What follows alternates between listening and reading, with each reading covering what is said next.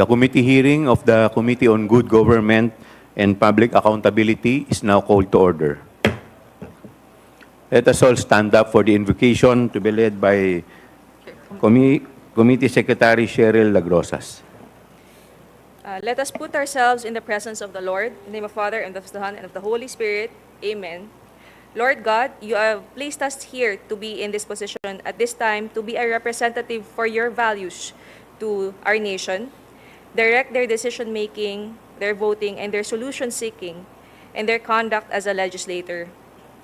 We pray, that you would give them the insight, godly wisdom, and discernment as they approach the day. Fill them with your Spirit. We submit our will to yours, God. Be glorified in all we do. In the name of Jesus, amen. In the Father, and of the Son, and of the Holy Spirit, amen. National Anthem. Please remain standing for the singing of the National Anthem.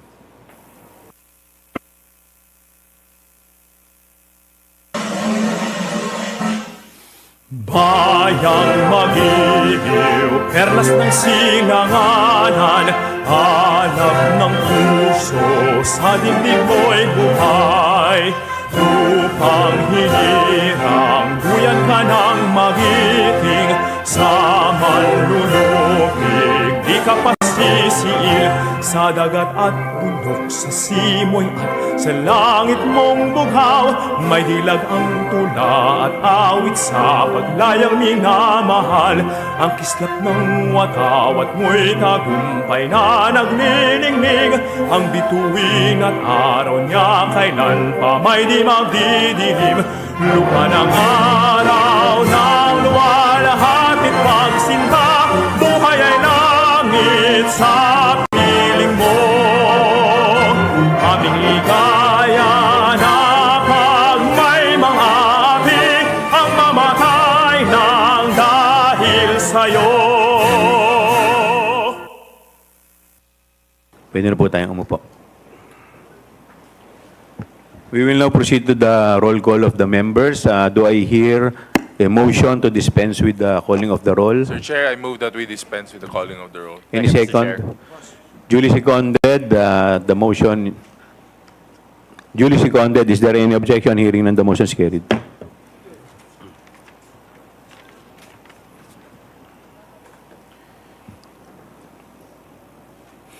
Magandang umaga po sa inyong lahat, sa ating mga kagalang-galang na mambabatas at sa ating mga panauhing ngayong umaga. Salamat po sa inyong pagdalo. Maraming salamat po, Madam Vice President, sa inyo pong presensya ngayong umagang to. Bago po tayo magsimula, I would like the Committee Secretary to recognize our members and guests for today, as well as the invited resource person. Comsec, could you please recognize them now? Good morning, Your Honor. Thank you. Recognizing, of course, our Chairperson, Honorable Joel R. Chua from the 3rd District of Manila. Our Senior Vice Person, Honorable Bienvenido M. Abante Jr. from the 6th District of Manila. Honorable Romeo M. Acop, Vice Chairperson from the 2nd District of Antipolo City. Honorable Arnan Panaligan, 1st District of Oriental Mindoro. Honorable Jefferson E. Conghun, Vice Chairperson from the 1st District of Zambales. Honorable Ernesto M. Junicio, 1st District of Manila. Honorable Joseph Jojo Lara from the 3rd District of Cagayan. Honorable Jonathan Keith Flores, 2nd District of Bukidnon. Our member and also author, Honorable Rolando M. Valeriano, 2nd District of Manila. Honorable Francisco Paulo P. Ortega from the 1st District of La Union. Honorable Charisse Ann Hernandez from the Lone District of Calamba City. Honorable Ramon Rodrigo Gutierrez from Party List 1 Rider. Honorable Loreto S. Amante from the 3rd District of Laguna. Honorable Joseph Stephen Caraps Paduano from Party List Abang Lingkod. And Deputy Minority Leader, Honorable Franz L. Castro from ACT Teachers Party List, Your Honor. Moving on to the resource persons, we now recognize the presence of our Honorable Sara Zimmerman Duterte from the Office of Vice President. From the Department of Budget and Management Legal Service, Undersecretary Attorney Sara Jane C. Abuel. From the Department of Budget and Management as well, Assistant Director for Legal Service, Rosemarie D. Pagala. From DBM, Office of the Secretary, Department Relation Unit, Mr. Mark James S. Evangelista. DBM Assistant Secretary for Budget Preparation and Execution Group, ASEC Mary Ann Z. De La Vega. Undersecretary for Functional Group, Head of the Budget Preparation and Execution, USEC Rolando U. Toledo. We now recognize our resource persons from the Commission on Audit. State Auditor, Audit Team Member for the National Government Audit Sector, Ms. Sara Jane E. Fegalan. Commission on Audit, Legal Affairs, Attorney 6, Mr. Erwin E. Lapitan. Commission on Audit State Auditor, Mr. Fahad bin Abdul Malik Tumawis. Commission on Audit, Ms. Sailene May L. Del Campo. And Commission on Audit, Attorney 5 on Intelligence and Confidential Funds Audit Office, Ms. Gloria A. Kamara. That's it for our resource persons and members, Your Honor.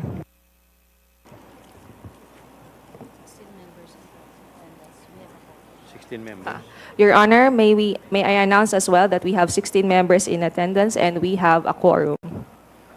Thank you, Comsec. With that, we will now proceed to the next item. Magandang umaga po sa ating lahat. I would like to read Section 29, Paragraph 1 of Article 6 of the Constitution.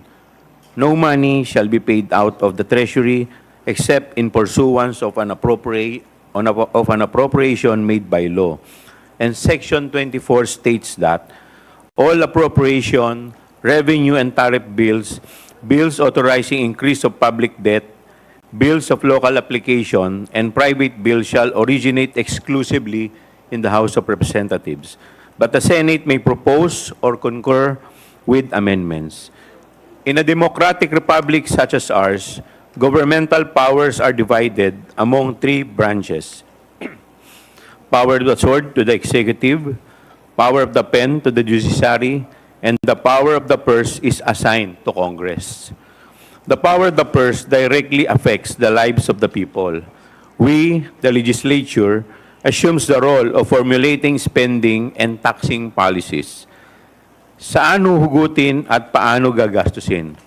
Ang gastusin ng gobyerno at ang buwis na ipinapataw sa mamamayang Pilipino upang suportahan ang mga gastusing ito ang nagdidikta kung saan ito ilalaan na siyang nakakaapekto sa galaw at paglago ng ekonomiya. Ito rin ang paraan upang magkaroon ng income redistribution.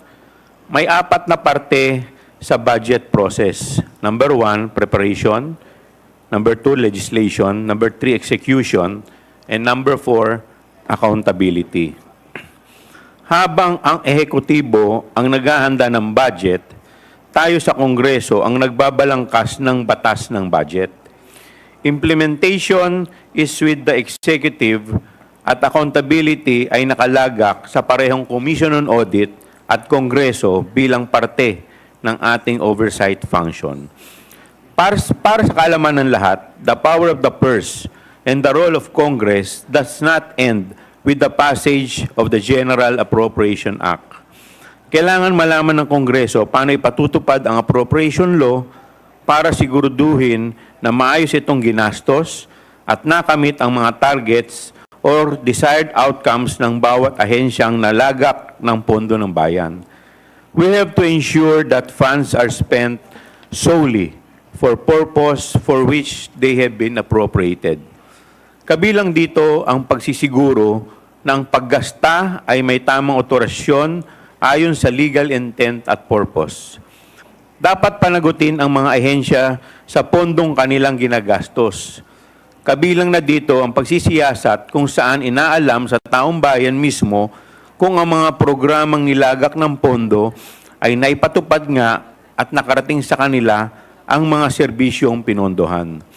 Dahil sa pagsisiyasat kung nagagawa nga ng mga ahensya ang kanilang trabaho, ang Kongreso ay maayos na nakabalangkas ng appropriation law. Anong programa at ahensya ang dapat dagdagan ng pondo? Alin ang dapat bawasan at aling programa ang dapat nang ihinto? While existing laws provide the executive some flexibility in budget implementation, mahalaga para sa Kongreso na siguruhin ang executive decisions over the budget ay ayon sa intent and priorities set in the General Appropriation Act. Karapatan ng Kongreso humingi ng paliwanag mula sa mga ahensya ng ehekutibo ukol sa kanilang pinansyal na desisyon kabilang na sa pag-withhold, delay ng release ng pondo. Realign, transfer of fund mula sa isang ahensya papunta sa isa pang ahensya o kapag nagkaroon ng karagdagang utang. Effective budget oversight requires access to financial data that can be used to verify or validate agency reports. Sa madaling salita, importante sa Kongreso na sagutin ang mga katanungang may kinalaman sa paggamit ng pondo. Importante din na ang isang independent constitutional body kagaya ng Commission on Audit na may presensya sa lahat ng government offices upang matulungan ang oversight initiative ng lehislatura. Ito ang power of the purse ng Kongreso. There may be arguments of extending parliamentary courtesy to several high offices of the executive. But I ask this, is parliamentary courtesy more important than safeguarding the budget to ensure proper utilization and allocation than asserting the power of the purse? Is parliamentary courtesy going to answer for social programs needing allocation? Paano naman ang parliamentary courtesy na sagutin ng Kongreso paukol sa paghingi ng pondo ng isang ahensya at paggamit nito upang epektibong magawa ng Kongreso ang kanyang tungkulin sa proseso ng budget? With this, I now recognize the Honorable Rolando M. Valeriano of 2nd District of Manila for his remarks.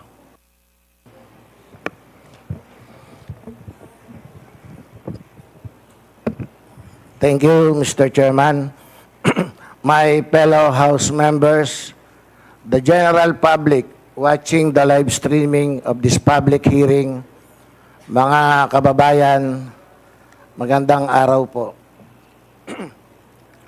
Nagpapasalamat po ako sa liderato ng Kamara sa kanilang referral ng aking September 3 privilege speech dito sa Kapita-Pitagang Committee on Good Government and Public Accountability. Since that day, the Committee on Appropriations decided to reduce the OBP's proposed 2025 budget partly due to unverified claims about beneficiaries and strategic partnerships. Ang pagtanggi ni Vice President Sara Duterte na sagutin ang mga tanong tungkol sa kanyang panukalang budget at ang questionable niyang paggastos sa mga nagdaang OBP budget na sinita ng Commission on Audit ang mga dahilan kung bakit tayo narito ngayon. She expressly rejected any questions about the OBP budget even before those questions were put forward. Her claim of leaving it to the House to do what it thinks is right is just a palusot, a smokescreen, a cover because she does not want to provide proof for the numbers she stated in her PowerPoint presentation. The OBP socioeconomic programs are supposedly for implementation in the National Capital Region only. The OBP budget do not indicate any allocation or distribution for the provinces. Mahigit 3 weeks na po mula nung unang OBP budget hearing. Pero hanggang ngayon, hindi pa rin nagsusumiti si VP Sara o sino man sa Office of the Vice President ng solidong dokumento o detalye na magpapatunay sa mga sinasabi nila sa kanilang presentasyon. She expected us to take at face value the figures in her presentation when there is much reason for us here in Congress to doubt the veracity of the figures in the presentation. We have not seen any paper trail or electronic trail that would serve as evidence of beneficiaries and partnership agreements. Kung totoong may mga beneficiaries, imposibleng hindi mabalitayan ng sino mang district congressman sa Metro Manila, lalo pa tinatayang 2 milyong beneficiaries ang nakinabang sa loob ng 2.5 taon at ang halaga ng pondo ay halos 4 billion pesos para sa 2022, 2023 at 2024. Our field offices for constituency relations will know when such massive amounts are being disbursed and when throngs of peoples line up as beneficiaries because these activities need the participation of local government units and their offices. Umaasa akong maliwanagan at mabigyan ng tamang impormasyon ng mga resource person mula sa Commission on Audit, mga LGU sa National Capital Region at ng mismong Office of the Vice President hinggil sa mga kaduda-dudang paggastos ng pondo ng bayan. If they have evidence of how the OBP spent the budgets on socio-economic programs from July 22 to the present, I hope they will be entered into evidence after the resource person are sworn to tell the truth and nothing but the truth. If there are any whistleblowers with information, evidence, and testimony about the supposed OBP socio-economic programs, they are most welcome to contact the chairperson of this committee, the committee members, or this representation. Maraming salamat po, Mr. Chair. Thank you, Congressman Valeriano. Before we proceed to the initial discussion of privilege speech number 379, we will first proceed to the preliminary determination. Do I hear any motion to move for the preliminary determination? Mr. Chair. Mr. Chair, I move that Congressman the Flores. committee take cognizance of the issues raised by Congressman Valeriano in his privilege speech, Mr. Chair. I so move. Is there any second? Second, Mr. Chair. Is there any objection? Mr. Chair, parliamentary inquiry. Congressman Panaligan. Before we proceed with the voting, may I inquire as to the propriety or timeliness of this committee taking cognizance of the issues raised in the previous speech of the Honorable Valeriano. I understand that the subject of this inquiry are the issues raised by Honorable Valeriano in his previous speech. I also understand that this concerns transactions, certain transactions of the OVP and DepEd. However, those transactions are subject of current COA investigations. And we also know that said COA findings are still pending, subject to appeal or reconsideration. So in view of that, I just want to be clarified as to the propriety of this committee taking cognizance of the of said transactions. Mr. Chair. Before I recognize the Honorable Flores, the Chair would like to recognize the presence of Congresswoman Gloria Macapagal Arroyo,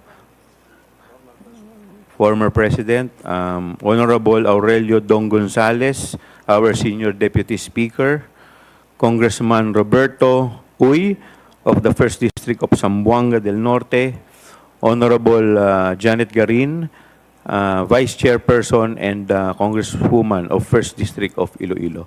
Honorable Flores, you are recognized. Thank you, Mr. Chair. Mr. Chair, first and foremost, the authority of the House to conduct inquiries in aid of legislation has been already established, Mr. Chair.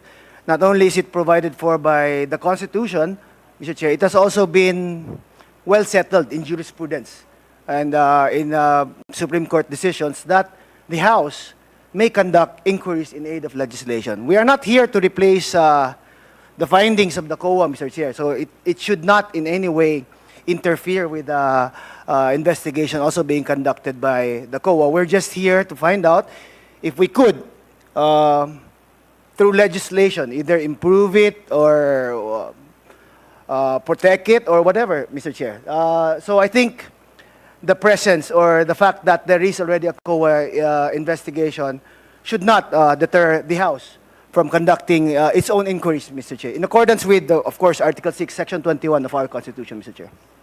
Thank you, Honorable Flores. Mr. Chair, Honorable the Vice Chair, Congressman Benny Abante is recognized. All right.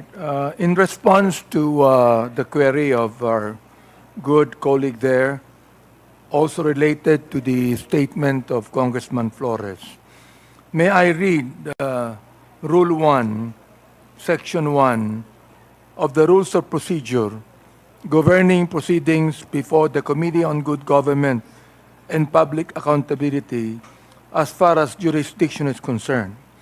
It says here, and I quote, "The Committee on Good Government and Public Accountability shall have jurisdiction over all matters directly and principally relating to malfeasance, misfeasance, and nonfeasance in office committed by officers and employees of the government and its political subdivisions and instrumentalities, inclusive of investigations of any matter of public interest on its own initiative or upon order of the House," Mr. Chair.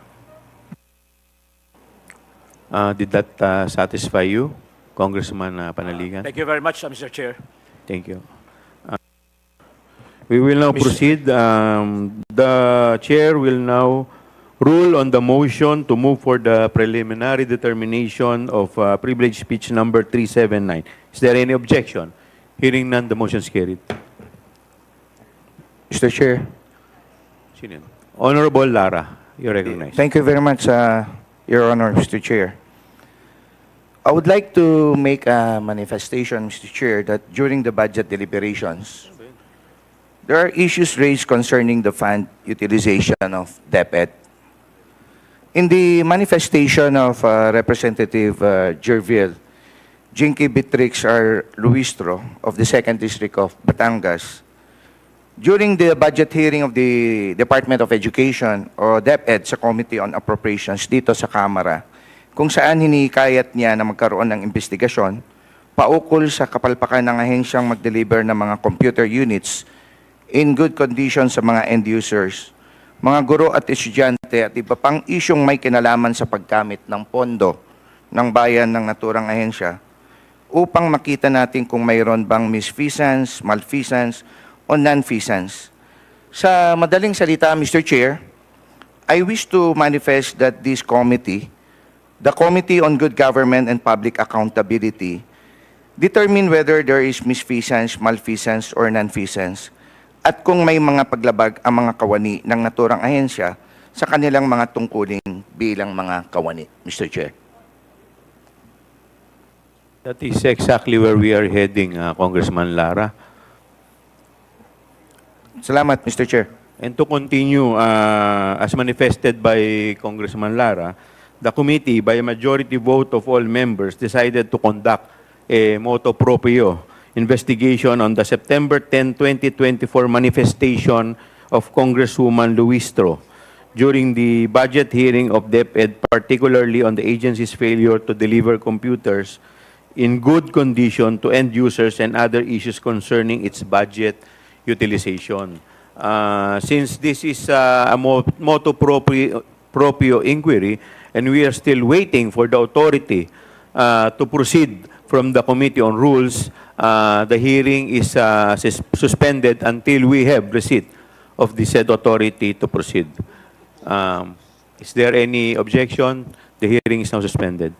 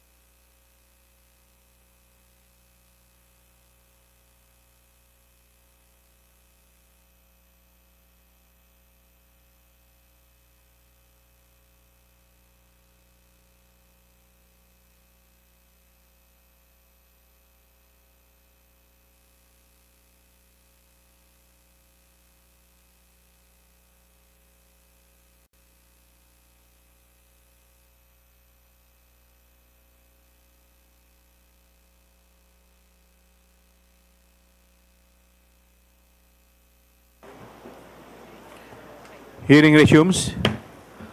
We already took cognizance of the privileged speech of Congressman Valeriano. Then we are ready to proceed. But with respect to the motu proprio, we are still awaiting for the authority. So, later na po muna yon. Wala pa po tayong authority from the Committee on Rules. In the meantime, may I request the COMSEC to administer the oath of the invited guests and the resource persons?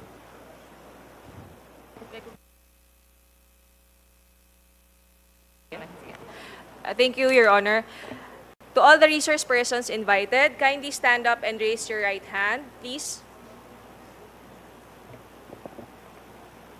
Representatives and resource persons from the Office of the Vice President, COA, and DBM po. Thank you, ma'am. Mr. Chair, Yes, the Honorable yes, Vice when you President. sent a letter to the Office of the Vice President, you attached a copy of the rules Okay. in aid of legislation. Yes po. Yes, sir. Nakalagay po doon na witnesses lang po ang ino-oath. Sabi niyo po ngayon sa amin, resource persons kami. Ang ano po, considered as resource person po. Ang ano po. Kayo po. Kaya nga po. Yes po. Lahat po ino-oath po. Yes. Apo. Nakalagay po sa rules ninyo, witnesses. Nakalagay po dito ngayon sa table, resource persons. Lahat po considered as resource person and witness. Lahat po naman kayo, lahat resource person pa eh. Wala pa naman po tayong tinatawag na, lahat po considered as resource person pa lang po. Right. Opo. Ang nasa rules ninyo, witnesses lang po ang nag-o-oath. Wala po kayong rules sa resource persons.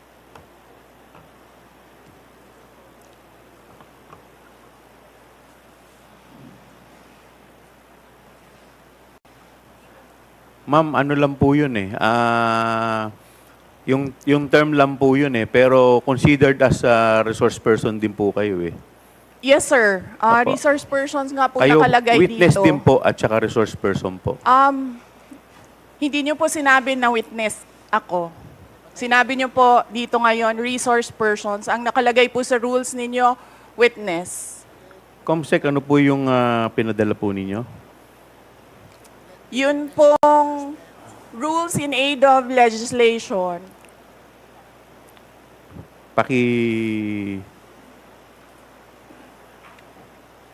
Mr. Chair, point of order. What is the point of order of the Honorable Because Congressman this issue about Macapagal? witness, resource person, etc., etc. Ma'am, pakilakas lang po, hindi po marinig. Persons and accused has been taken up in previous legislative inquiries in aid of legislation. I want to quote a December 8, 2008 hearing in the Senate, where Senator Miriam Defensor Santiago had an opinion on a similar situation, but she quoted a Supreme Court ruling. So,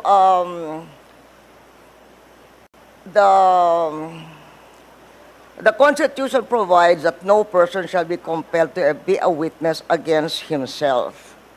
The Supreme Court has repeatedly emphasized that there is a difference between a mere witness and the accused. And it can appear from statements and privileged speeches that there is that a person who is the subject matter of an adverse privileged speech is not a mere witness or a mere person of interest, meaning a suspect. She is in fact accused of what seems to be a criminal case for violation of certain criminal laws, including malversation of public funds. And there is a case quoted in 2007, Standard Chartered Bank versus the Committee on Banks, where the court repeated the rule that an accused occupies a different tier of protection from an ordinary witness. So, where the court said, Supreme Court said, whereas an ordinary witness may be compelled to take the witness stand and claim the privilege at each question requiring an incriminating answer is shot at him, an accused may altogether refuse to take the witness stand and refuse to answer any or all questions. So that has been a supreme. And then there is a portion, the court explained that the right of the accused against self-incrimination also applies to respondents in administrative investigations, such as legislative inquiries in aid of legislation. So that is the point of order I am raising, and there is a Supreme Court ruling to this effect. Thank you, Mr. With that, the chair declares 1 minute suspension. Recess.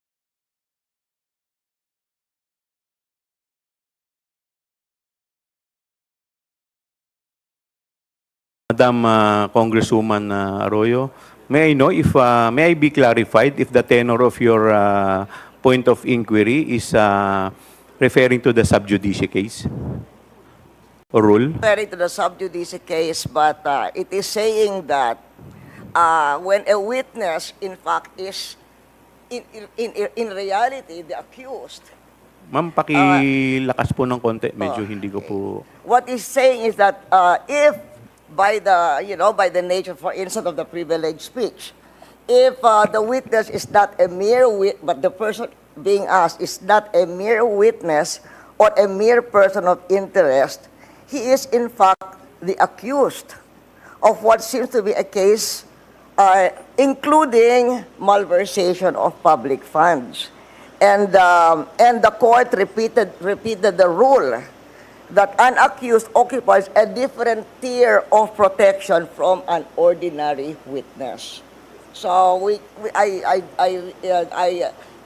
from given what Miriam Defensor Santiago said and the Supreme Court ruling that she's quoting, we cannot we cannot just trivialize. Kasi you're just a witness. You're a witness. Pareho na rin yung witness, resource person. They are not the same. The Supreme Court says they are not the same. And somebody who appears to be the accused has a different tier of protection from a witness. And in fact, can refuse to take the witness stand. Congressman Flores, you're recognized. Mr. Chair, this is an inquiry in aid of legislation, and no one is technically accused of any wrongdoing here, Mr. Chair. Mr. Chair, look at the speech. Ma'am, Look at the please, speech, Mr. Chair, ma'am, the privilege. please wait to be Mr. recognized. Chair, May I request a Wait. 1 I will, minute I will- recess? 1 minute. 1 minute Thank recess you. declared by the Yes. chair.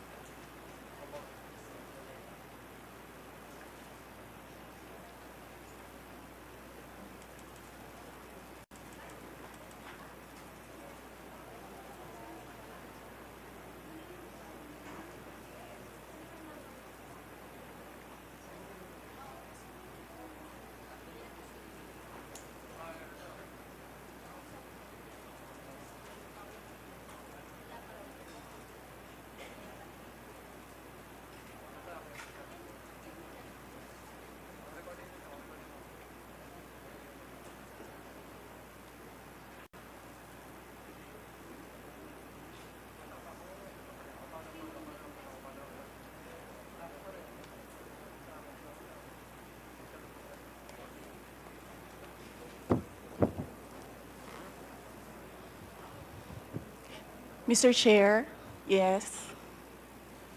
Mr. Chair, Session resumes. Mr. Chair, may I speak? You will be given the opportunity later, Okay. Madam Vice President.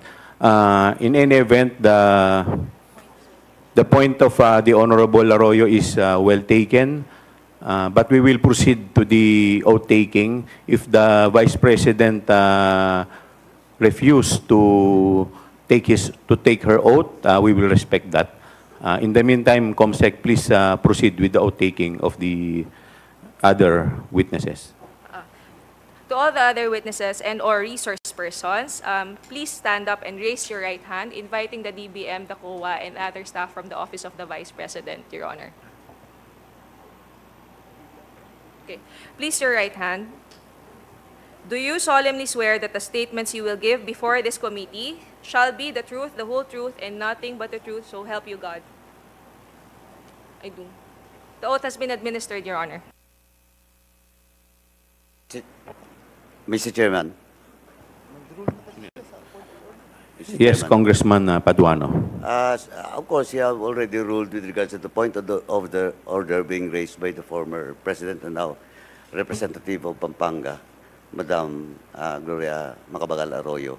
But still, there is also a supposedly a pending manifestation being made by the members of this committee with regards to the point of order that was raised. So I think, Mr. Chairman, we have to hear first, but of course you have already ruled, but we have to also to hear the manifestation of the members of this honorable committee. And in that case, you have already recognized the good Congressman Kit Flores. And I think it is just proper to recognize him once again. Thank you, Mr. Chairman. Thank you, Congressman Paduano. The Honorable Flores is recognized. Thank you, Mr. Chair. But I think the ruling was already made, Mr. Chair, and I will submit, Mr. Chair. Thank you, Congressman Paduano. We will now, let us also discuss the administrative matters. But before we proceed, the Chair would like to recognize the Honorable Bongalon of Ako Bicol, the Mr. Marvin Joshua paano to? Palitik of the Commission on Audit, State Auditor 3. Honorable Marlene Primicias Agabas, Deputy Majority Leader, 6th District, Pangasinan. The Honorable Marcoleta of Sagip. Honorable Micaela Swansing, 1st District, Nueva Ecija. The Honorable Ricardo Cruz, Lone District, Taguig Pateros. And the Honorable Filimon S. Pares of Co-op NATCO.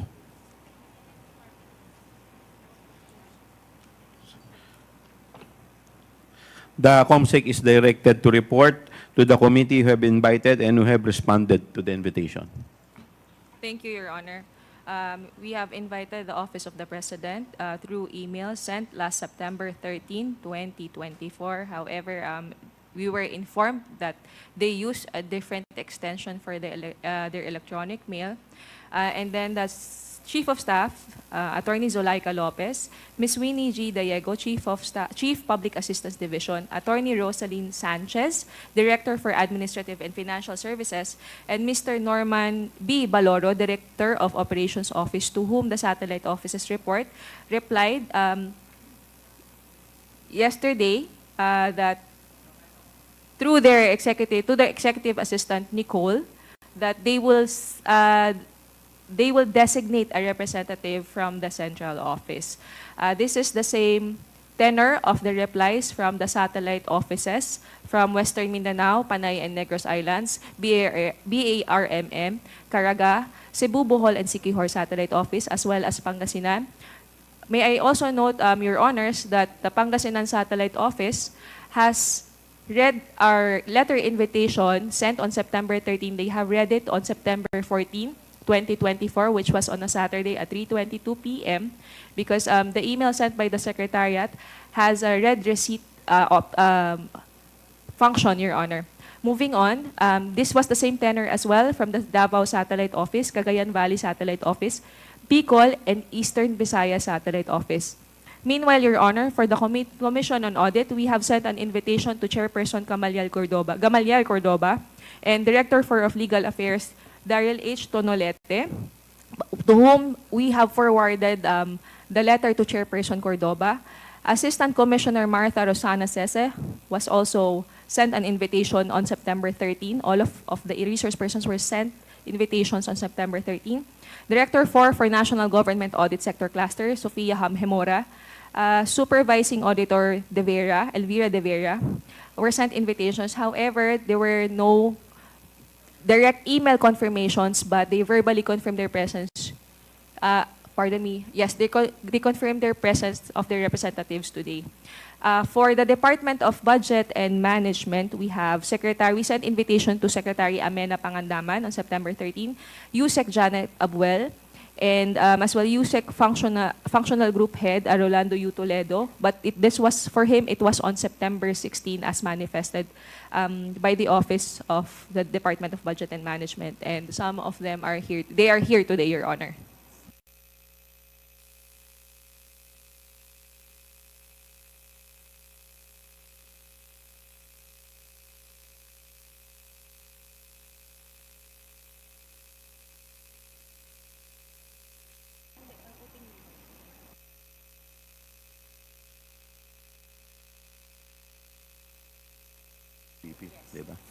We will now proceed to before we proceed to the interpellation proper, the Chair will recognize the Honorable Vice President for her message. Yes, ma'am. You are recognized, ma'am.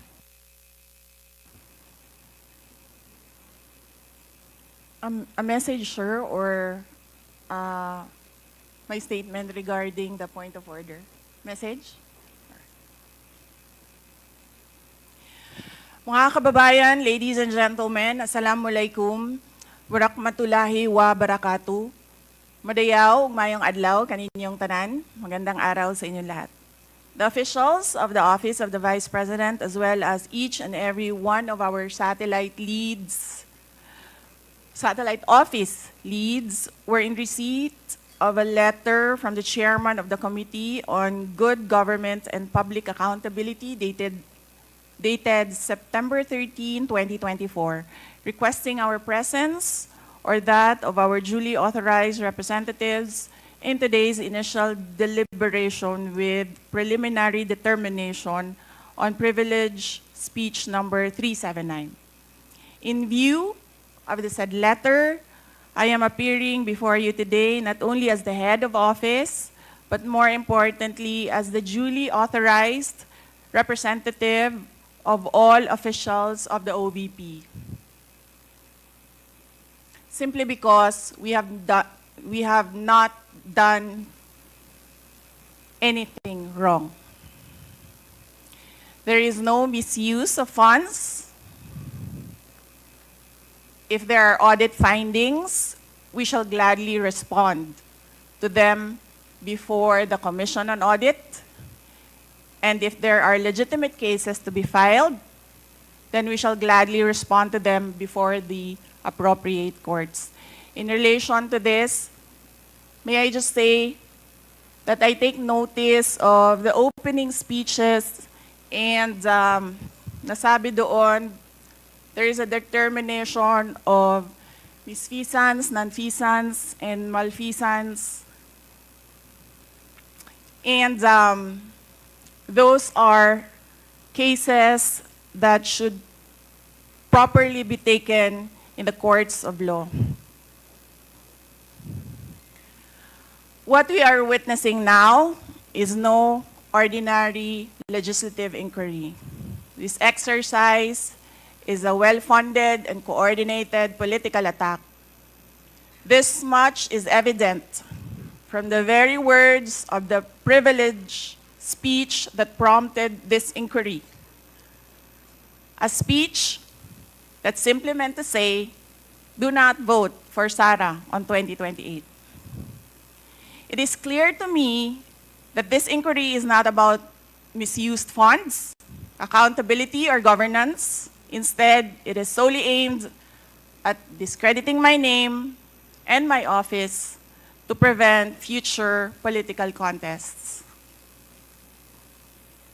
I have publicly stated my reasons as to why I've chosen not to defend the OVP's budget proposal for 2025.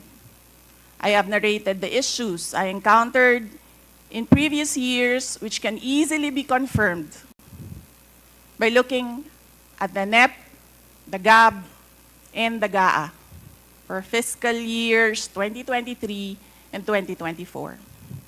Further, I have even shared the drama that transpired last year regarding the confidential funds. Hence, just as we have done last year, we again leave the 2025 OVP budget to the pleasure of Congressman Martin Romualdez. I am not asking for any special treatment, nor am I asking you to uphold any tradition. There is no disrespect. All I am saying is that you have the complete freedom to do whatever you wish with the OVP budget. If you feel that all the documentary submissions are not enough, then by all means, huwag kayo magbigay ng budget. Sa totoo lang, hindi naman ang budget ang punteriya ninyo. Dahil napakadali naman magtanggal ng budget. What you are trying to do is make a case for impeachment.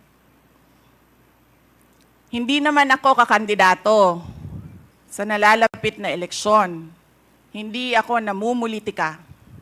Ang ginagawa ko lamang ay ang pagtupad sa aking oath of office at campaign platforms na trabaho, edukasyon, at mapayapang pamumuhay. Sinabi ko na noon at ilang beses ko nang inulit na hindi ako ang problema ng bayan na ito. Ang totoong problema ng bayan ay kagutuman, kahirapan, illegal na droga, kriminalidad, terorismo, hindi na sapat na healthcare, kalidad ng edukasyon, kawalan ng plano ng infrastruktura para sa disasters, at marami pang iba. So, you may try to destroy me, you can skin me alive, and throw my ashes to the wind. But let it be known, you will find me unbowed. I will continue to serve the Filipino people no matter the personal cost or political intrigue. Having said that, I will not allow myself to be subjected to an inquiry based on an empty privilege speech just so you can attack me and do indirectly what you failed to do directly during the budget hearings. I therefore request this committee to terminate this inquiry for its clear lack of any proposed legislation or substantive matter for discussion. Shukran.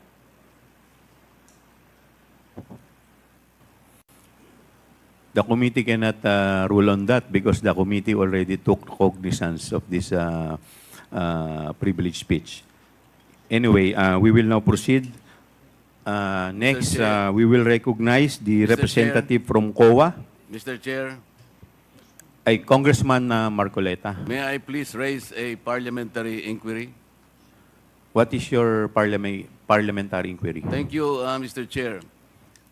The rules of the committee says that this committee only acquires jurisdiction on matters of nonfeasance, misfeasance, malfeasance. And under Section 2, Mr. Chair of the rules, there should be a prior determination whether or not these malfeasance, nonfeasance, and misfeasance are directly or specifically relating to the persons charged of this.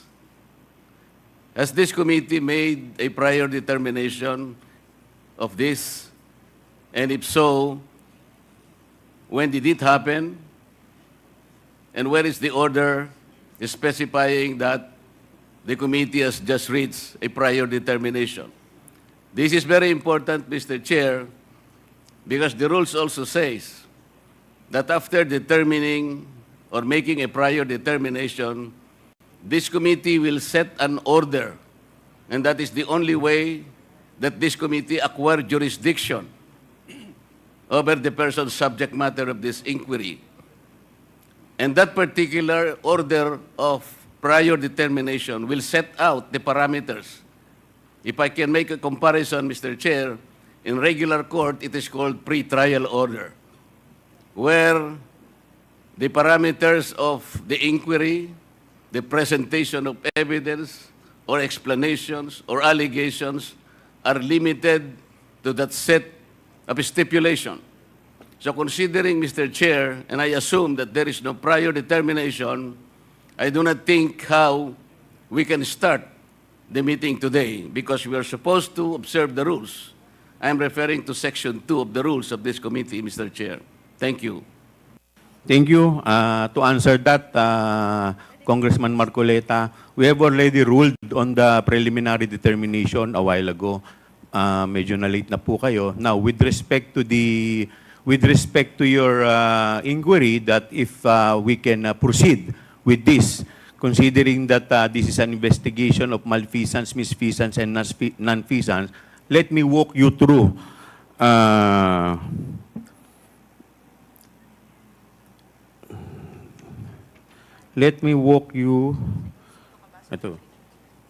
through the definition of good government and public accountability.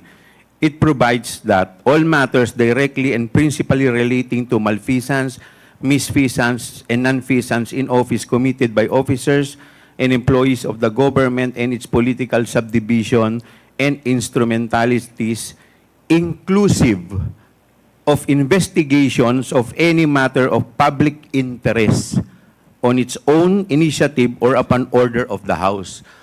For the information of everybody, the issue on confidential fund is a matter of public interest. Lahat po tayo ay interesado, hindi lamang po tayo, yung publiko po, interesado kung paano po ito nagamit. Kaya yun po ang dahilan why this committee has jurisdiction over the subject matter. But Mr. Yes, Chair, Congressman Marcoleta. Mr. Chair, under Section 5, there should be a record of preliminary determination. It says that the proceedings in the preliminary investigation or determination shall be recorded through stenographic notes. What you were mentioning are motu proprio cases. I am assuming that this committee started by way of a referral because of a privileged speech delivered on the floor by one of us. And so this is the main subject matter of this committee meeting, and to which we should first determine preliminarily whether or not this committee acquires jurisdiction.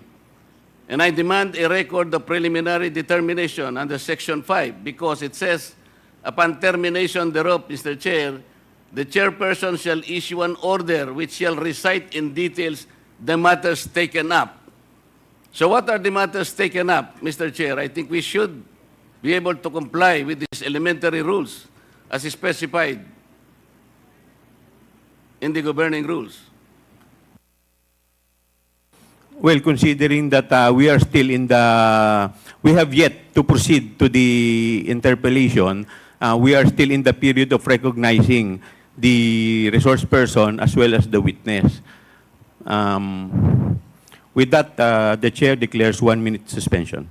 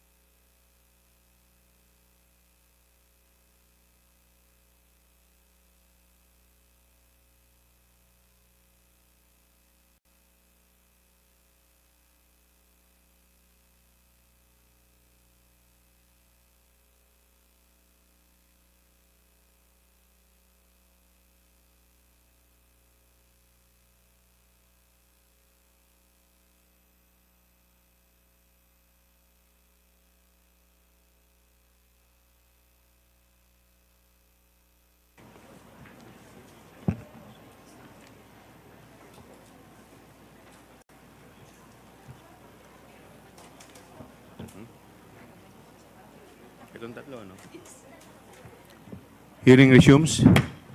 The chair would like to recognize the Honorable Luistro Gerville of Batangas 2nd District, Honorable Paul Dasa, Senior Deputy Minority Leader of 1st District, Northern Samar, the Honorable Roel Daniel Manuel of the Kabataan Party List. The committee would like to take note of the manifestation of the Honorable Marcoleta, but considering that the committee already took cognizance of the preliminary determination, we will proceed to the COA. COA, please. Sino po yung representative ng COA? Good morning, Mr. Chair. Sa ating mga members of the committee, magandang umaga po. On behalf of the Commission on Audit, we do recognize the plenary power of the Congress in asking questions relating to legislation. And since the invitation only pertains to the budget utilization of the OBP, we can answer questions relating to that, Your Honor. That would be all, Mr. Chair. Thank you. We will now proceed to the next representative from DBM. Thank you, Mr. Chair, and good morning to all Your Honors. Yes, by the invitation of the Committee on Good Government and Public Accountability, we are here to provide information on the Office of the President's budget in the calendar year CY 2022 to 2024 budget utilization and performance, compliance with the GAA, including fund transfer and budget realignment, as well as the agency's program projects and activities, among others. So any inquiry will just answer during this congressional meeting, Mr. Chair. And if ever there's a need for us to provide data and information, we'll do so, Mr. Chair. So, good morning. Thank you. The chair is in receipt of the authority from the Committee on Rules with respect to the motu proprio inquiry on the manifestation of Representative Jinky Luistro during the budget hearing of the Department of Education in the Committee on Appropriation on September 10, 2024. But we will proceed with the preliminary determination later. In the meantime, we will proceed to the interpellation with respect to the privileged speech of Congressman Valeriano. Before we proceed, we will set rules. We will set certain rules or parameters. We will limit the interpellator to 5 minutes. Hindi po kasama yung sagot. And then, pwede po paki-silent po ang inyong mga telepono. Turn off nyo po or silent mode. And please observe proper decorum para hindi po tayo maging magulo at maging maayos lamang po. At lahat po yung mga gustong mag-interpolate, lapit lang po dito sa COMSEC at magpalista. Ang magiging sistema po natin, mauuna po ang minority, and then the majority, minority, majority.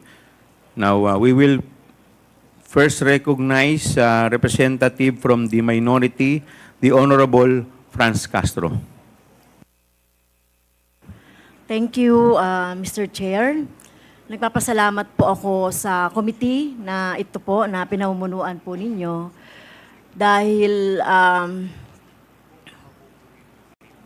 in-schedule agad natin yung naging privilege speech ni Representative Valeriano. Alam niyo po, una po sa lahat, ginigiit natin dito na ang tradisyon ay tradisyon. Pero una sa lahat, kung ang tradisyon ay bumabangga sa interes ng mga mamayan, sa interes ng publiko, at accountability ng mga public officials at saka pagiging transparent nung lahat ng ating mga ginagawa, lalong-lalo na po sa kaperahan o lalong-lalo po sa budget or whatever na pinagkatiwala po ng taong bayan sa atin, ay kailangan po yun yung nauuna. Kaya nagpapasalamat po ako na dahil ito po yung magsiset, no, noong mga pwede nating magawa sa rules, mabago sa rules, pwede nating in aid of legislation, lalong-lalo na pinag-uusapan natin ang confidential funds and intelligence funds or confidential funds dito sa Office of the Vice President. At ito ay inaasahan ko na magsiset sa katapusan nitong hearing na ito, yung magsiset talaga na kung dapat o hindi dapat mabigyan ng confidential funds ang ating mga national government agency. At kung meron man, depende kung ano po yung magiging resulta ng inquiry na ito, ay mapahigpit natin, no? Yung kung meron man, kung magde-decide later on na may confidential funds pa rin, magde-decide pa rin na magiging mahigpit, no, yung paggamit ng confidential funds. Okay, so dahil hindi naman po nag-oath yung Vice President, Mr. Chair, ang akin na lang mga tanong ay tatanong ko na lang po sa DBM at saka sa COA. Okay, so inaasahan natin, no, na magsasabi kayo ng totoo. So yung first question ko po sa DBM, yung pong, by the way, I manifest second round kung matatapos ko na yung 5 minutes, Mr. Chair. Sige po. Yes. Okay. So, nung 2022 po na budget ng Office of the Vice President sa DBM, Mr. Chair, meron po ba ditong nakalagay na line item for confidential funds? Please address the chair Mr. when Chair, answering. Mr. Chair. Sorry, Mr. Chair. Yeah. Sa DBM po, please, you are, ano pangalan? Yusek Toledo, you are recognized. Yeah, Mr. Chair, yes, there is no line item for confidential fund, but there is a program that item under that program po na ginagamit po yung confidential fund po. I'm not satisfied with the answer. Ang tinatanong ko lang po, meron bang line item doon sa budget ng Office of the President na confidential fund? Meron po bang line item po? Yes or no? There is no, Madam Chair, Yes. Mr. Chair. Okay. How about noong 2023, budget of the Office of the Vice President? Is there a line on about confidential funds? There is, Mr. Chair, there is a line item for Magkano po, Mr. Chair, yung confidential funds of the Office of the Vice President for 2023? 500 million, Mr. Chair. Okay, you're correct. Kasi nandito naman, meron naman tayong dyan. Okay, so kung compare natin, Mr. Chair, yung Office of the Vice President budget, GAA 2022 and GAA 2023, so makikita natin agad-agad yung difference. No, na yung confidential funds sa Office of the Vice President noong 2022 ay wala, pero sa Office of the Vice President sa 2023 ay meron. Okay, so paano po nagkaroon ng 125 million na confidential funds ang Office of the Vice President noong 2022, Mr. Chair, sa DBM?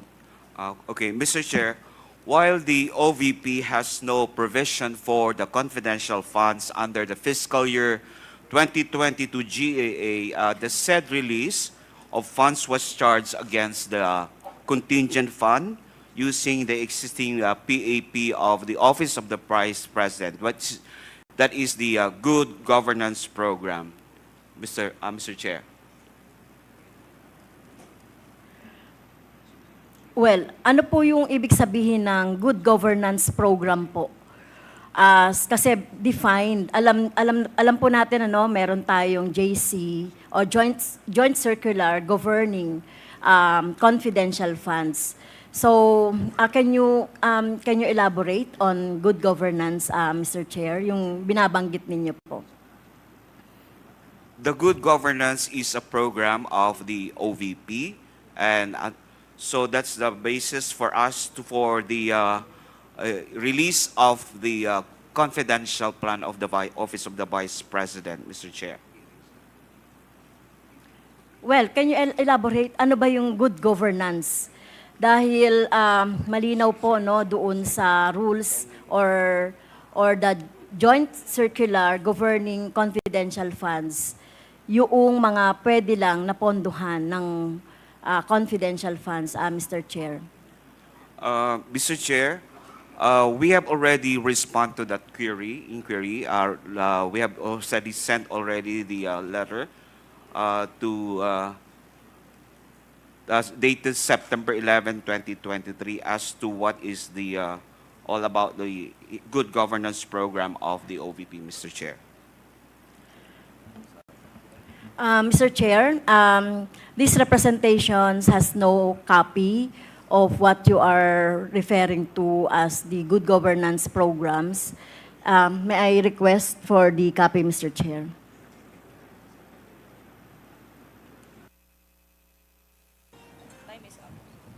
Please take note of the manifestation of Congressman Castro Comsec. Would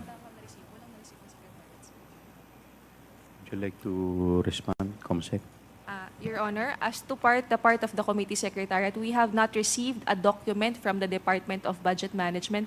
We have sent an invitation on September 13. We are not in receipt of a position paper or any document dated September 11, Your Honor. It might be a different committee.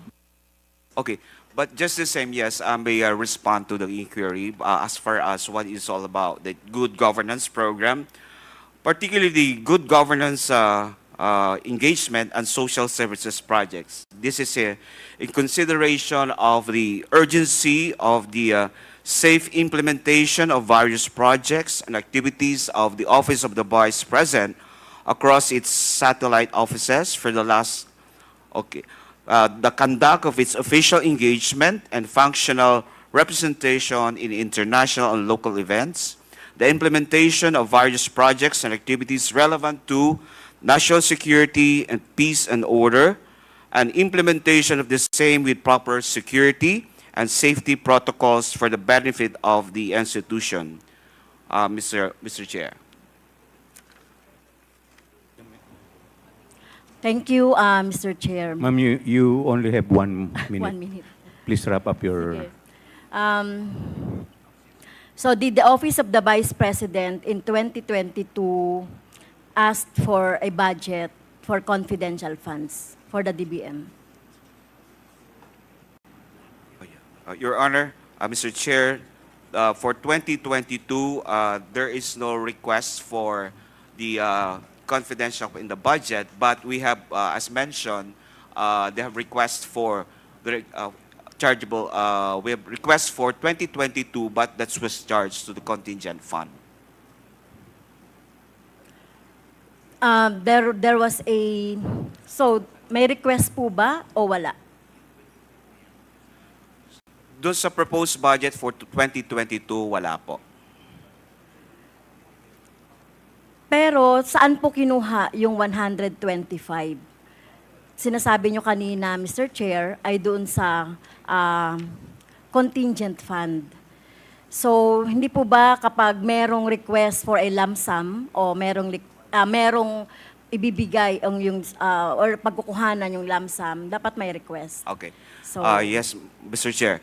So during the implementation of the fiscal year 2022 budget, there was a request coming from the Office of the Vice President to release an additional requirement for the fiscal year 2022 budget. Basically, hindi lang po yung confidential plan, but also for some PS and MOE requirements. Now, this was... Pinag-usapan lang natin yung confidential Okay. funds. So, Mr. Mr. Chair, Chair. yes, there was a request coming from the Office of the Vice President during the implementation of the budget in that year. So that's why in... So, Mr. Chair, may I cut you on that with due respect. So may I ask, Mr. Chair, the request... Last Yes. question, please. So, second down na lang ako, Mr. Chair. May I ask the DBM, Mr. Chair, the letter request from the Office of the Vice President. So, yun na lang, Mr. Chair, at itutuloy ko na lang po mamaya. The DBM is requested to submit the letter of the Honorable Vice President. The yes, request Mr. letter of Chair. the Honorable. Please submit it to the COMSEC. Yes, Mr. Chair. Thank you. Next to interpolate is Honorable Nika Swansing.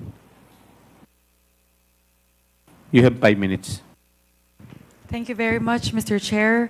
Mr. Chair, I was just hoping to take this opportunity because COA, the right team from COA is already here.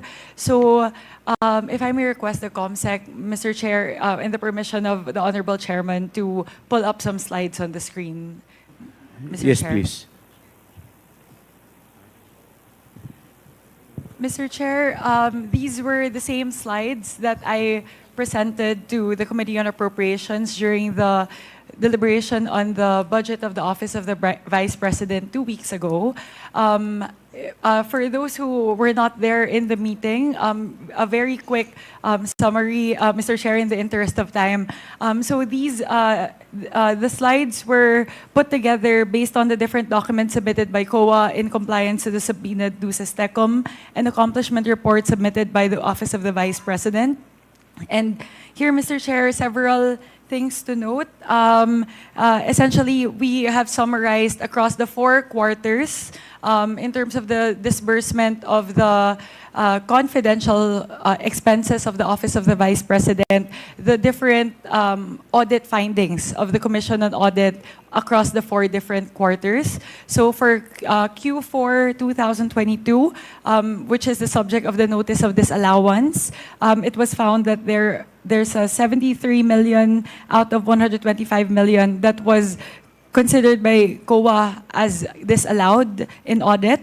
And then for the succeeding quarters, accordingly, Mr. Chair, you would see here the proportion of the 125 million, which was questioned in the audit order memorandum and not questioned across the succeeding quarters.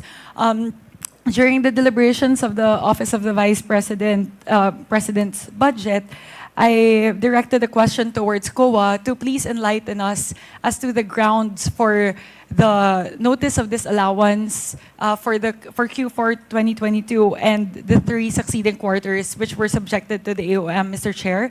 However, during the OVP budget hearing, the representative of COA, Assistant Commissioner Alexander Juliano, said that he was not privy to the information as he was not part of the team handling the confidential expenses. So, Mr. Chair, I believe the team who did the audit is present in today's hearing. So if we may request, Mr. Chair, COA to please enlighten us for the 4 different quarters covered by the notice of the disallowance and the audit order memorandum, may we please request, Mr. Chair, COA to please enlighten us as to the ground. So perhaps, Mr. Chair, we can go quarter by quarter. We can first start with Q4 2022, which was the subject of the notice of disallowance. Any representative from COA? Mr. Chair, Attorney Gloria Kamara, the State Auditor of Attorney the ICFAO, Kamara. yes, will answer the question Attorney of the Kamara, you're Honorable recognized. Congresswoman. Yes, good morning, Mr. Chair. As to the 2022 notice of disallowance, there were Ma'am, 3 pakilakasan po ninyo yung boses nyo, hindi marinig. Okay.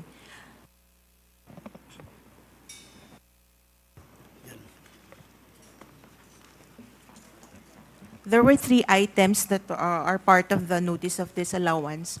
The first one is on the non-submission of documents on the payment of rewards. The second one is charging some items that are not compliant under the rules joint circular.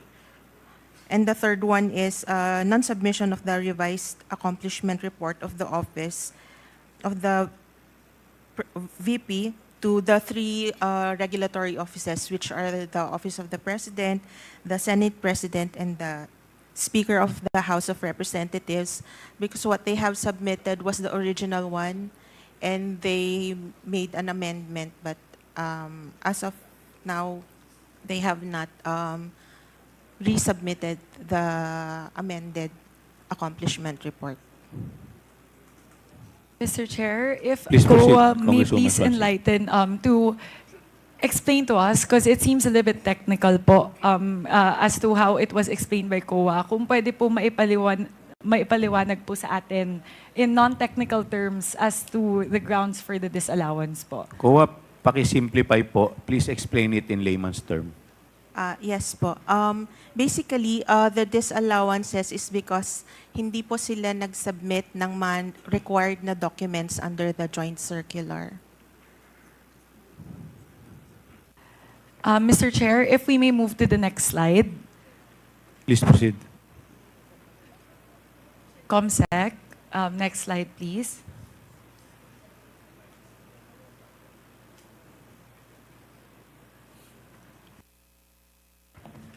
Here, Mr. Chair, shows a breakdown of the different expense items listed in the accomplishment report for Q4 2022 and the three succeeding quarters, which were the subject of the AOMs.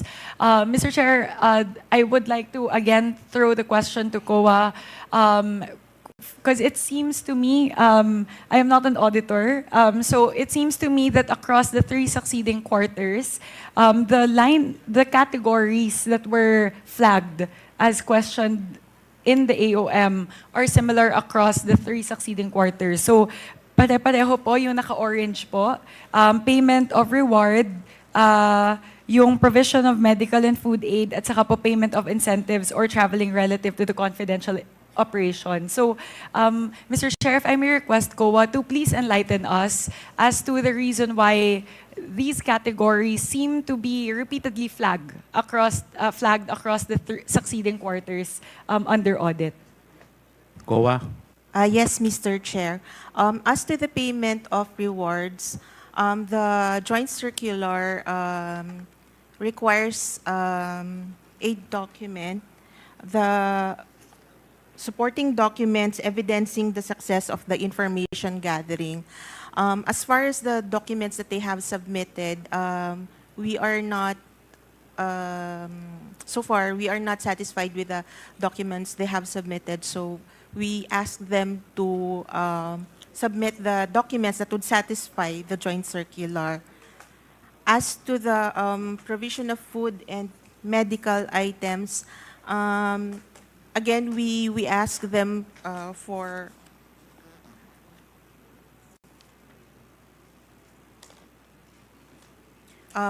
an explanation, since by themselves, food and medical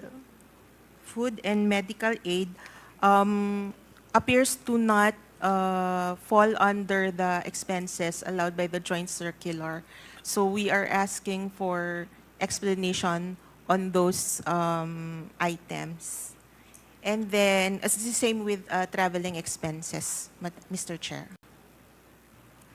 Mr. Chair, in the interest of time, I'll move to my final slide. You still have 1 minute. Okay, thank you, Mr. Chair. Clarificatory question sa Mr. Chair, kasi at least nandito na ba yung team sa COA. Last slide, please, ComSec. Here, Mr. Chair, I would like to ask COA, because very interestingly po, isa po sa mga napansin natin is the length of disbursement for the 125 million across the different quarters po. meron po ba na information yung COA as to how yung ano po, yung how the disbursements were done in terms of the speed by which the disbursements were done? Like for example po, the 125 million in December were spent in 11 days as opposed to in Q3 2023 po, wherein it was spent in 79 days. So kasi po, one thing that we can see as well in the previous slide is regardless of the length of the disbursement or the speed of the disbursement or the areas of surveillance, if you can move to the previous slide, Comsec. Ito po, the numbers of areas under surveillance are different, and the speed of the disbursement is different as well. But it seems like the expenditure patterns are very similar po across categories and across the different quarters. So, meron po bang nakita yung COA with regards to that po, Mr. Chair? Please wrap up your questions. Pakisagot na lang po, tapos na po kayo. Mr. Chair, since we were given the data on the areas and they have also submitted the evidences of payments, we did not conduct a study on the speed by which the frequency of the payments, as long as we were satisfied with the number of areas that they have served. So if we can average it based on that, the number of areas, I think it is possible to be spending the said amounts. Mr. Chair, final question na lang Okay, po. last question. Because the AOMs were issued po in February 1, 2024 for the first AOM, and then the second AOM po on August 8, 2024. Reading through the AOMs po, the Office of the Vice President is given 15 days to respond to the AOMs. I believe the first one has been responded to in April. So meron na po bang response doon po sa August 8 na AOM?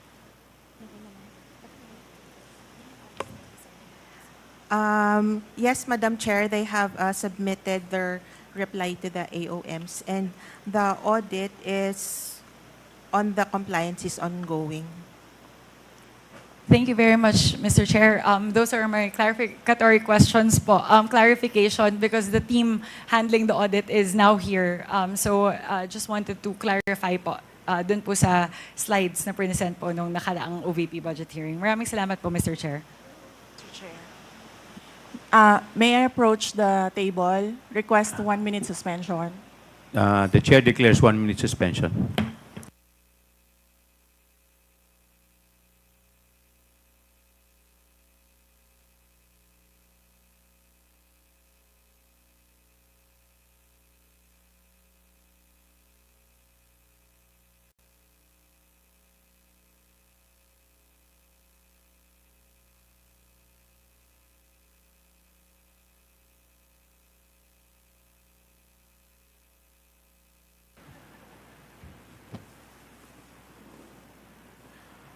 Session resumes. Mr. Chair, may I request... The Honorable Vice President is recognized. Thank you. May I request to leave the inquiry? Ma'am, pwede naman po, considering na hindi naman din po kayo naka-oath and alam naman po namin, marami rin po kayong ginagawa. The Vice President is excused. Thank you. Thank you po, Thank you, ma'am. everyone. Good morning. 1 minute suspensions declared by the chair.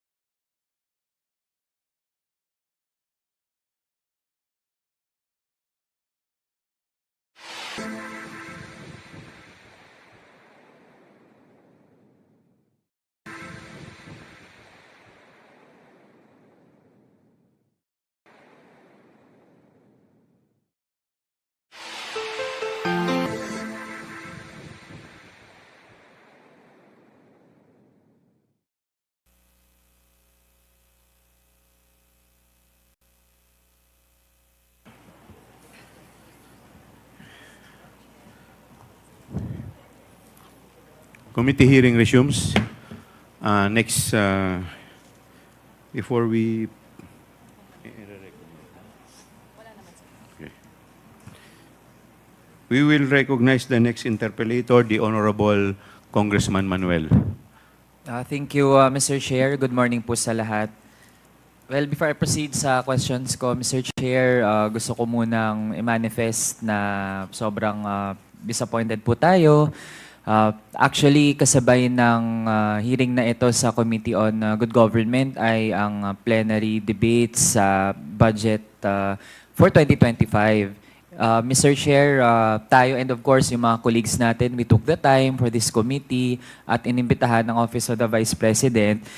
Pero yun nga po, nalaman natin na hindi po nag-take ng oath at ayun, bago po tayo makapagtanong para din po sana marinig ng nakaupong Vice Presidente, umalis na rin po, Mr. Chair. And actually, when I recalled yung mga ibang pwedeng precedents din natin, Mr. Chair, while nabanggit po na merong right, no? Or may option ang mga public officials na hindi po mag-oath, pero hindi naman po all the time na ganun yung ginagawa. Even yung mga former presidents nga po, Mr. Chair, like former President Ramos, former President Estrada, former President Noynoy Aquino, ay dumalo nung inibitahan din sila sa mga legislative inquiry at nag-take po sila ng oath, Mr. Chair.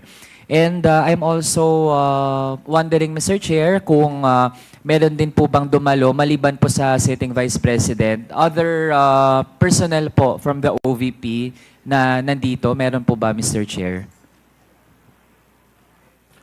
Wala po. Pero di ba, Mr. Chair, I believe we sent invitations hindi lang sa sitting Vice President, pero maging sa iba pang mga nagtitake ng major function sa OVP. So, Mr. Chair, we have afforded several opportunities for the OVP actually, hindi lang sa ating formal budget hearings, pero maging sa Committee on Good Government, Mr. Chair. So, I think again, we can let the Filipino people judge, no, kung ano ba talaga ang performance ng mga niluklok nating mga opisyal sa pamahalaan. So ang tatanungin ko na lang, Mr. Chair, ay ang COA. Sa COA ko po interjection, Mr. Chair. Yes, the Honorable Franz Castro. Yes, so since the Vice President did not take the oath, no, and I think wala naman siyang sasabihin kung tatanungin natin. So, buti na lang na umalis na siya. Well, next meeting, Mr. Chair, pwede ba nating imbitahin from the Office of the Vice President dahil sila yung mga pumirma, no, doon sa mga liquidation. Miss Gina Acosta, Special Disbursing Officer from the Office of the Vice President. Miss Julieta Villadel Rey, the Chief Accountant of the Office of the Vice President, to give us light, no, doon sa mga na-disburse, na naobliga nila, at saka yung mga receipt na ipinasa nila sa COA. Can we do that, Mr. Chair? This is a motion, Mr. Chair. Yes po. There is a motion by the Honorable Franz Castro to invite the following resource persons. Number 1, Gina Acosta of the Office of the Vice President and Julieta Villa del Rey, the Chief Accountant of the Office of the Vice President. Mr. Chair? Is there... Mr. Chair, point of clarification lang, so that before we rule on the motion. Okay, before we rule, what is the point of Honorable Roj? Mr. Chair, may we know from just so that we know how to decide on the motion if we will agree with it or to object. Mr. Chair, my understanding, I understand there were 2 names mentioned, but yung isa po, si Ms. Gina Acosta, may we know from the COMSEC if she was already invited? COMSEC?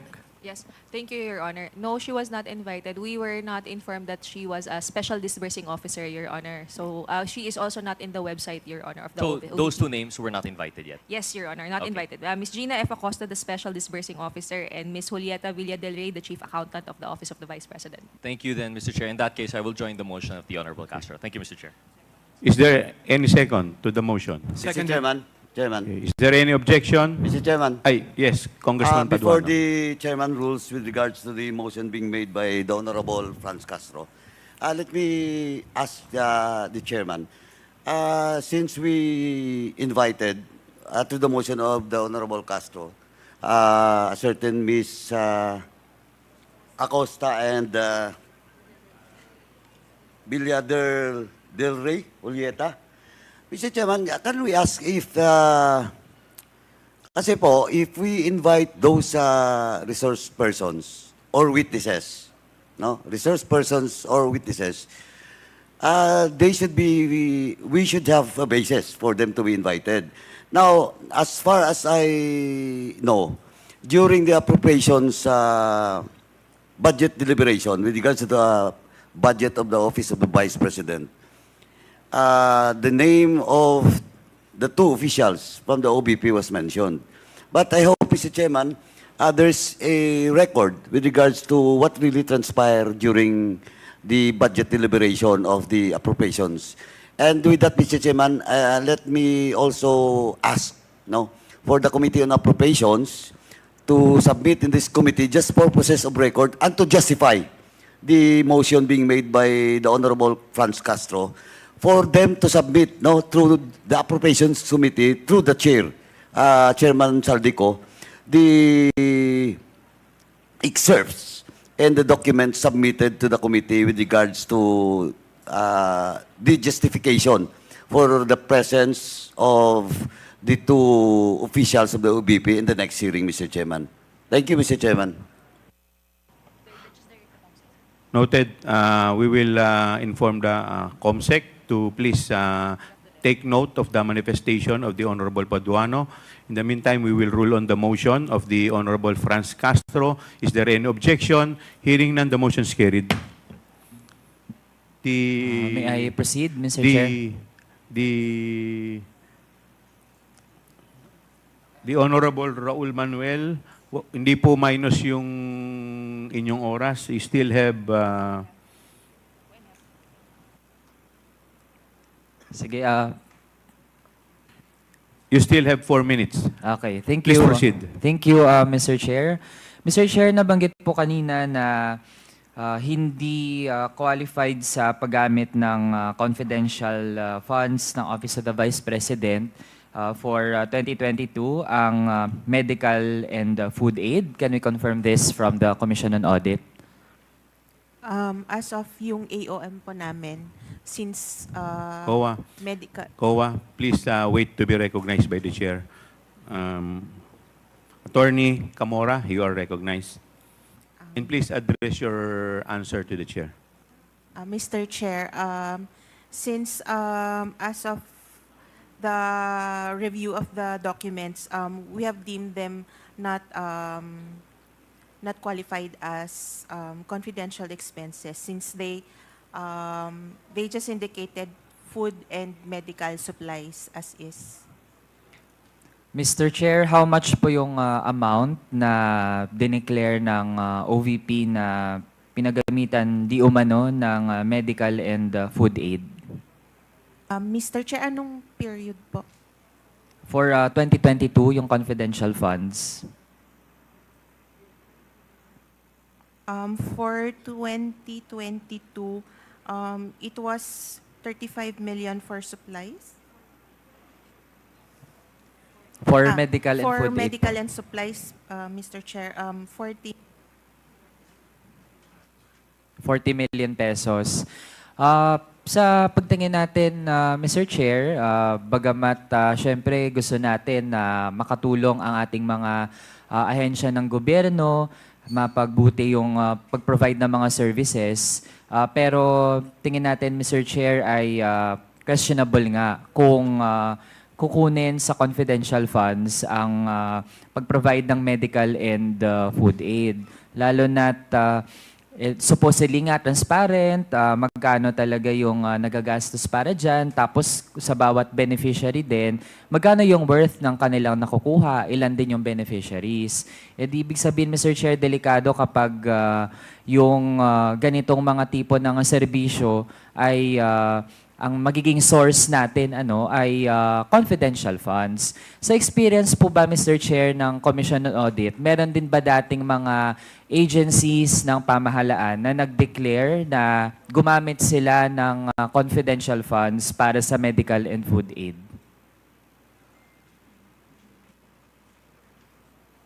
Kowa, please answer. Mr. Chair,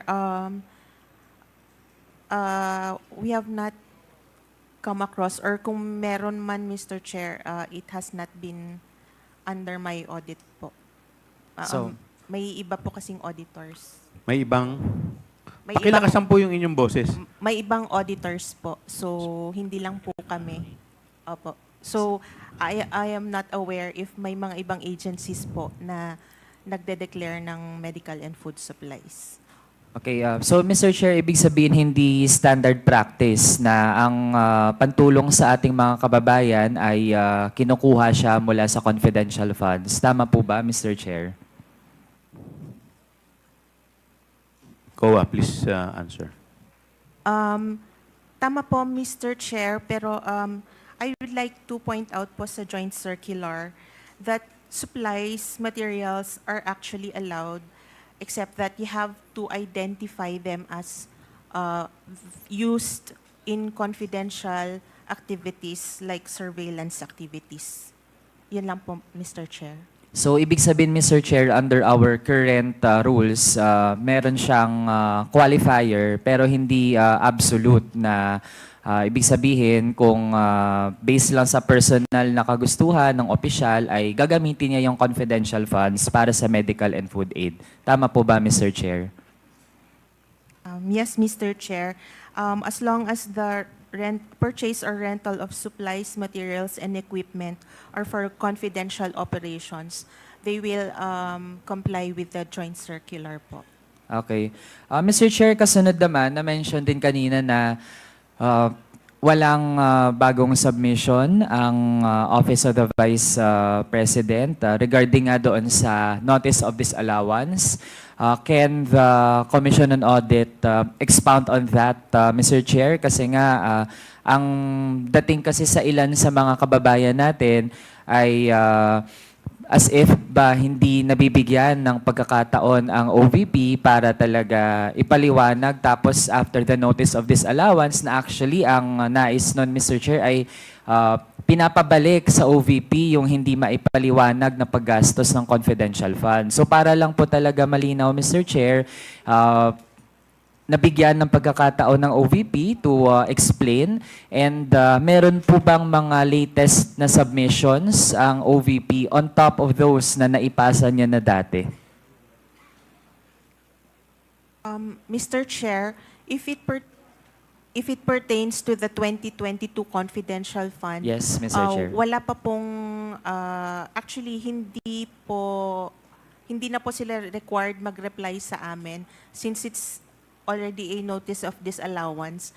The remedy na po is either settlement or appeal the notice of disallowance po. Okay.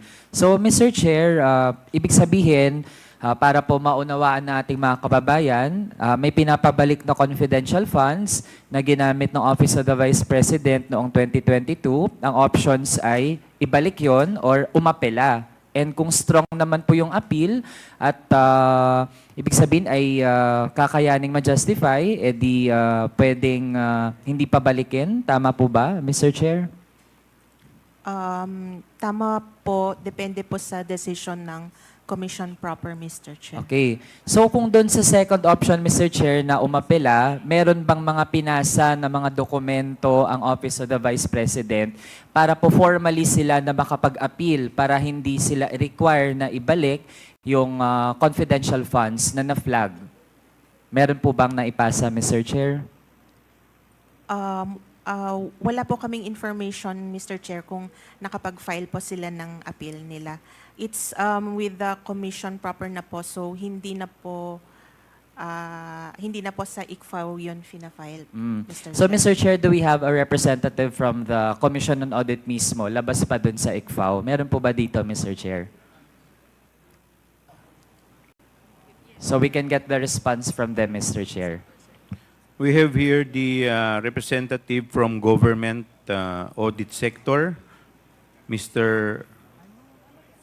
Fahad bin Tomawis.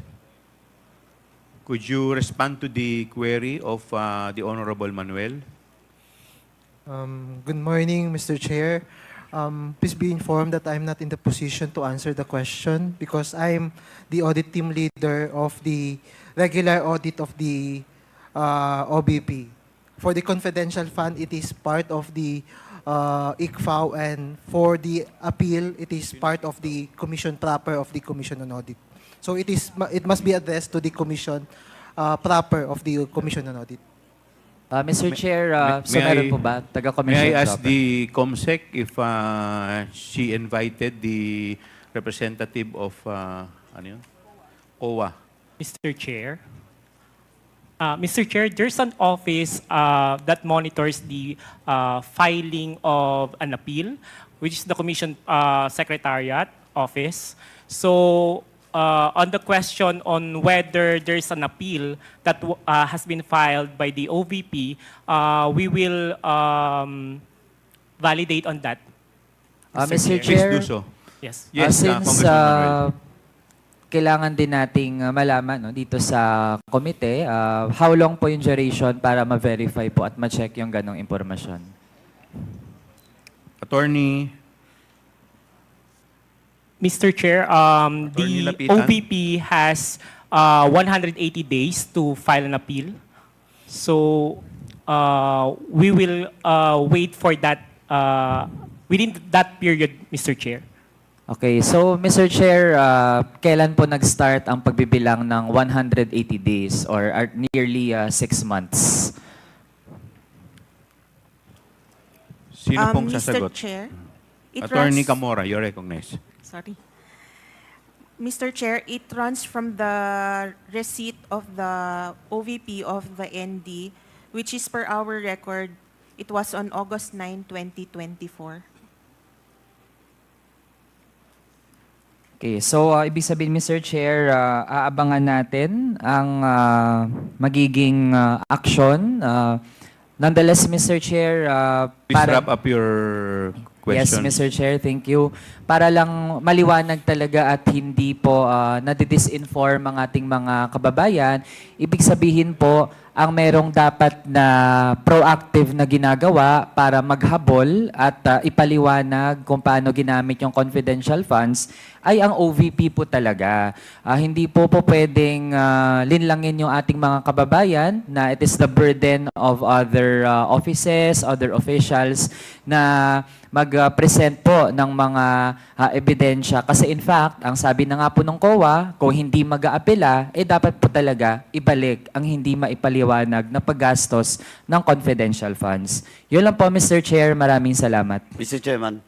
Thank you. Mr. Chairman. Yes, before I recognize the next interpellator, the Honorable Paduano, you're Thank you, recognized. Mr. Chair. Germane to the question asked by Congressman Manuel. To the COA, now, the Office of the Vice President made an appeal. Okay? Now, ang question, timeline po tayo. Timeline. So, an appeal will be discussed dun sa director, then commission proper. How long will it take? Yung COA. appeal. Sino How po long sa will inyo? it take? COA. Attorney Kamara. Mr. Chair, may I ask The a appeal. repetition? The appeal is... How long will it take? They are given 180 days po from... Tama, 180 days. Yes, Mr. Chair. So, within 6 months. Yes, Mr. And Chair. after that, after the 180 days, which is 6 Ang months, tanong po ni Congressman Paduano, after the appeal, gaano po ninyo katagal bago sagutin or maglabas po kayo ng recommendation? Sandali po. Chairman, Ay, kasi please. any office, no, for that matter, and in this case, the Office of the Vice President is given 180 days or 6 months from the appeal.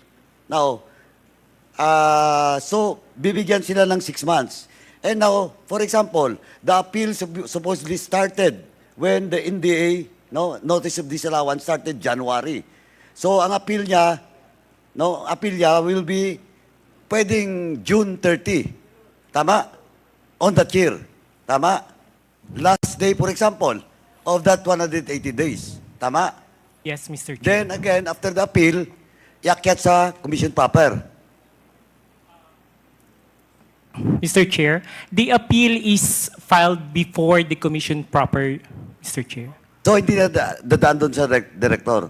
Diretso na po sa commission proper. Hindi na po. Okay, now, upon the receipt of the commission proper, how long will it take for the commission proper to decide?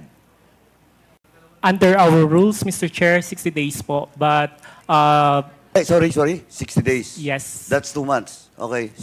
But what, please? But the commission proper may release its decision beyond the 60 days, considering the peculiarity of the case, and of course the appreciation of the submitted documents, Your Honor. So you're telling the peculiarity of the case in the case of the office of the Vice President is so peculiar. That is why that will go beyond 60 days? Are you saying that? Your Honor, actually, what the rules prescribe is 60 days. Yun ang rules, Yes. di ba? Now, Mr. Chairman, just a short manifestation. Ito ngayon, ang problema. Kasi we are conducting this inquiry in aid of legislation because we have to have a legislative action in this case. Again, part of my manifestation, Mr. Chair, we have to review. We have to review that 180 days because that is too long. Kasi, pwede kasi mangyari talaga na last day of that 180 days, sa kanila sagutin yung appeal. Diba? Magpadala ng appeal. Then after that, under the rules, is another 60 days. And it will take 8 months, Mr. Chairman. That's why, again, it was already discussed in the previous hearing in my committee. And I want to appeal to the COA to please have an amendment on such, because that is not a law. That is just a policy, an IRR of the COA. And, Mr. Chairman, allow me to discuss furthermore later. But as of now, Mr. Chairman, I would like to manifest that iyon po ang problema ng COA. Because 180 days and another 60 days, it's too long to give justice to the funds being appropriated by any agency. I'm not just pointing to the Office of the Vice President. It happens even in any agency, and even with regards to the case under my committee, in the case of Mamba, no, Governor Mamba, until now the COA has not yet submitted its final report. That's why, again, I'm appealing to the COA. Last year pa po, last year budget niyo pa. And hopefully, bukas nakasala kayo, di ba? Kaya lang may quadcom ako bukas. Kasi kung wala akong quadcom, sisingilin ko ulit kayo because this issue has been taking too long since last year pa, Mr. Chairman. And that's, as of now, Mr. Chairman, I end my manifestation and I will proceed later with the specifics with regards to the issue about the co-audit report of the Office of the Vice President. Thank you, Mr. Chairman. Thank you po. We will now recognize the Honorable Vice Chairman J. Konghun. Just a statement, Mr. Chair. The purpose of this inquiry is not to attack anyone, but to shed light on matters that affect our nation's governance. Refusing to testify under oath sends a signal that there is something to avoid. If there is nothing to conceal, why not take the oath? It is the basic act of accountability that all public officials must be willing to undertake. When a public official refuses to take an oath, it opens the questions about the truthfulness of their statement. Taking the oath is not just a legal formality, it is a commitment to honesty. Any refusal to do so undermines trust in public statements. Thank you, Mr. Chair. Tapos na? Wala na? Thank you. Honorable J. Konghun. Yes, Honorable Lara. Chair, just a manifestation also with regards to COA. Relative dun sa binanggit ni Chairman Paduano, considering na lahat ng mga investigation natin when it comes to public funds, ang number one na kailangan natin is the COA. No? Kasi alam naman natin ang role ng COA dito. So, ang ano ko lang, sa lahat, nabanggit niya yung Mamba case and others. Palagi ang germane na issue here is the duration from which na-finalize nyo yung report ninyo. So, eto from your end, no, Mr. Chair, sana parating ito kay Chairman ng COA once and for all, no, na yung you try to review yung mga policies na finormulate ninyo. No, kasi ito sa mga pagdinig namin, no, ang the whole COA process from the time na magkaroon ng audit to AOM to notice of disallowance to the filing of proper cases. Palagi niyong tandaan na Mr. Chair, on the part of COA, yung dokumento talaga na manggagaling sa kanila is a very, very crucial. If not, yun yung talagang magdidiin kung meron talagang paglabag sa lahat na ito. Katulad ng issues natin ngayon, no, dito sa pinag-uusapan natin ngayon. So, ito po, with due respect sa COA, no, yung mga you should also take in consideration all the processes, notwithstanding the dilatory tactics that causes the delay. No, kasi katulad nito, 180 days bibigyan nyo from which to appeal. Baka meron ulit ito, isasubmit ulit, no, na nag-i-issue ng o mag-sisik ng another extension of time na pinagbibigyan ninyo. So, ito, just to manifest, Mr. Chair, if it would be formulated and legislated, itong mga ganitong mga bagay in terms of duration, kasi alam naman natin ang purpose, number one purpose ng lahat ng pagdinig natin dito sa Kongreso is in aid of legislation, no? Para hindi na maulit ito, kung pwede, mapaiksian natin, no, itong mga duration, in terms of duration, no, should be reviewed. Halos lahat ng cases involving government funds, kailangan ang final COA report for filing appropriate charges. And with due respect sa COA, Mr. Chair, tingin tuloy ng ating mga kababayan na kayo ang cause of delay ng pagpa-file ng mga proper charge. If not, no, in some cases, in cahoots tuloy ang tingin na nila sa inyo, which is not also fair, no, sa COA. No, pwede natin gawin, total, ang tagal nyo naman na ginagawa itong prosesong ito, Mr. Chair, ng COA.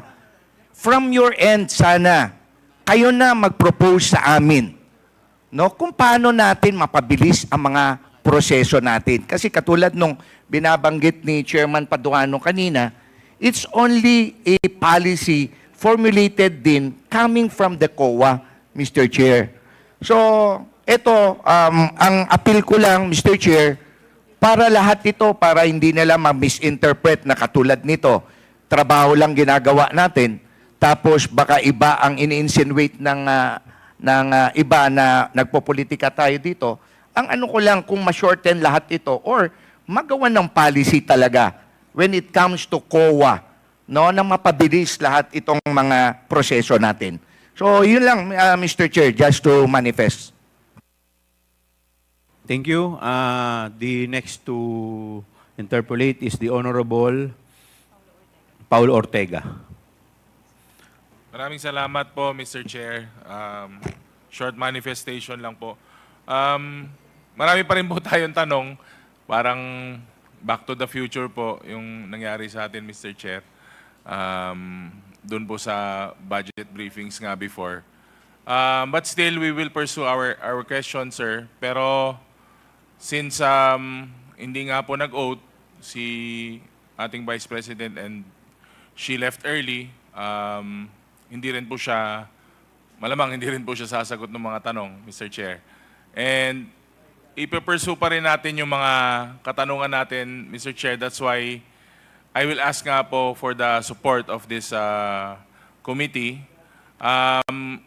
Magsasubmit po ako ng mga tanong na nais ko pong tanungin sa Office of the Vice President sa yung mga iba't ibang ahensya po na nandito. At isasubmit ko po sa komite at aabangan po natin kung anong written na answers po ang ibibigay nila sa ating komite. Kasi may mga tanong po na galing naman po sa aming respectable districts. Hindi naman po namin alam kung paano namin sasagutin ng direkta yung mga tagalugar namin. Marahil po, pati yung mga ibang nagtanong po dito, may mga tanong din po pag umuwi sila sa kanilang districts on how the confidential funds and how the other funds were used at kung bakit po iniiwasan yung mga tanong at kalahati po ng statement nga po kanina is puro naman po sa pamumulitika at sa susunod po na eleksyon. Total, yung mga tanong naman po is previous years at hanggang sa 2024, Mr. Chair.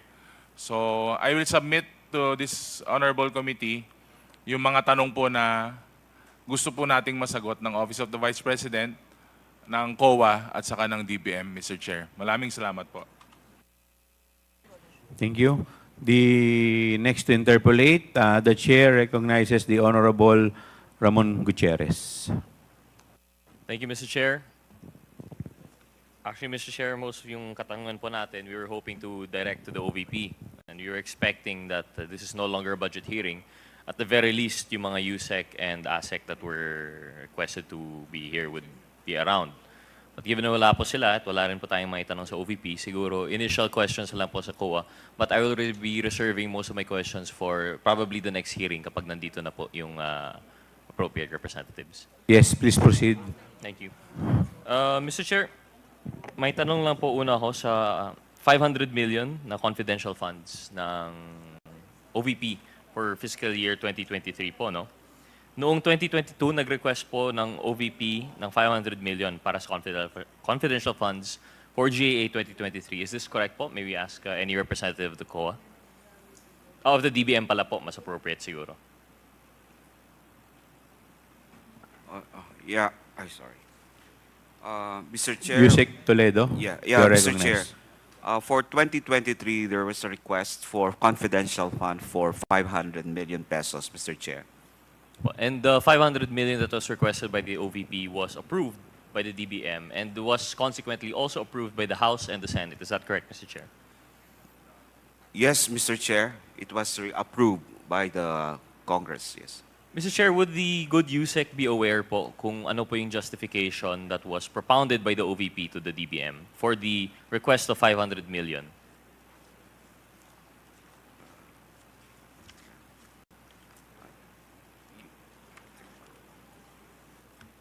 DBM, please continue.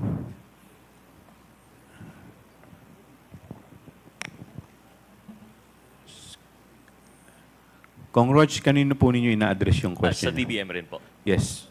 Yusek I Toledo, believe po, please. Mr. Chair, the justification of any budget proposed for the President's budget, yung NEP po, ay dumadaan sa DBM. So I think they would have they would be in the proper position to answer this. Thank you, Mr. Chair. Yeah, Mr. Chair. Basically, the proposed contingent, confidential fund for 2020 is the same as they used for 2022 that was approved through the release of the contingent fund, which is basically for the good governance engagement and social services projects of the Office of the Vice President, which I related earlier as far as where to use that. Basically for the safe implementation of various projects activities of the Office of the Vice President across its satellite offices. Okay, so also the conduct of its official engagements and functional representation in the international and local events. Also the implementation of various projects and activities relevant to national security and peace and order, and implementation of the same with proper security and safety protocols for the benefit of the institution, Mr. Chair.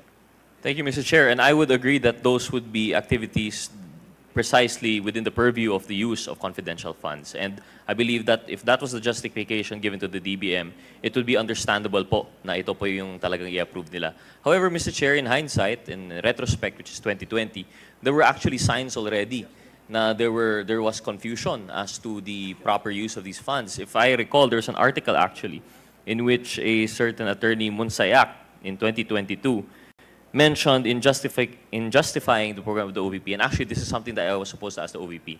Pero dahil wala po sila, I will just relay what I have read. And hopefully they can just confirm it at a later time. Ang sabi po nila, sa ilalim ng good governance program ng OVP, kasama po dapat sa confidential funds usage yung libreng sakay, pagbabag o campaign, OVP food trucks, livelihood programs like Magnegosyo Taday, which should be noted is the precise program that is suffering from 0.4% utilization rate, no? And medical assistance and burial assistance. Mr. Chair, I would like to ask the DBM, had they known, if kung ito po yung magiging justification for CIF request for 500 million, would in his opinion, would this have been allowed by the Secretary of the DBM? Was this within the purview of the use of confidential funds, Mr. Chair? Yusek Toledo, please answer.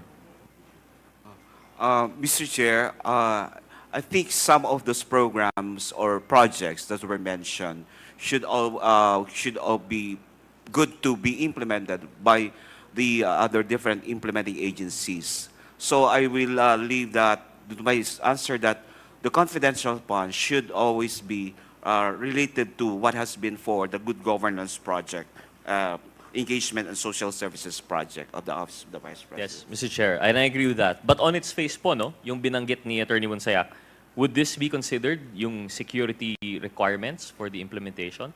Kasi po, very general lamang po ang sinabi niya eh.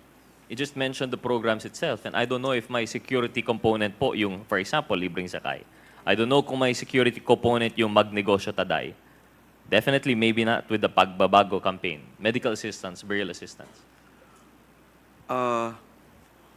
Mr. Chair, as a matter of fact, we have some sort of exclusive use for the confidential fund. Basically, if I may enumerate it, Mr. Chair, one is purchase of information for necessary for formulation and implementation of programs relevant to national security, peace, and order, rental of transportation vehicles and maintenance of safe houses used for confidential activities, purchase of rental supplies, equipment, among others, for confidential operations, payment of rewards to informers, subject, of course, to guidelines, and then uncover or prevent illegal activities that may pose danger to the agency or its personnel or property, and I guess others that may be authorized by the, of course, the General Appropriations Act and special laws.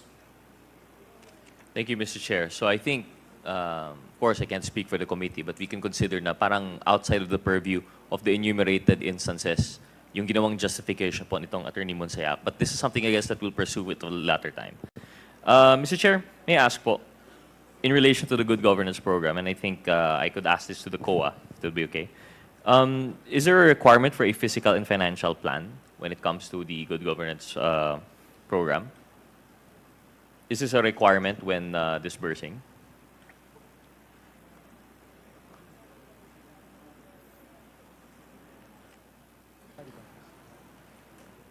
Who will answer po sa COA?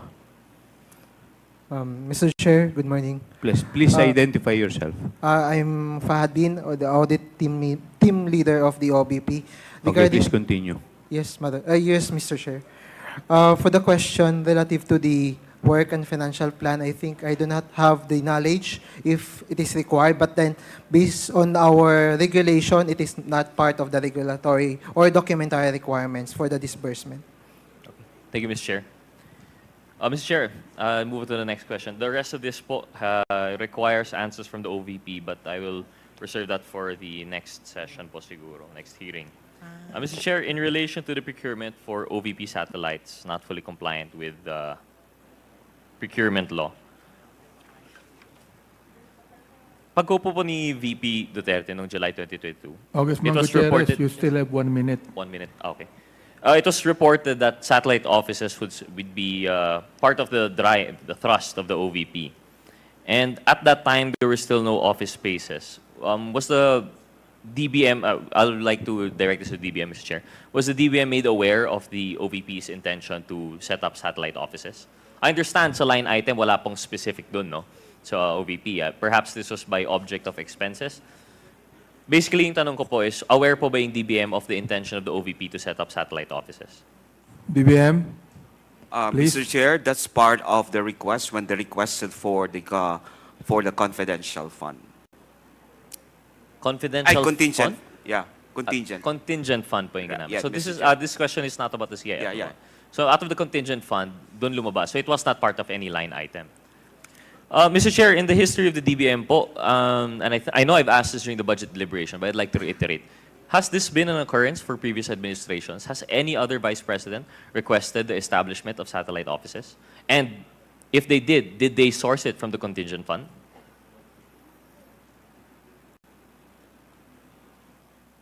Mr. Chair, we'll just check our record in a minute, but I can't recall if there's was such a request then in the previous administration. Of course. And I think this was answered previously kasi wala naman po talaga. But we'd like to get a final determination by the DBM, a final confirmation na wala po talaga.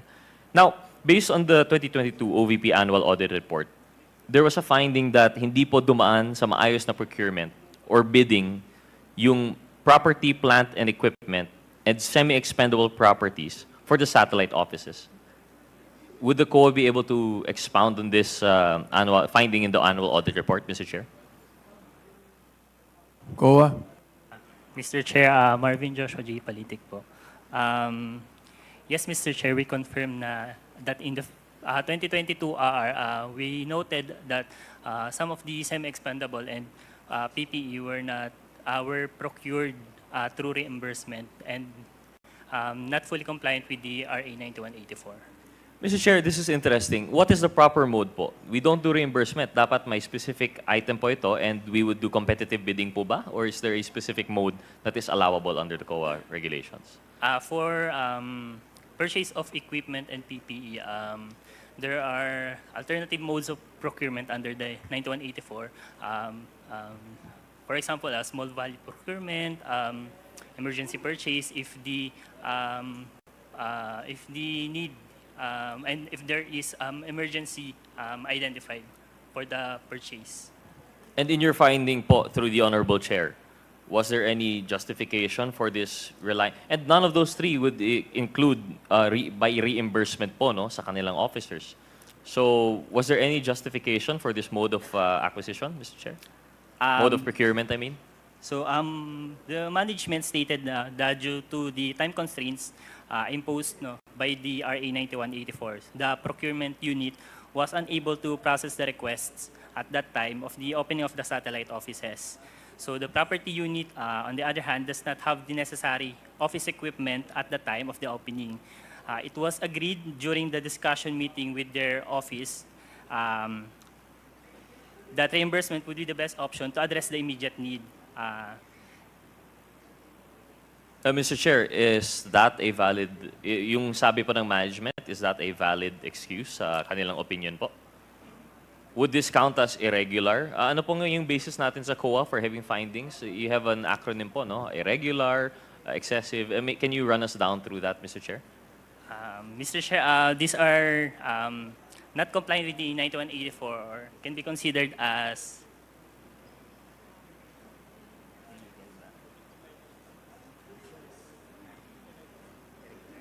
irregular. So irregular po siya. But sorry, to enlighten us lang po, ano po yung basis po natin? I remember it was mentioned during the budget hearing. I forgot lang yung shortcut ninyo. You have irregular, unconscionable. Can you give us, I think it was 5?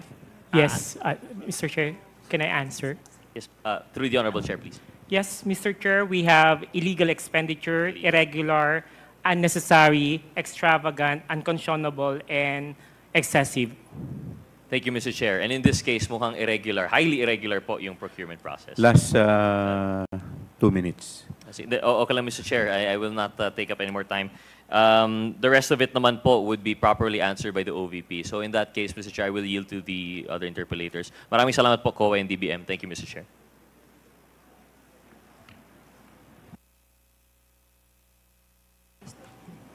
We will proceed to the next interpellator, the Honorable Congresswoman Luistro. Please proceed. Thank you, Mr. Chair. I wish to manifest that the refusal of Her Excellency Vice President Sara Duterte to take her oath in today's hearing in the conduct of inquiry in aid of legislation is an affirmation of her stand, her position during the budget briefing of the OVP. And this representation wishes to manifest that when the resource speaker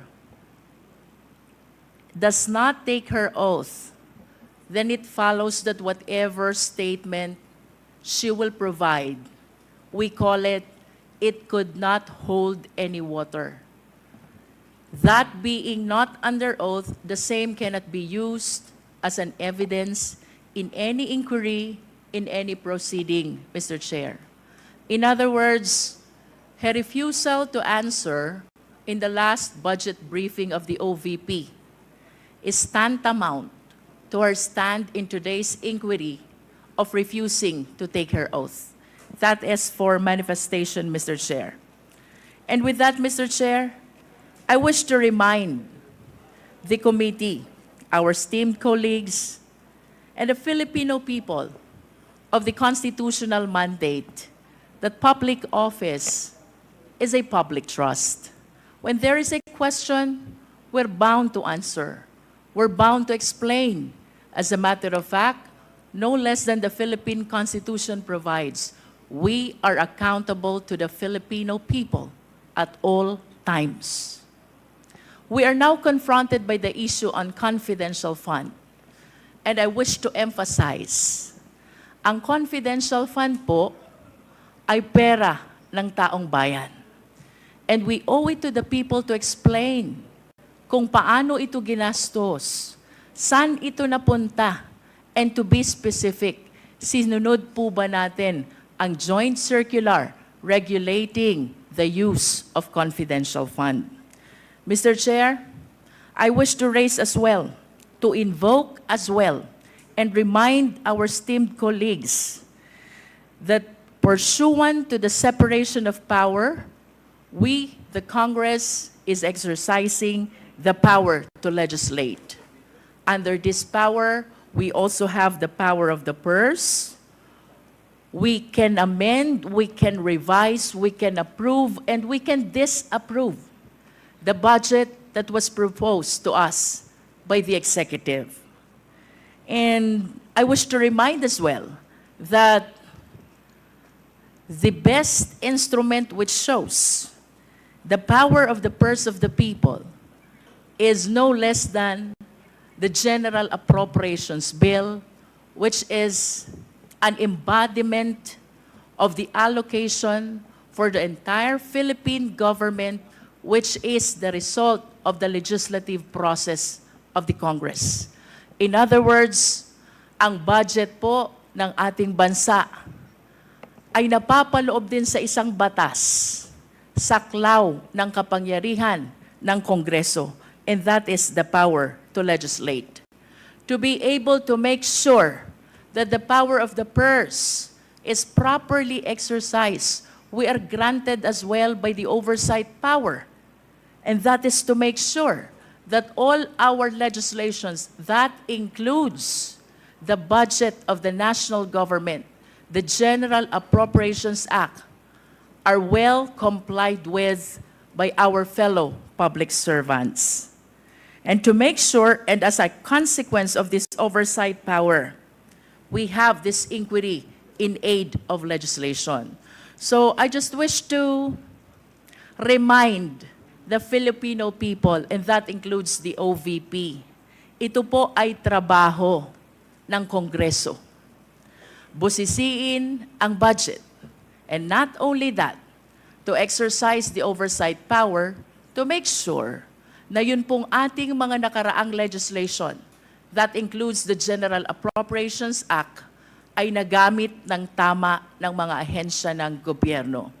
I hope that the OVP will be enlightened to address the issues instead of attacking this institution, of politicizing and matters concerning politics, Mr. Chair. Third, Mr. Chair, we should be uniform in the application of our rules. If we are guided by the constitutional mandate that public office is a public trust, if we observe malfeasance, misfeasance, and nonfeasance in the LGUs, as a matter of fact, we have pending inquiry in aid of legislation concerning LGUs. Kung iniimbestigahan po natin ang Office of the Mayor, kung iniimbigastahan po natin ang Office of the Governor, by equality under the law, we should conduct an investigation as well to the Office of the Vice President. And I wish to thank the Honorable Valeriano for taking a stand before the plenary to initiate this inquiry in aid of legislation to address the observation not only of this representation, but of our fellow members of the Committee on Appropriations about the irregularities which we have seen already in the disbursement of fund, as a matter of fact, not only of the confidential fund, but even the regular allocation of the OVP. With that, Mr. Chair, may I proceed to my question for the COA? Kanina Yes. po, But after your lengthy manifestation, you have Mr. already Chair. consumed 4 just minutes. one question, Mr. Mr. Chair. Mr. Just Chair, one question. Yes, the Honorable Marcoleta. May I offer a counter manifestation, Mr. Chair? Later po, 1 minute na lang po siya and then Kasi I will baka recognize. makalimutan yung continuity, yung flow ng discussion. I'd like to ask only, Mr. Chair, by way of manifestation, is there anybody who is questioning the power of the purse of Congress? Is there anybody who is questioning the legislative function and oversight function of Congress? Is there? Because if there is none, then we are not supposed to overextend the discussion or any manifestation because nobody is questioning that. And I think nobody could question that. Even the privileged speech of the Honorable Valeriano. I think the proper question there, the proper title is not asserting the power of the purse. We should not assert it because that power is inherent in us. Asserting or not asserting that power is of no moment. Yun po ay birthright. Yun po is inherent right of Congress. And let me make of record, the office of the Vice President, to my mind, did not undermine the power of the purse. When she personally came in the first hearing and presented herself, including the budget by way of a PowerPoint presentation, she made a presentation, Mr. Chair. And after that, she made a categorical statement that she said, I forgo, Madam Chair, I forgo my opportunity to defend the budget of the Office of the President by way of question and answer, and instead I leave it to the discretion of the House of Representatives on their decision to decide on the proposal as presented. This is a very respectful answer, Mr. Chair. I did not find any offensive remark in that particular statement. She gave the entire House of Representatives the entire discretion, the entire right to decide on the proposal she presented before us. Why would we blame her for saying that she disrespected Congress? No, sir. I think it was triggered by the fact that questions were asked in relation to the confidential and intelligence funds. To my mind, Mr. Chair, these particular funds were subjected to a notice of disallowance. But the notice of disallowance by its nature, by its very nature, Mr. Chair, is contestable. It is appealable. It is yet to be explained. And initially, as explained by the representative of COA, the notice of disallowance suffered by way of supporting documents, by way of non-compliance with certain requisites. What if the Vice President is able to provide all the supporting documents? What if finally she is able to come up with the requisites required in order for you to consider that all these funds are eventually are allowable and they are not disallowed? And chances are she may be able to do that. Hindi po final judgment ang notice of disallowance. As a matter of fact, based on COA's own representation the other day, the Vice President received the notice of disallowance only on August 24, 2024, which means, Mr. Chair, the Vice President has 6 months within which to reply and make an answer. That is correct, Madam COA. So, 6 months is up to February 2025. We should give her all the allowance. We should give her the time because 6 months is 6 months. So why are we rushing to make a judgment? As a matter of fact, as I have already initiated earlier, Mr. Chair, when you said that anything we can discuss in this committee provided it is of public interest, and you said that intelligence funds and confidential funds are public interest, but I said, because of our own rules, we should make a prior and preliminary determination that is directly and principally connected to malfeasance, misfeasance, or nonfeasance. We have not made that determination. How can we now begin questioning whether or not the intelligence funds covered by an initial notice of disallowance is already directly and principally connected with nonfeasance, or misfeasance, or malfeasance? Madam COA, how many agencies of government today are subjected to notice of disallowance? Do you have a number?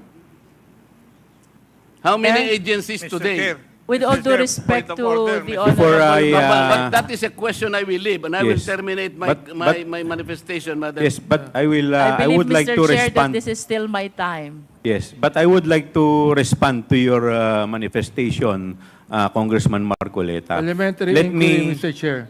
Parliamentary inquiry What is muna. the parliamentary inquiry of the I would Honorable like to Abante? ask the Honorable Marcoleta, is he rebuking this committee?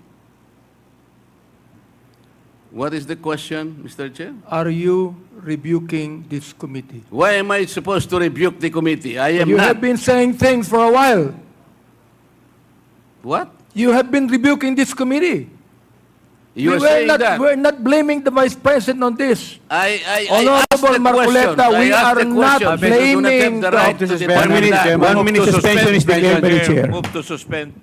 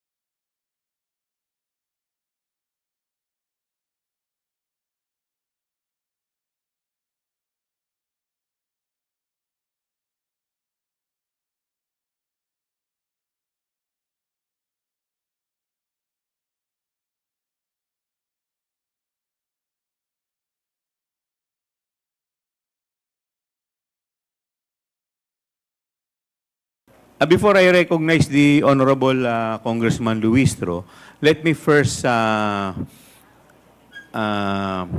respond to the manifestation of the Honorable Marcoleta. Let me cite Section 4, Rule 4, Section 1, last paragraph, which provides that the filing or pendency of a case before any court, tribunal, quasi-judicial, or administrative body shall not stop or abate any inquiry conducted to carry out a legislative purpose. What we are doing right now is we are doing our mandate. This is this hearing is in aid of legislation. So wala pa naman po tayong inaakusahan dito. The fact that the issue is still with COA and is still pending appeal, it does not stop this committee from conducting an inquiry in aid of legislation to conduct or to carry out our legislative purpose. So, yun lamang po. With this, I would like to give the... Ilang minuto pa po? Ma'am, you still have 1 more minute. Mr. Chair, in response to the Honorable Marcoleta, this representation did not say that the OVP is questioning the power of the Congress. However, Mr. Chair, I wish to state for the record, how else will you interpret her refusal to answer? How else will you interpret her refusal to take an oath? I think, Mr. Chair, the only reasonable interpretation on her gestures is that she refused to participate in the investigation or inquiry in aid of legislation that we are conducting. Secondly, Mr. Chair, about the notice of disallowance, we take cognizance of the fact that this is not yet final and executory. As a matter of fact, the COA commented that the OVP has a period of 180 days, equivalent to 6 months to solicit to make an appeal for the purpose of seeking for a possible reversal of the ND. However, Mr. Chair, kapag ba may ND, bawal na bang malaman ito ng publiko? Kapag ba may ND, bawal na bang imbestigahan ito? And it is on this light that I invoke that public office is a public trust, and at all times, we are accountable to the Filipino people. In response to his comment about the possibility of the ND being reversed, I think I made a manifestation already in the last budget briefing of the DepEd. If in the event that the ND is reversed, in spite of having this inquiry already, the COA is not precluded. The COA is not prevented from sharing to the Filipino people that the OVP was able to justify, and therefore we are reversing the ND. In conclusion, Mr. Chair, I wish to emphasize that there is no law which prevents the Congress, which prevents the COA from discussing, deliberating on the subject matter of the notice of disallowance. Thank you, Mr. Chair. Can I still have a question? I will give you 1 minute. Para lang po sa understanding ng mga Pilipino, pwede po bang pakidistinguish in layman's term? Confidential fund from regular fund in 2 aspects. One is procurement, second is liquidation. Because we've been discussing about CF, confidential fund. The question is, naiintindihan ho ba tayo ng mga Pilipinong mamamayan? Now, I think it's high time for us to explain, COA, ano po ba ang diferensya o pagkakaiba? Confidential from regular with respect to one is procurement and second is liquidation. Thank you, Mr. Chair. COA, any representative from COA? Yes, Attorney Kamara.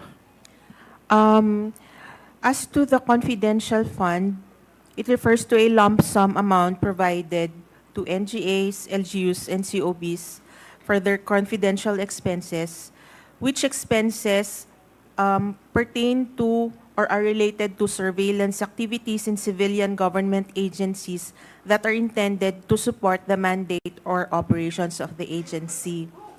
The audit of the confidential fund is based on the...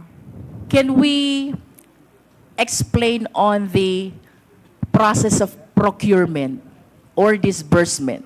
You said it is a lump sum fund. May procurement process po ba kapag confidential fund? Since it involves confidential activities, There is none. There is no procedures on procurement. No compliance to procurement law is necessary for confidential fund. Yes, There Madam is no Chair. posting, Mr. there is Chair. no bidding. Tama po ba? Tama po, Mr. Chair. And with respect to the regular fund, we have to comply. In other words, the law on procurement and bidding has to be followed. Tama po? Good morning, Mr. Chair. Yes po, tama po. Yes. Now let's go to liquidation. Ano pong diferensya ng confidential fund with the regular fund in terms of liquidation? Mr. Chair, yung sa liquidation ng confidential fund is provided for under the joint circular. So, hindi po necessary na sinusunod namin yung sa regular fund.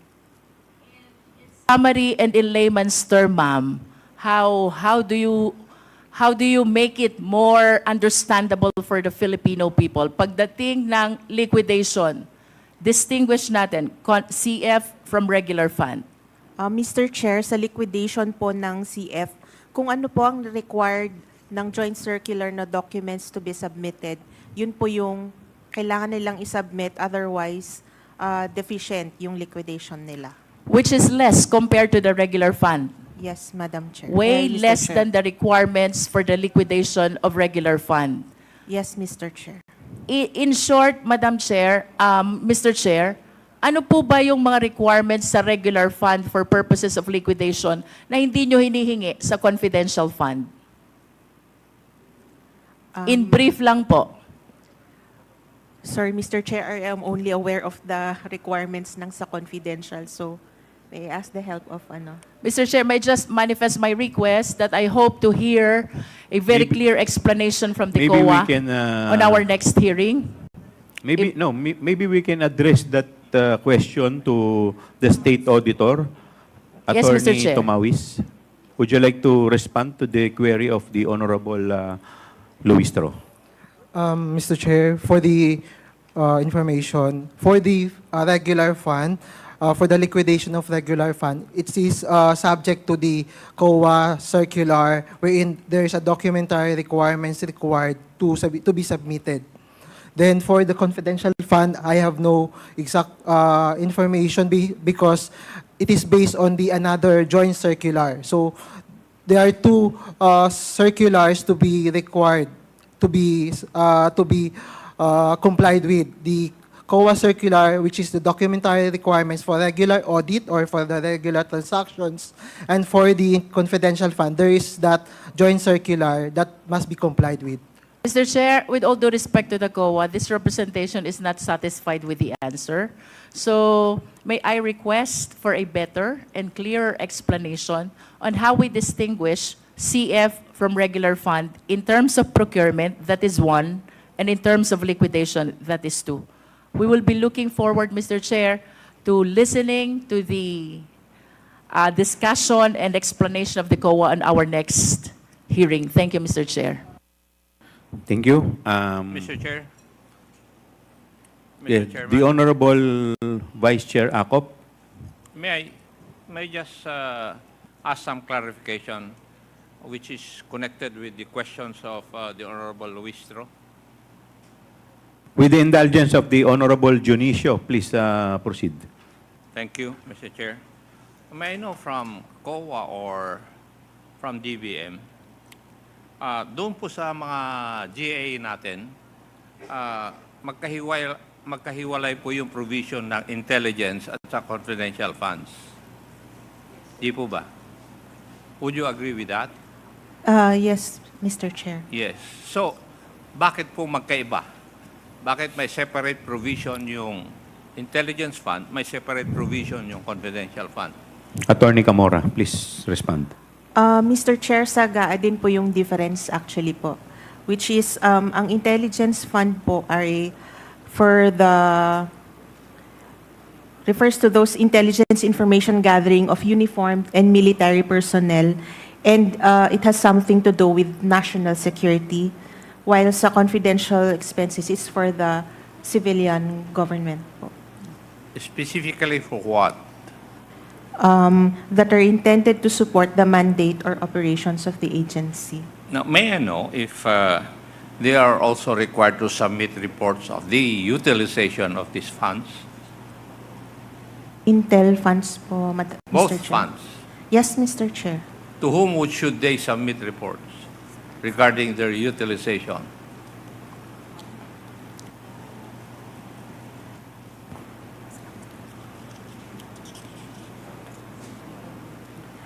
Mr. Chair, as to the confidential funds,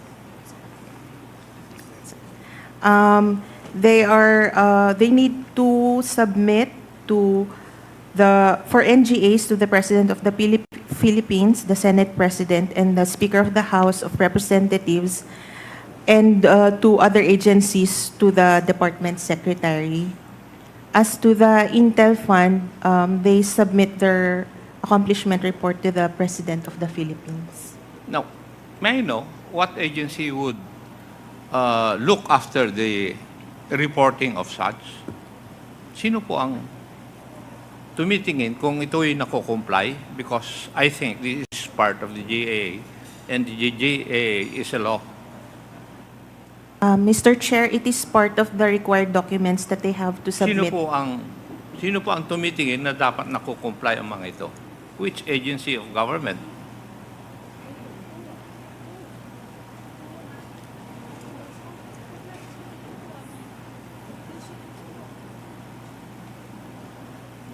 Kasi lahat po ng GAA may provision tungkol sa intelligence fund at saka confidential fund.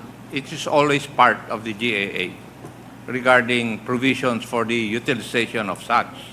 Di po ba? Oh, so sinabi nyo, it is required that they should submit reports.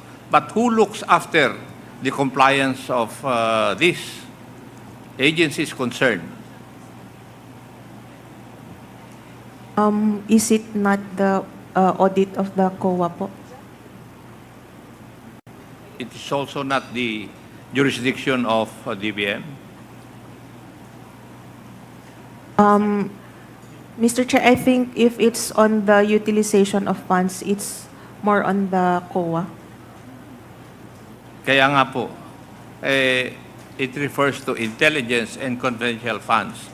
May reportorial requirements po ito. Now, who looks after the compliance of such?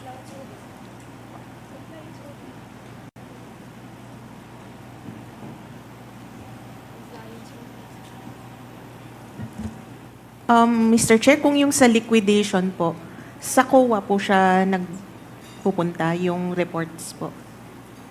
And then, yung sa reporting agencies, it's the accomplishment report po of Kayo the po ang Intel and nagsabi Confidential kanina Fund. na yung confidential fund, the reports must be made to the President of the Republic of the Philippines, doon po sa Senate President representing the Senate, at saka yung Speaker of the House representing the House. So, how do you determine whether this is complied with? Part of the required documents is a proof of submission to the above agencies. So, kayo? Yes po, Mr. Chair. Yeah, kayo pala ang may jurisdiction nito na nagsasubmit sila ng mga reports in compliance with the provision of the GAA. Yes, Mr. Chair. Kaya po, it's one of the required documents, yung proof po of submission. No, nagpakalayo-layo pa tayo, madam. Kayo pala eh. Thank you, Mr. Chair. Thank you po. The Honorable Senior Deputy Speaker Thank you, is Mr. Chairman. recognized for his manifestation. Thank you, Mr. Chairman, and fellow members of this 19th Congress and this good government and public accountability. Boss. As an ex officio member of this committee on good government and public accountability, please permit me the liberty to state that the legislative inquiry undertaken by this committee forms an integral part of its power to conduct legislative inquiries in aid of legislation. And in this case, as it relates to the exercise of the power of the purse of Congress itself. The Vice President, as an invited resource person, unfortunately refused to take an oath to tell the whole truth and nothing but the truth before this committee. We have allowed the same only in this particular instance, in deference and with utmost respect to the office of the Vice President. Mr. Chairman, we also underscore that refusal to take an oath before this committee or any legislative hearing in Congress should not be considered as a precedent, as it goes against the power of Congress to conduct legislative inquiries under Article 6, Section 21 of the Constitution, as discussed in the case of Arnold versus Nazareno. This power of inquiry is coextensive with the power to legislate. That's all, Mr. Chairman. Thank you. Thank you. The Honorable Valeriano is, before I recognize the Honorable Marcoleta, just a quick manifestation with the indulgence of Honorable Marcoleta, quick manifestation of the Honorable Congressman Valeriano. You're recognized. Thank you, Mr. Chairman. And in relation to the manifestation of Senior Deputy Speaker Gonzales, ito pong committee hearing natin ay initial deliberation and preliminary determination of my privileged speech last September 3. Partly nung speech ko po, and I quote again, hindi pera ng pangalawang Pangulo ang Office of the Vice President budget para sa 2022, 2023, 2024 at 2025. Pondo ng bayan yan. At yung iba po, pagkakataon na sana niyang patunayan sa Kongreso at sambayanan kung sino ang naging beneficiary ng kanyang mga socio-economic programs. At doon po, nilagay ko rin sa kanilang 2025 budget proposal, mayroong 977,615 beneficiaries at meron ding 793 strategic partnership noong 2023. Ako po yung natuwa kanina sa pagdating ni Vice President dahil ang buong akala ko ay masasagot niya yung katanungan ko sa privilege speech. Subalit, sa pagtanggi niya po ng pag-take ng oath at halos hindi niya rin po sinagot ay nakakalungkot din po. At asahan po ninyo na kung sakali man na maging maayos ang kinalabasan ng COA findings, ako po ay nakahanda ulit na tumayo at magsalita ulit kung ano man ang magiging rekomendasyon ng Commission on Audit. Salamat po, Mr. Chairman. Thank you. The Honorable Marcoleta is now recognized for his interpellation. Maraming salamat, Mr. Chair. Mr. Chair, sasamantalahin ko na po ang presence po ng mga kinatawan ng Commission on Audit. Gusto ko po sanang itanong mula sa kanila, ano-ano pong mga opisina ng ating pamahalaan o ahensya ang pinagkakalooban po ng intelligence and confidential funds?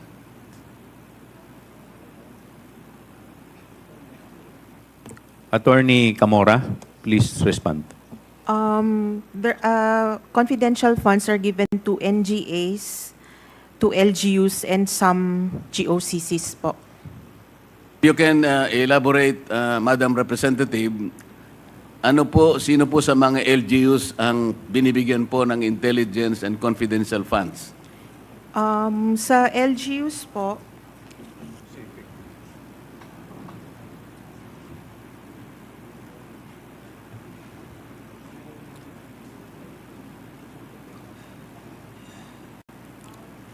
Depende po sa LGU, sa POP po nila, Mr. Chair. Hindi po ba yung mga opisina ng mayor ay nakakatanggap ng intelligence and confidential funds? As long as it is part of their budget, Madam Chair, ay Mr. Chair. Kaya nga po tinatanong ko sa inyo, kayo po nakakaalam kasi kung sino-sino sa kanila. Karaniwan po yung opisina ng mayor, nakatatanggap po. Maring hindi lahat, ngunit nakatatanggap po basically yung opisina ng mayor. Tama po? According to the joint circular po, LGUs whose peace and order is a priority concern, sila po usually yung nag-allocate ng confidential funds. Kaya nga po, base po sa record ninyo, may mga mayors po, opisina ng mayor, ang nakatatanggap ng confidential and intelligence funds. Kasi po kayo ang nag-o-audit eh. Yes po, Mr. Chair. Para hindi na tayo magtagal, ganun lang kasi. Pati po opisina ng gobernador, nakakatanggap din po ng ganong klaseng pondo, hindi po ba? Yes, Mr. Chair. Yun pong PNP, nakakatanggap po. Intelligence fund po sa Opo, PNP. yung AFP, nakakatanggap po. Yes po, Mr. Ang Chair. opisina po ng ating Pangulo ay nakakatanggap po ng intelligence funds. Yes, Mr. Chair. Ngayon po, sa mga karamihan po ng opisina ng mayor at opisina ng gobernador at alimpang mga LGUs na maaaring makatanggap nito, depende sa kanilang pangangailangan. Yung AFP at saka yung ating kapulisan at ang ating ang opisina po ng ating Panguluhan, masasabi po ba ninyo na merong na-issuean po ng notice or notices of disallowance sa napakaraming opisina na tumatanggap ng ganitong pondo? Mr. Chair, pagka meron naman pong mga ibang agencies na katanggap Kaya nga po ng gusto ko pong malaman, halimbawa 2022 at saka 2023, ballpark figures lang po, ilan po sa mga official at sa mga opisina ng mayor na nakatanggap ng confidential or intelligence funds ang subjected to notices of disallowance? Ilan po sa opisina ng gobernador, ganun din po yung tanong. At saka sa iba't ibang mga opisina po, para malaman lang natin, kahit ballpark figures lang, ilan po yung na-issue nyo na notices of disallowance concerning these types of funds? Mr. Chair, wala po kaming data on the said information today because we only have data on the OVP po. I cannot give an exact number po Bakit today. po? Kasasabi nyo lang na meron din kayong sinubject sa notice of disallowance eh. Bakit po yung opisina lang ng OVP ang meron kayong record? Yung hawak po namin ngayon, Mr. Chair, since ito po yung subject ng inquiry, we are prepared as to the OVP. Pero as to other O agencies... sige po, ganito na lang. Meron po ba kayong estimated na bilang nang na-issue nyo na kayo po kasi pag intelligence and confidential funds, kayo po yung auditing unit ang nakatoka para tingnan po ang pagkakagasta ng tipo ng fondong ito. Tama po? Tama po, Mr. Okay. Chair. Makapagsasabi po ba kayo ng estimated number? Ito po, kinabibilangan ng opisina ng mayor, ng gobernador, ng ISAP, ng kung ano-ano, ng siguro po, maski National Intelligence Security Council, AFP, ang kapulisan. Can you provide us a ballpark number of the notices of disallowance that your office has initially issued? Mr. Chair, I cannot give you a ballpark figure now since hindi naman po ako involved sa entire ICFAO. So, wala po bang isa sa inyo na nakaupo ngayon sa aming harapan ang makapagbibigay man lang ng estimated number? Napakarami po ng mayor, napakarami po ng gobernador. precisely, sir, kaya sa ibang division, wala po akong... Pwede ba natin sabihin 100 or 500 notices of disallowance? I cannot say po, Mr. Chair. How can you help us? We are supposed to be doing this in aid of legislation. Kaya namin kayo pinatawag para tulungan nyo kami. Mr. Chair, Ang sabi po ng jurisprudence, which was quoted by no less than the former Chief Justice of the Supreme Court, Reynato Puno, quoting various jurisprudence. Kasama na po yung Arnold versus Nazareno. There should be a legislative purpose. That's number one requirement. The number two requirement, there should be pertinency in relation to those legislative purpose. Kaya po Congressman Marcoleta, tinatanong you ko, have 1 minute. tinatanong ko po ngayon, gaano karami, o sige ganito na lang, marami ba ang na-issue nyo po na notices of disallowance in connection with these types of fund?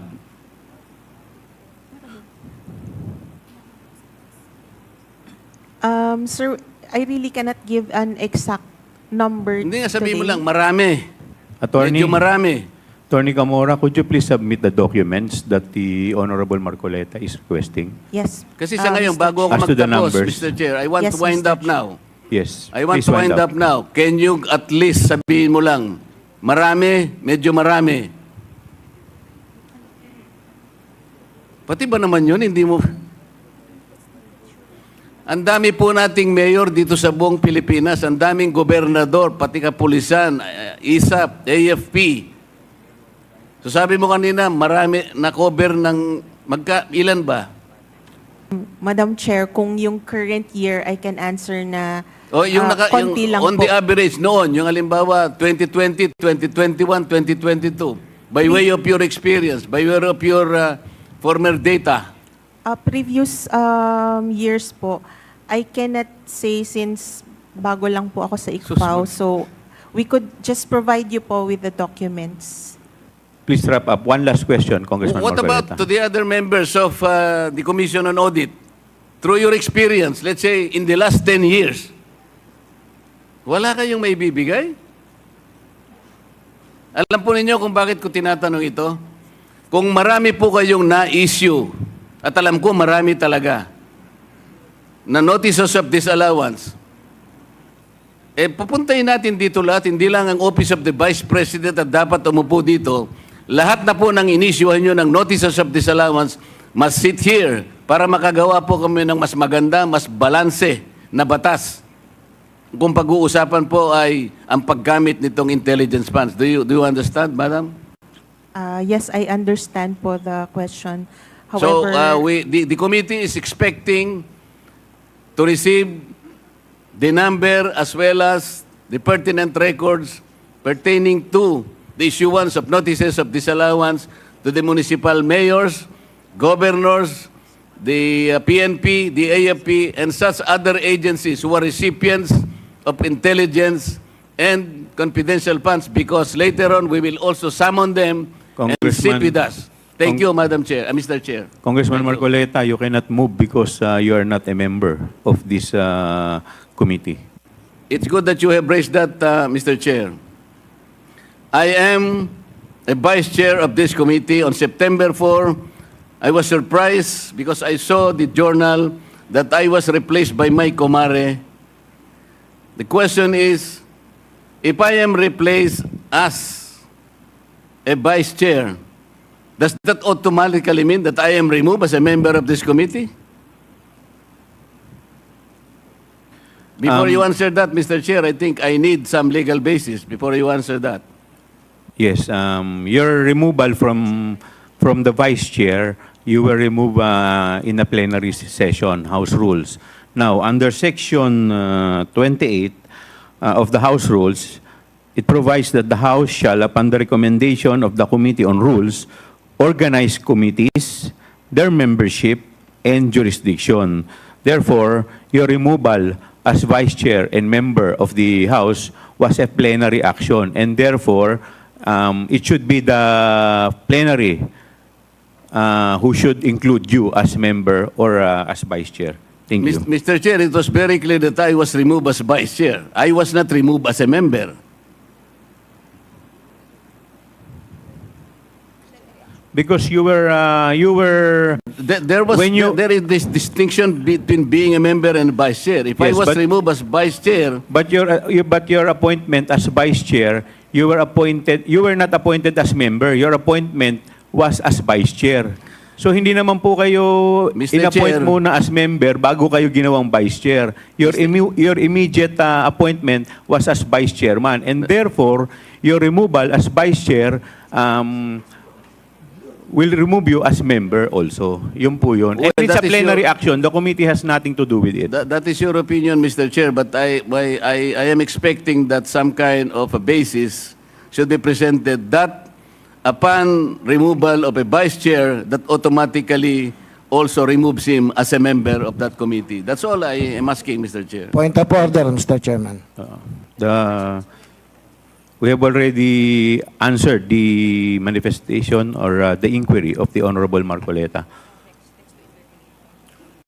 Next to interpolate is Mr. Chairman, Honorable. Mr. Chairman, Yes, with the permission, with the indulgence of Honorable Dionisio, I would like to recognize the Honorable Paduano. Mr. Chairman, under our rules, there's a motion for a point of order. And this is one of the highest motion that should be ruled by the chairman.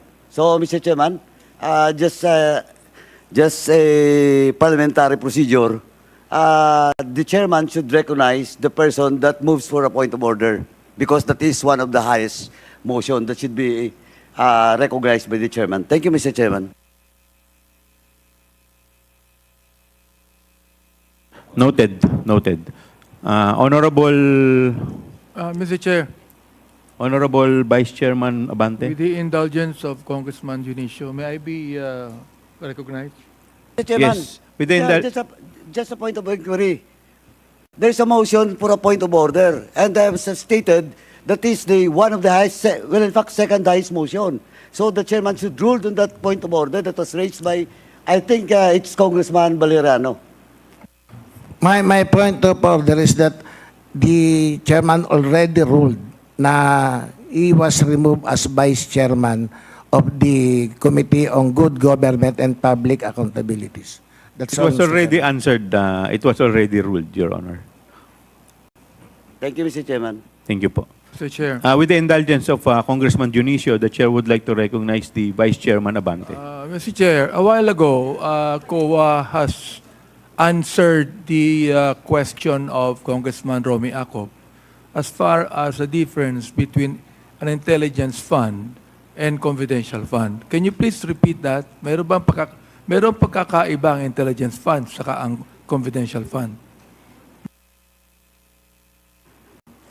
Yes, Mr. Chair. Ang Intel Fund po, it is given to uniformed and military personnel and intelligence practitioners. And the purpose is for activities that have direct impact to national security. For confidential fund, they are given to civilian government agencies that are intended to support the mandate or operations of the agency. Okay, Mr. Chair, therefore, ang intelligence fund, hindi confidential fund. Yes, Mr. Okay, Chair. pero kanina, yung pong question ni Congressman Marcoleta, sinasabi niya palagi, confidential fund or intelligence fund. Am I right? They are separate po. O therefore, hindi po masyado naintindihan ni Congressman Marcoleta yung katanungan niya. Sapagkat kanya pinareho ang confidential fund at ang intelligence fund. Na gusto kong itanong, Mr. Chair, no? Sinabi niya kanina, sinabi mo na mayroong confidential fund ng mga mayors and governors, di ba? Yes, Mr. Chair. Intelligence fund, meron ba silang intelligence fund? Generally, wala po since hindi naman po sila uniformed personnel.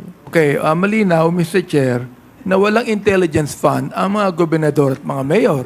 Pero merong confidential fund. Yung pa ba? Tama ba ako? Tama po, Mr. Chair. Okay. Yung mga vice mayor at vice governor, meron ba intelligence fund o confidential fund? Meron ba silang confidential fund ang vice mayor at vice governor? Actually, sir, it's per agency po. So, if, for example, ma-designate na SDO ang vice, pwede po siyang mabigyan. Ano yun? If per he is agency designated po. If as he is mayor. Correct. As SDO po. As SDO. Depend, if the vice mayor is designated as mayor, magkakaroon siya, correct? As mayor po. As SDO po. Ano SDO? As Special Disbursing Officer. Special Dispersing Special Officer. Yes. Kung hindi, wala siyang confidential fund. Yes, Madam. O therefore, regularly, walang confidential fund ang Vice Mayor at ang Vice Governor. Yes. Ayan. Katulad din po yan ng Pangulo. Ang Pangulo dapat magkaroon ng confidential fund. Tama ho ba ako? Kung based sa GAA po, tama Opo. po. Pero ang Vice President, hindi kinakailangan magkaroon ng confidential fund. Am I right? Not in... Am I right? Not necessarily correct. Following my question on the line of questioning that I have with the Vice Governor and the Vice Mayor. Sa NGAs po kasi, sir, what is expressly provided Oo. in the GAA? In the GAA po. Then normally, katulad ng I'm just following the question that I asked, di ba? Sabi mo kanina, yung Vice Governor at yung Vice Mayor, normally wala yung confidential fund. Correct? Oh. Yes, Madam. Mr. Unless Chair. otherwise, they've been designated as what? As SDO, Mr. Chair. SDO. Okay. Ganon din naman ang Pangulo at ang Vice President. Correct? Oh, kung yung Vice President designated din na ganyan, meron siyang confidential fund. Am I right? Mr. Chair, what we only know is whoever is given confidential funds in the GAA can use siguro ang confidential DBM funds. pwede makasagot niyan. USEC, pwede mo ba sagutin to? Yeah, Mr. Chair. Yusek Toledo, you're Yeah, recognized. yeah. Thank you, Mr. Chair. So there is a provision in the GAA kung sino yung nabigyan po natin ng confidential fund, which is basically na-identify doon sa bawat GA po natin. For example, for 2023, nabigyan po natin ng ang mga ahensya ng gobyerno ng confidential fund from OP, tapos doon sa Office of the Vice President, at mayroon din sa DA, mayroon din sa DepEd, may DNAHO. So all the way po, may listahan po tayo ng confidential funds na binibigyan natin sa bawat ahensya. Yung po bang binigay nating confidential funds sa Vice President, is that normal? Is that a normal procedure? Is that a normal procedure or not? O ito lang ang kahilingan? Kahilingan lang po ito. There was releases po natin in the previous administration, even Mr. Chair. So I think part of that, at may request po sila, so we provided them. Kahilingan, request, di ba? Mr. But it Chair. is normal procedure. Si Vice President Lenny po ba, mayroon siyang confidential fund? Vice President Lenny Robredo? Nagkaroon ba siya ng confidential fund? O hindi siya humiling? I will check, Mr. Chair, of the data we have. All right. For what? Yung ibang naging Vice President, for example, like Vice President Kabayan, Noli de Castro, meron po pang confidential fund? As Mr. Chair, as far as for the Vice President Leonard Bredo, wala pong confidential funds Ayan, po wala. na binigay natin. Vice President de Castro, wala din, di ba? I think wala rin po. Vice President Doy Laurel, wala rin. If I, that's too long. Wala. Sorry. Sir. Oh, yeah? Hindi pa, bata pa kayo noon. Wala pa. Yes, Mr. Chair. Sorry for that.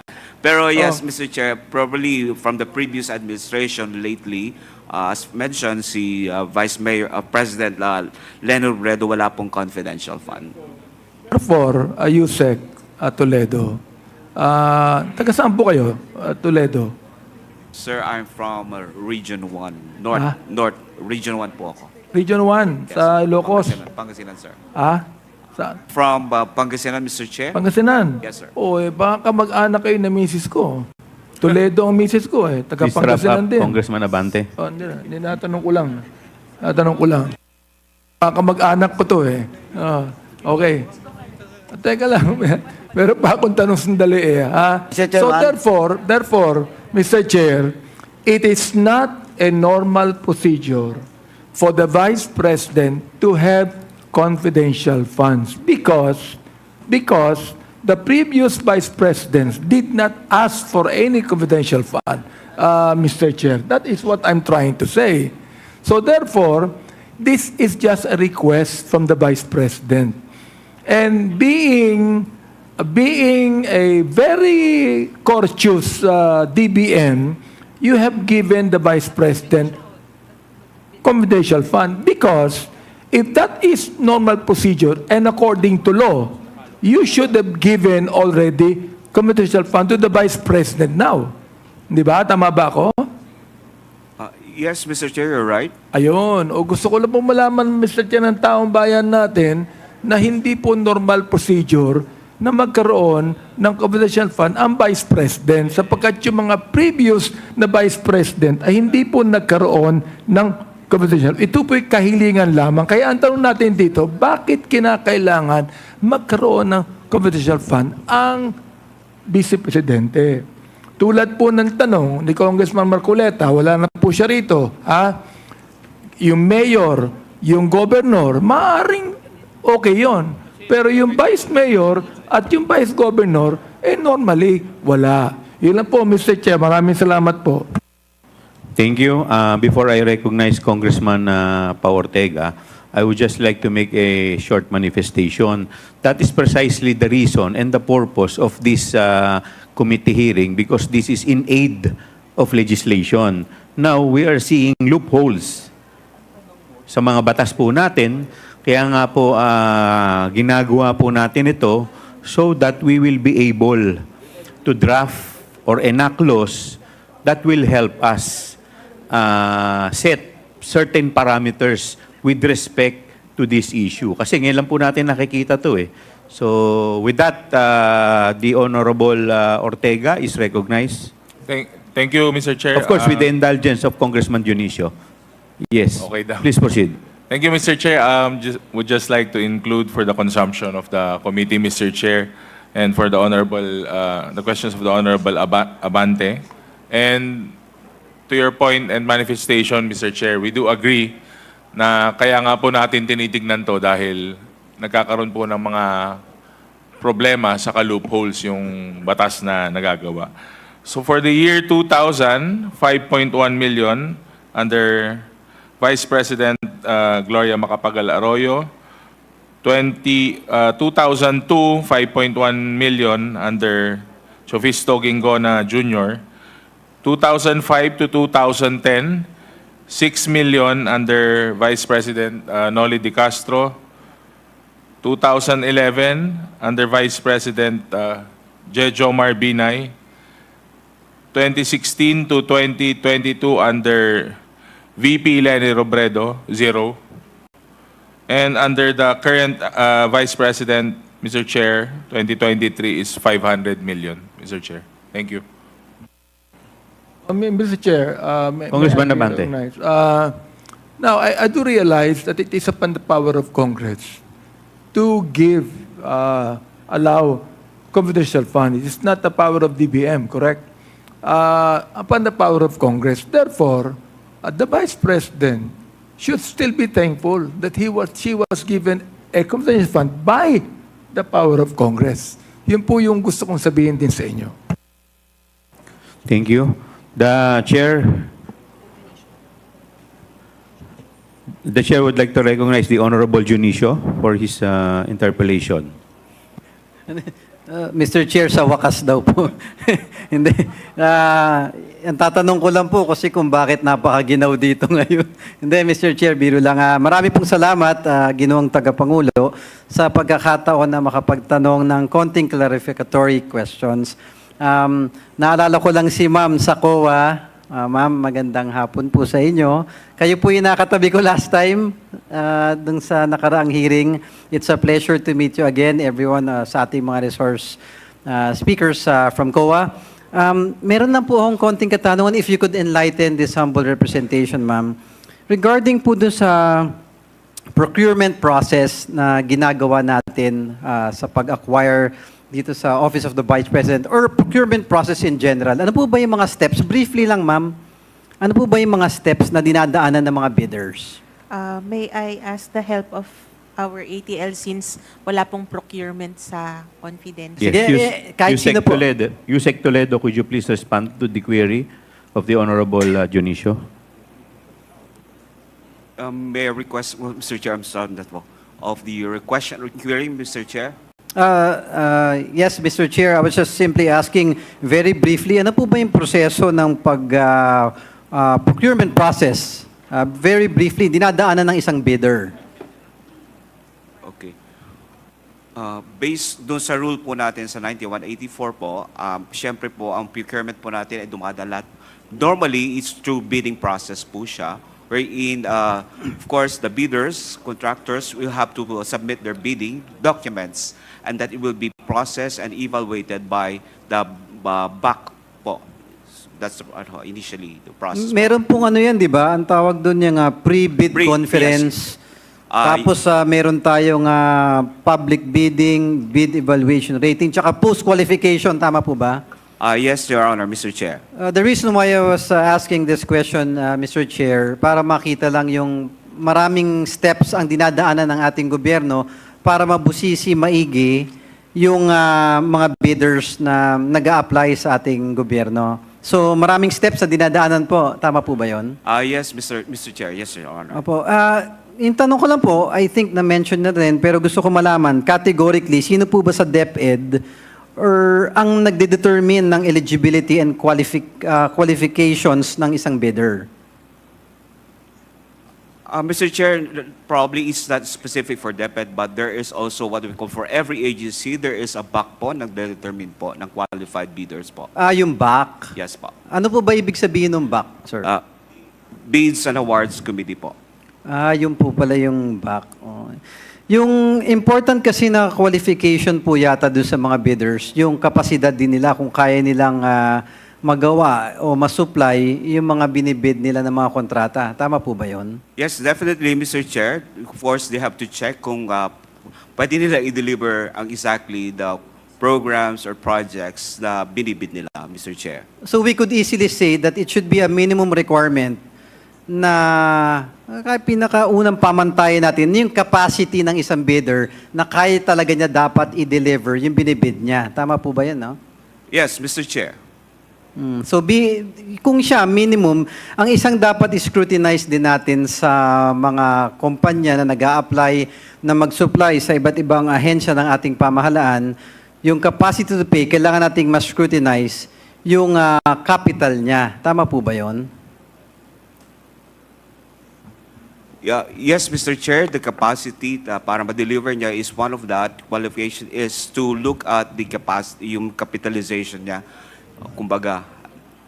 Tama kasi, am I correct in saying na ang capitalization ng isang kumpanya, hindi lamang doon kukunin yung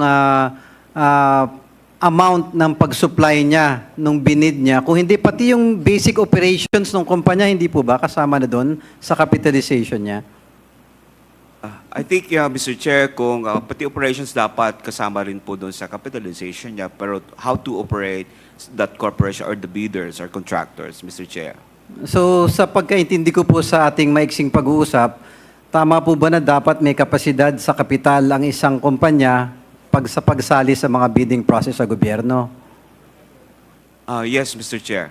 Having said that, Your Honor, there are some informations na na-receive ng inyong lingkod. I was really able to gather some information relative to the actual procurement recently entered by the DepEd. Pakisabi na lang po at pakiconfirm, should you know, if not, please verify these pieces of information na masubmit sa committee. Unang-una yung Advanced Solutions Inc. Isa po ba tong kumpanya na nag-apply ng bidding sa DepEd?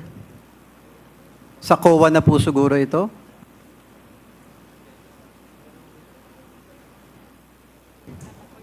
Mr. Chair? Before you sorry. proceed, we have yet to open the motion, the motu proprio. So we have to limit our question to the office of the Vice President. But of course, later, after we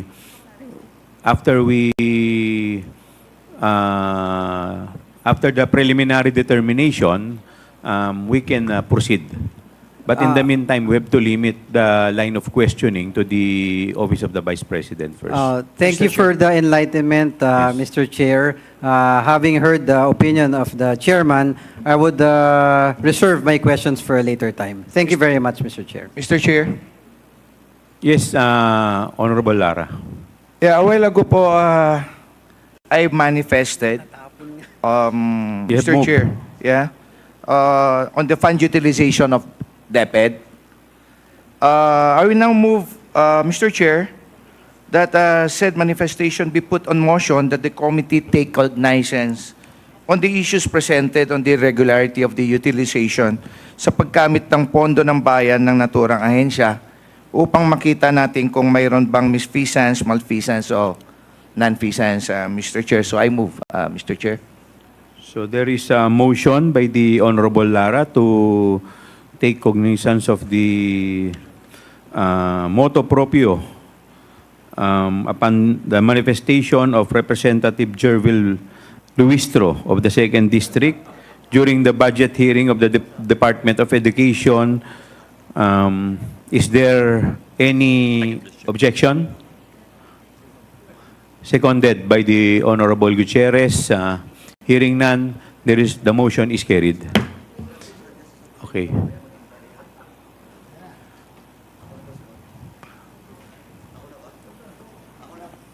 One minute suspension is declared by the chair.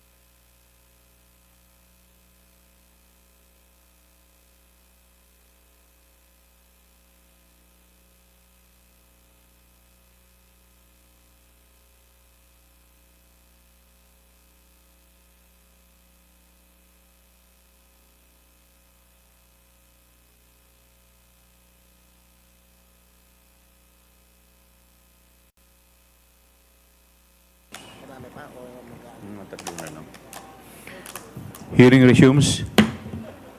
The chair would like to recognize the Honorable Carax. Thank you, Mr. Chairman. Mr. Chairman, first and foremost, I would like to manifest that if I cannot consume my 5 minutes in my manifestation and interpellation, my name will be listed in the second round, Mr. Chairman. Noted po. Thank you, Mr. Chairman. First and foremost, Mr. Chairman, I would like to state on record my manifestation with regards to question of jurisdiction of this committee on the inquiry in aid of legislation with regards to the budget of the confidential fund of the Office of the Vice President. Number one, Mr. Chairman, this inquiry in aid of legislation in this committee is being conducted pursuant to a plenary action. This is a plenary action, and nobody can question about it because even the most highest official in the House of Representatives cannot question the plenary decision during plenary session. And it was approved during a plenary session which emanated from the privileged speech of the Honorable Rolando Valeriano on September 3, 2024. And it was referred to this committee even on that date. Now, Mr. Chairman, question of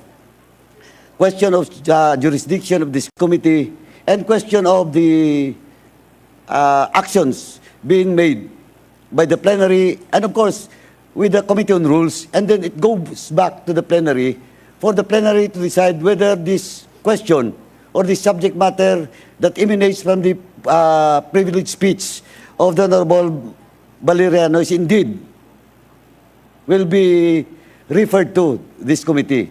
Now, again, Mr. Chairman, I would like to reiterate that, well, in fact, early this morning, we have already established, by the votes of, unanimous vote of all the members, it was established, and this committee was given the jurisdiction with regards to the confidential fund issue from the Office of the Vice President. Second, Mr. Chairman, question of the issue, the question about the issue about jurisprudence, which was cited earlier by the former president and the good representative from Pampanga, Mr. Chairman. Question of the Standard Chartered Bank, and it was quoted by Madam GMA, and with due respect to the former president and Madam GMA, the Standard Chartered Bank jurisprudence, Mr. Chairman, is referred to question of sub judice. And in fact, in this particular case, in this particular investigation, no such case was filed against anybody from the Office of the Vice President in a regular court, Mr. Chairman. And again, Mr. Chairman, quoting about, it was also mentioned about the Arnold versus Nazareno case, and that case, Mr. Chairman, which was a Supreme Court decision dated on the year 1950, unless otherwise, Mr. Chairman, there's a new jurisprudence by the Supreme Court. But until now, it's being used, and that particular jurisprudence is being used, and the decision Supreme Court is favorable to Congress, and in particular to the Senate, questioning the contempt. The issue about the Arnold versus Nazareno is all about the powers of Congress for an inquiry in aid of a legislation, Mr. Chairman. That's why we just speak again to the Honorable Madam President. I think the jurisprudence is cited, in particular with this representation, I think it cannot be invoked in the case of the Office of the Vice President. Now, Mr. Chairman, and lastly, Mr. Chairman, well, in fact, when the Vice President opted not to take her oath in this honorable committee, and it was ruled by the chairman favorable to the position of the Vice President, Mr. Chairman, this committee will in fact gives leniency and due courtesy to her because we allow the Vice President to deliver her opening remarks. And in fact, that is on record, Mr. Chairman, and supposedly, if this committee is not lenient and never give her the due courtesy to her office, we never allow her to deliver his sponsorship miracle. Because, well, in fact, we cannot even ask question to her, Mr. Chairman. Now, Mr. Chairman, let me proceed with regards to the COA, particularly to the COA. Please continue. Now, Mr. Chairman, let me address this to the COA. I have with me Joint Memorandum Circular 2015-01. And this is all about, I am correct that this is all about confidential funds. Tama po ba? Attorney Kamara. Tama po, Mr. Chair. Okay, GMC 2015-01. And I have also with me your memorandum circular in which this representation questioned that should be revised since last year. Memorandum Circular 97-002. Do you confirm? It is all about special cash advances. Tama po ba? MC 97-002. Meron po, Mr. Chair. Are you familiar with that? Me personally, Mr. Chair, hindi po. Oh, this is a Memorandum Circular 97 and this Joint Memorandum Circular 2015. And if you are not familiar with this, how can I ask question and how can you answer my questions with regards to your mandate and your responsibility with regards to this Memorandum Circular 97-002? Mr. Chair, as far as the confidential funds audit is concerned, we base our audit mainly on the joint circular. Oh, of course. That's why, may I ask you, that's why I'm asking you about the MC 97-002. Because the first question to be raised to you, if you are familiar with MC 97-002, is thus Joint Memorandum Circular 2015-01 conforms o concur with your MC 97-002. Kasi ito po, lahat po dito is all about special cash advances.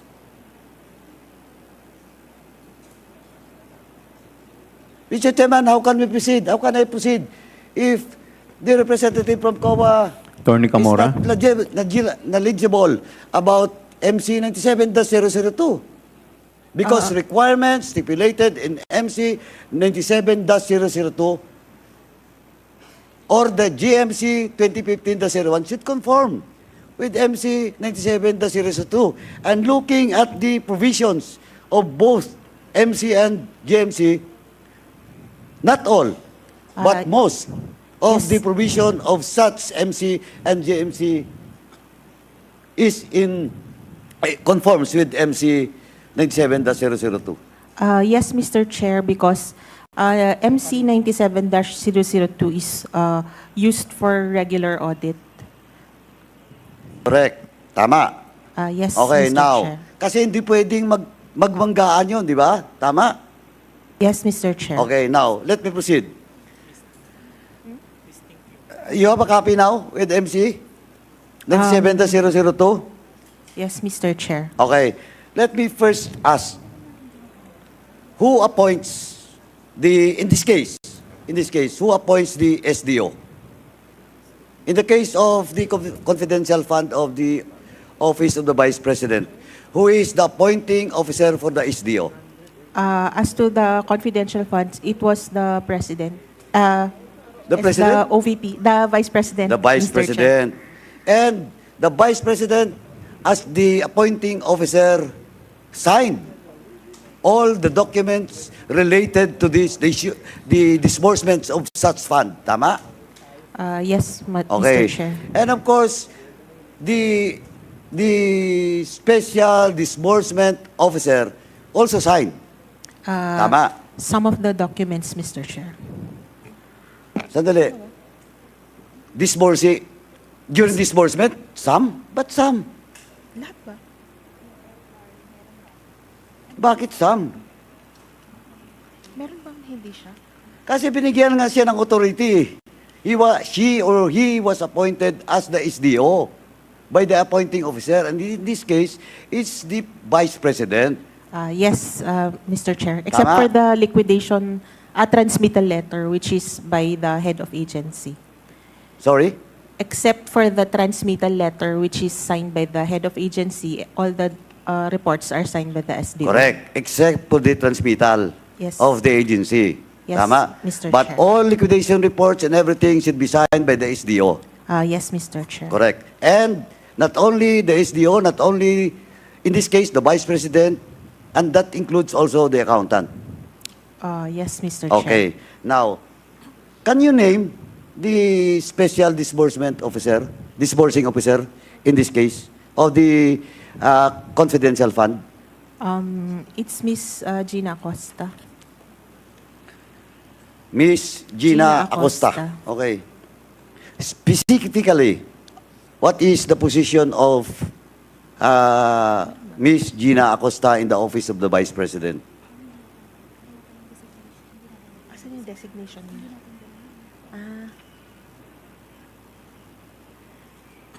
Mr. Chair, our documents here only identify her as the SDO. So your document is only identify her as the SDO. SDO. Okay, now, Mr. Chairman, with this, Mr. Chairman, I move that we invite Ms. Gina Acosta in the next hearing, and at the same time, the Office of the Vice President should submit to this committee the official designation of Ms. Gina Acosta. There's a motion to invite Gina Acosta from the Office of the Vice President. Is there any second to the Mr. motion? Chair.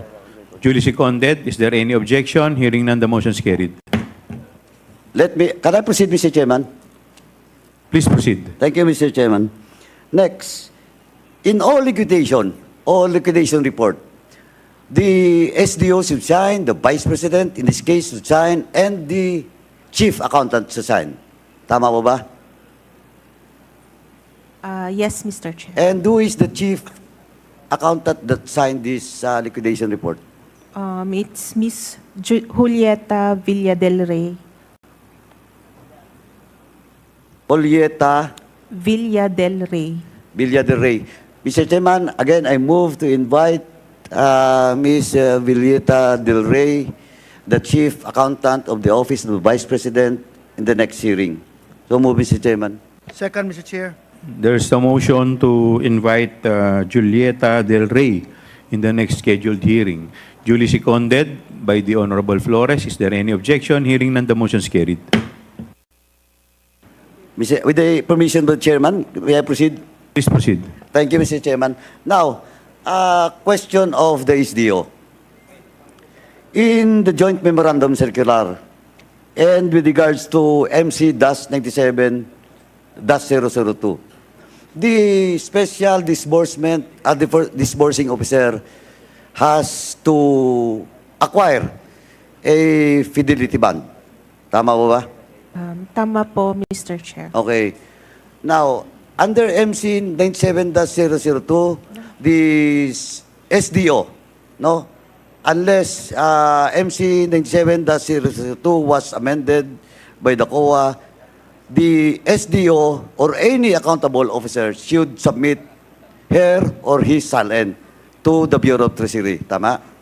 Tama po, Mr. Okay. Chair. Now, do you have a specific document with regards to, in your possession, from the Bureau of Treasury with regards to the fidelity bond that was submitted by Ms.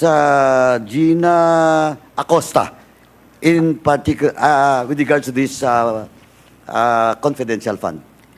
We have that document, Mr. Chair, but it is not with us right now.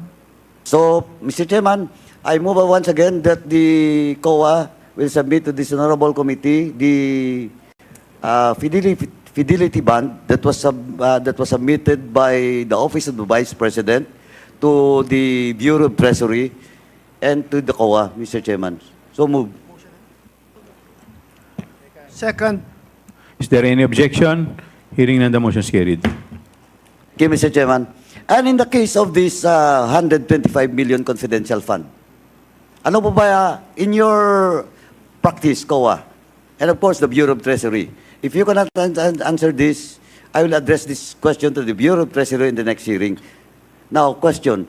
What is the ceiling of an SDO in this matter? This is a 125 million transaction or budget. Mr. Chair, the BTR has a table which is dependent on the amount of the accountability.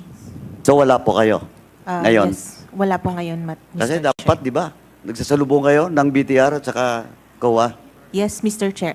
We do use their table for our reference. So you're using the table of the BTR with regards to accountability of the special disbursing officer or accountable officers. Yes, Mr. Chair, because it is one of the requirements under the joint Correct. circular. Mr. Chairman, again, I move that we invite the representative from the BTR, Bureau of Treasury, and the person that has knowledge with regards to this 125 million confidential fund, and bring or submit to this honorable committee the documents with regards to the accountability on this particular issue, Mr. Chairman, that 125 million confidential fund.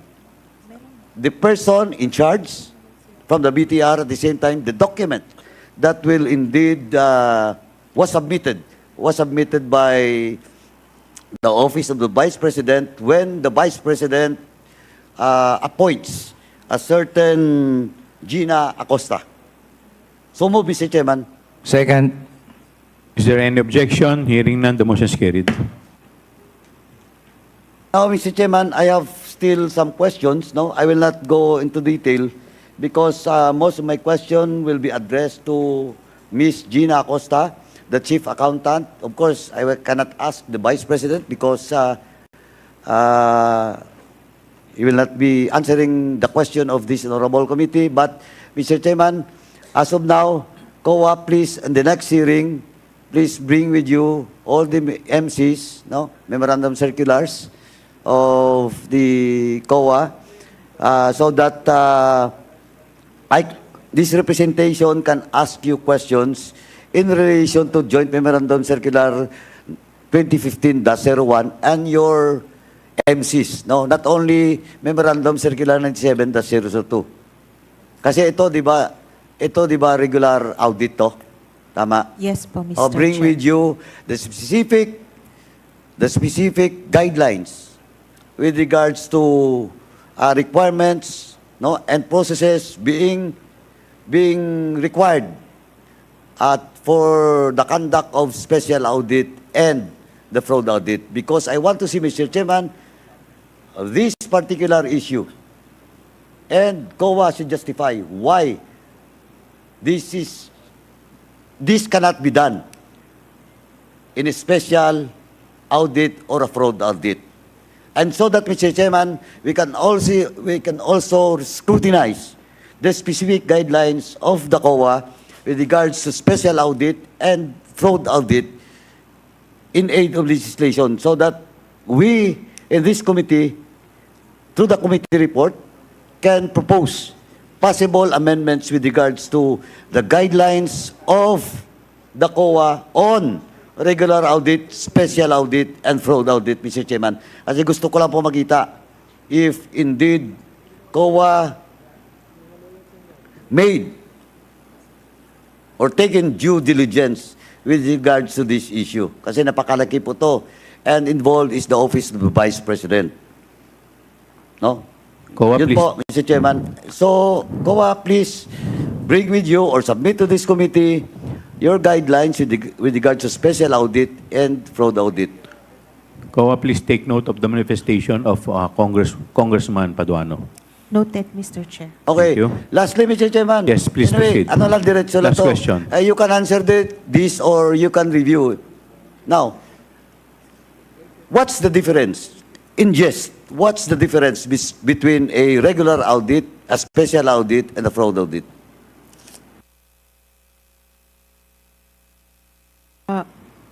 The regular audit is the regular financial audit, which we review all the transactions of the agency. A special audit or a fraud audit are requested for ano?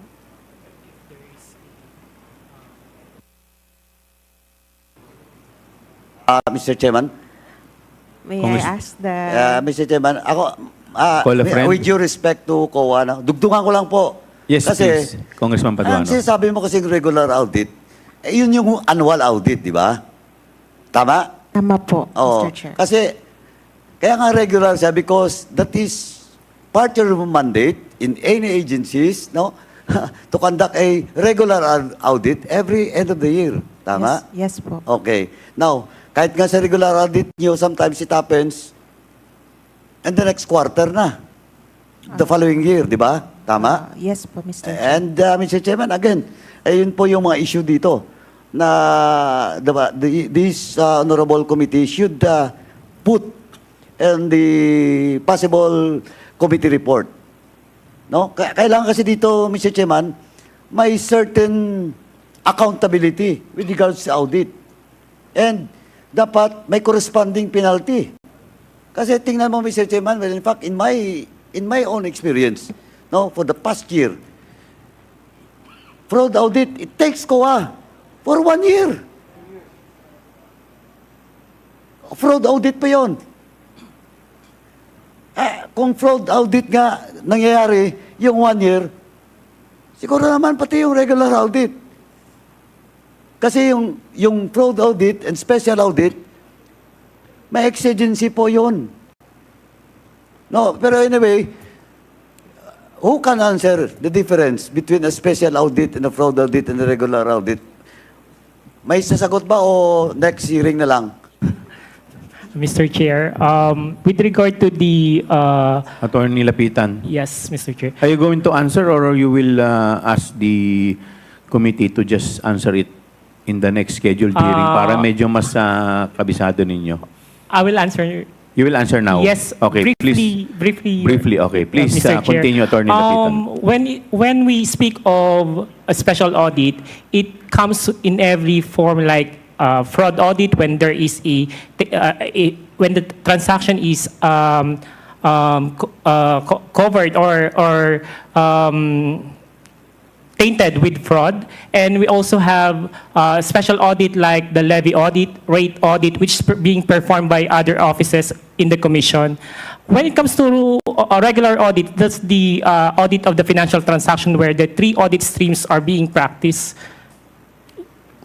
Mr. Chair. Ito kasi Congressman sunod Paduano. ng tanong, timeline. With regard to the timeline, Mr. Chair, like the fraud audit, the COA issued several guidelines or internal policies. We have memorandum, COA Memorandum 2020-014, if I'm not mistaken. That governs the rules on fraud audit, and also there are issuances by other office in the commission in the performance of rate audit, levy audit, and other special audit, Mr. Chair. Mr. Chairman, Maybe, Mr. Chair, next hearing we will provide the full details. Okay. Mr. Thank Chairman, you. Last question. Sige. Anyway, Mr. Chairman, pagbibigyan ko po yung COA kasi kaya nga po, kasi yung issue kasi dito is all about the difference between a regular audit. Kasi pag regular, nandun na yun, 6 months, then another 2 months from the, di ba, for the commission to decide, di ba? Now, question of fraud audit, kaya nga fraud audit yun, kaya nga special audit yun kasi there's an exigency. Kasi magkaiba yun, di ba? Tama? Now, as of now, you cannot answer about the timeline. Kasi hinabol po natin dito is all about the timeline. Kasi all the more, justice delayed, justice denied. Pag tinawag kita, i-review nyo na lang. Pagandaan nyo next hearing. Etong case, OBP case, 125 million confidential fund. Does it merit a special or a fraud audit? Actually, Attorney sir, Kamara. it is, Mr. Chair, actually it is a compliance audit, so they have to comply with the joint circular. Hindi nga, regular audit siya. Pero, Compliance audit. hypothetical lang. Oh, until now nga, yung appeal hindi pa sinagot, but of course, they're given 180 days. Yes. Now, hypothetical lang. Is this particular case, pwede ba pumasok doon sa special audit? To conduct a special audit? If there is a request, Oh, if there is a what? request for Who will request? Kaya, who will request? anyone, Sorry? any person, agency, or Any person, any agency? Madam, you check na lang po yung guidelines nyo with regards to fraud and special audit. Kasi baka mamaya, magka-problema po kayo. sige. Please na po. Thank you, Mr. Mr. Chairman, Chair. next hearing na lang po. I will just end my interpellation to COA and I hope that next hearing, COA will prepare with regards to it and the BTR, Mr. Chairman. Because in this particular case, it is crucial role ng BTR at saka ng COA, Mr. Chairman. Thank you, Mr. Chairman, for this opportunity. Thank you. Mr. Chair. Thank you, Congressman Paduano. Mr. Chairman. The Chair would like to recognize the Honorable Akop. But before you proceed, Congressman, the Chair would like to recognize the presence of Honorable Johnny Pimentel, sir. Yes, Congressman Akop, please proceed. Thank you, Mr. Chair. I would just like to follow up the issue raised by the Honorable Paduano. You cannot answer kung ano po ang timeline para sa regular audit at saka fraud audit. Tama po. Hindi po nyo nasasagot. May I clarify po? Since Mr. Chair? Fahad Tomawis, you are Yes, recognized. Since I'm the audit team leader of the OBP for conducting the regular audit, meron po tayong timeline for the regular audit. Kasi usually, meron kaming timeline to transmit the report annually to the Congress, to the OP, and to the oversight bodies, as well as to the management or to the OBP. So meron pong timeline na nasa GAA po, nasa General Appropriation Ano Act po yung timeline na yun? for the regular audit. Yes. Ano But- po? Ilan buwan? Ilan taon?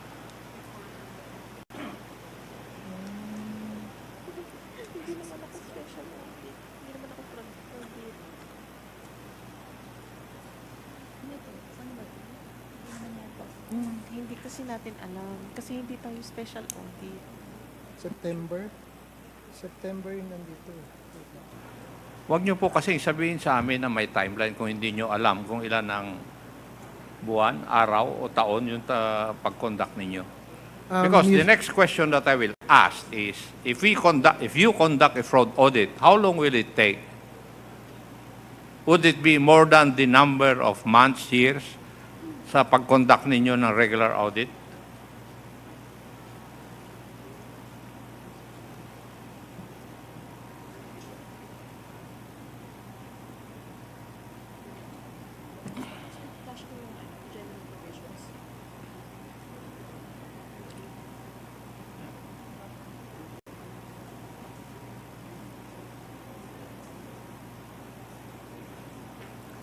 Kasi mga taga-COA, yun po yung problema ni Chairman Caraps, who is the chairman of the Committee on Public Accounts.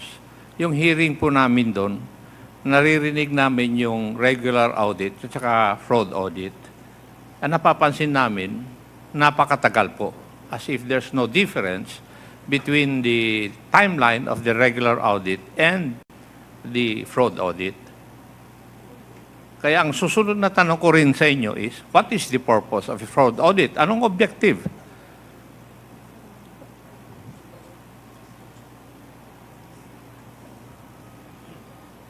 Kaya siguro sa next hearing, para hindi naman ma-delay yung proceedings na ito, banggit na rin sa susunod na hearing. Ano po? Noted po, Mr. Chair. Yes, kasi yun po ang problema namin sa mga hearings namin dito. Thank you, Mr. Chair. Please continue. Yes, kayo na po. Please proceed. Thank you, Mr. Chair. I have more or less 30 questions and 2 manifestations. I hope the honorable congressman next to me would not gripe and get mad at me. Mr. Chair, May I proceed? Yes, but you have to squeeze your 30 questions into manifestation into 5 minutes. Please proceed. Mr. Chair, that is the case, I'm giving him all the time in the world. Okay. Sige po. Please proceed, Congressman Akop. Thank you, Vice Chair Abante. May I ask COA, ang una po ninyong ini-issue sa isang agency na nagkakaroon po ng problema tungkol sa kanilang use of public funds would be your AOM or Audit Observation Memorandum. Tama po ba? Tama po, Mr. Chair. And the next would be a notice of suspension. Ah, Tama rin po ba? sa regular audit, pwedeng notice of suspension or pwedeng notice of charge. Audit of? Notice of suspension or notice of charge. Notice of charge? Charge po. Yes, okay. And after that, there will be a notice of disallowance. Tama po, Mr. Chair. Tama. Now, would there be a timeline pursuant to your circulars na meron po yung interval ng pagbigay ng AOM, after which your notice of suspension or notice of charge, and then notice of disallowance? Mr. Chair, sa regular audit and even sa confidential funds audit, 15 days after issuance of AOM, the agency must give their reply. Yes, but they can ask for a motion, they can file a motion for reconsideration to extend the period. Nangyayari po yata yun. Yes, Mr. Chair. Yes, yun nga po may gusto lang akong i-point out. So, it's very possible na nagfa-file sila ng motion for extension of time to file their answer. Yes, Mr. Chair. Tama? Yes, Mr. Chair. Now, that is also true after the issuance of a notice of suspension. Yes, Mr. Chair. Nagfa-file pwede rin sila mag-file ng extension of time before you give the notice of disallowance? Mr. Chair, may I clarify those? Please, Mr. Tomawis. For the regular audit, first thing po na ginagawa namin pag may nakita kaming mga deficiencies, mag-issue kami ng AOM, and the management is given 15 days to reply for comments para ma-justify nila kung may mga justification sila. And then just in case po na dun sa deficiencies noted po namin is may mga non-submission of documents or may mga lacking documents, we can issue notice of suspension. I know that. But ang tanong ko po is, they can file a motion to extend the time for them to submit. Nangyayari po yun, di po ba? I think I have no authority or position na magsabi doon because the notice pag po inappeal na or for example may extension, but then on my perspective po as auditor ng OBP, we are required po dun sa we are required na dapat ma-comply po ng management. Pag nag-issue kami ng notice, dapat ma-comply nila within the 90 days period. Assuming that So, they hindi- will not be able to comply, what is your next move? That's the time po na pwede na kami mag-issue ng notice of disallowance kasi nag-mature na po yung notice So, of suspension. 15 days, sige. To follow you. After which, the notice of suspension, di pa rin siya. Ano ang susunod? Notice of disallowance. How long would that take? For the notice of disallowance po, for example, dun sa notice of suspension, pag na-issue na po yun, the management or the agency is given 90 days to comply with the requirements. Then if ever po na hindi nila ma-comply with that period, magmamature na po siya into notice of disallowance. Then, So, For 3.5 months. 90 days, that's 3 months plus 15 days, 3.5 months. For the notice of suspension po, may requirement po na 90 days. Kaya nga, plus yung 15 days na kwan nyo ng kwan, from AOM, Yes, so from that's AOM. 3.5 months. Now, doon po sa question ng 125 million na confidential fund, in-issue nyo po yung liquidated report po nyo January 10, 2023. Di po ba? Would that be correct? And you issued the notice of suspension only in December 13, 2023.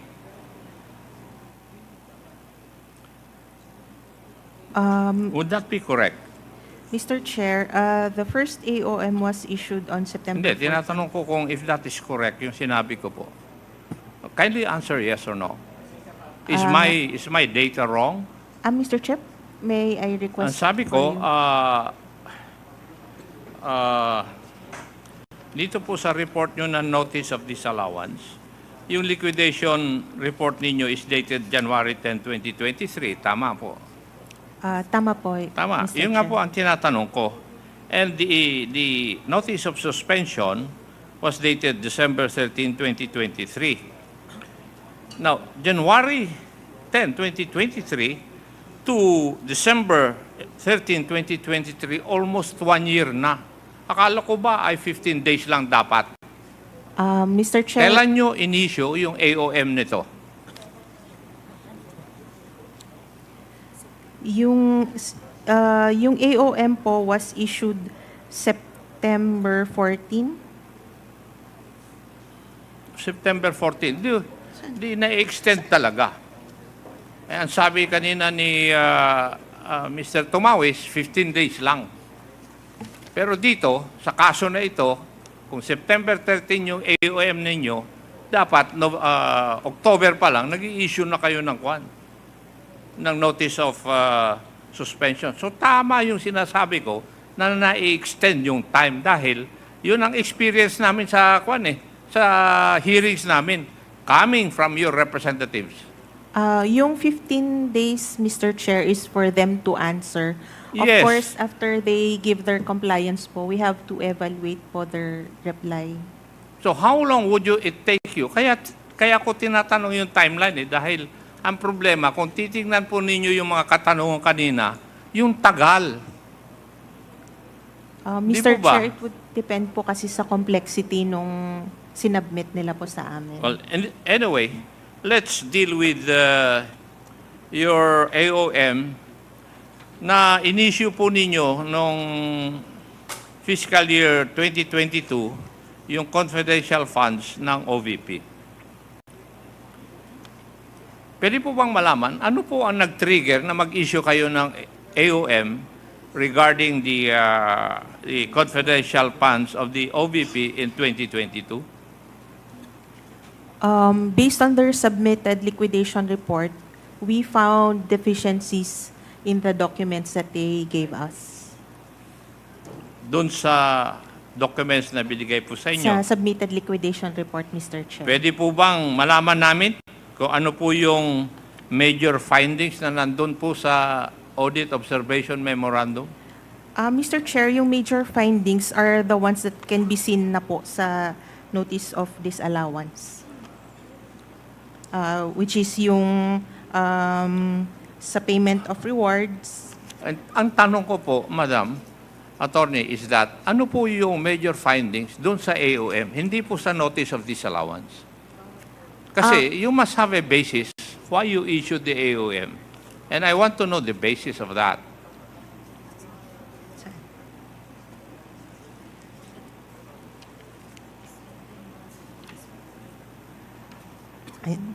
Mr. Chair, dun sa AOM, first they did not submit documentary evidence of payment to support their accomplishment report. And then, per analysis of the submitted accomplishment report, it was revealed that some of the fund was used for medical and food aid and travel relative to confidential operations, although it was not yet clear if, at that point, if it was used for confidential operations. And then we have the payment of rewards, which were not supported with documents evidencing the success of the information gathering.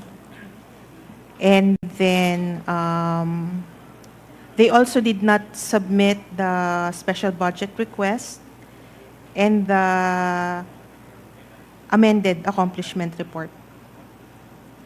And then The DV was not properly accomplished by the DV was not Okay. particularly Now, accomplished. these observations of yours were repeated sa notice of disallowance. Sinagot mo na yung kanina eh. Di ba? Yes, Mr. Yes. Chair. Now, ang susunod na katanungan ko po is, did the Office of the Vice President issue any response in relation to your AOM?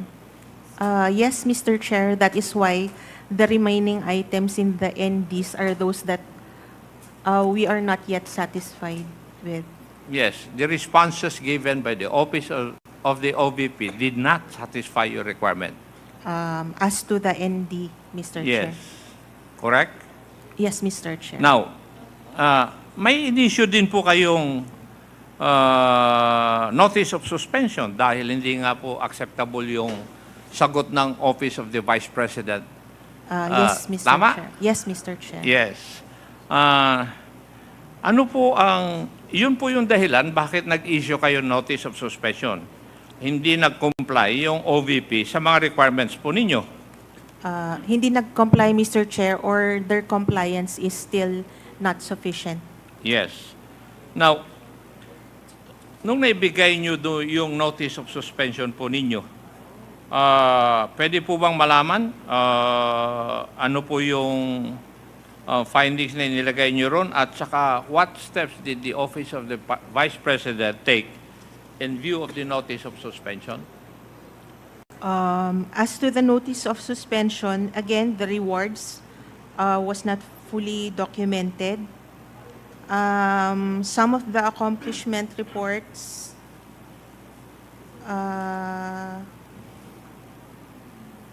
should not be included as confidential expenses, Yes. such as the tables, chairs.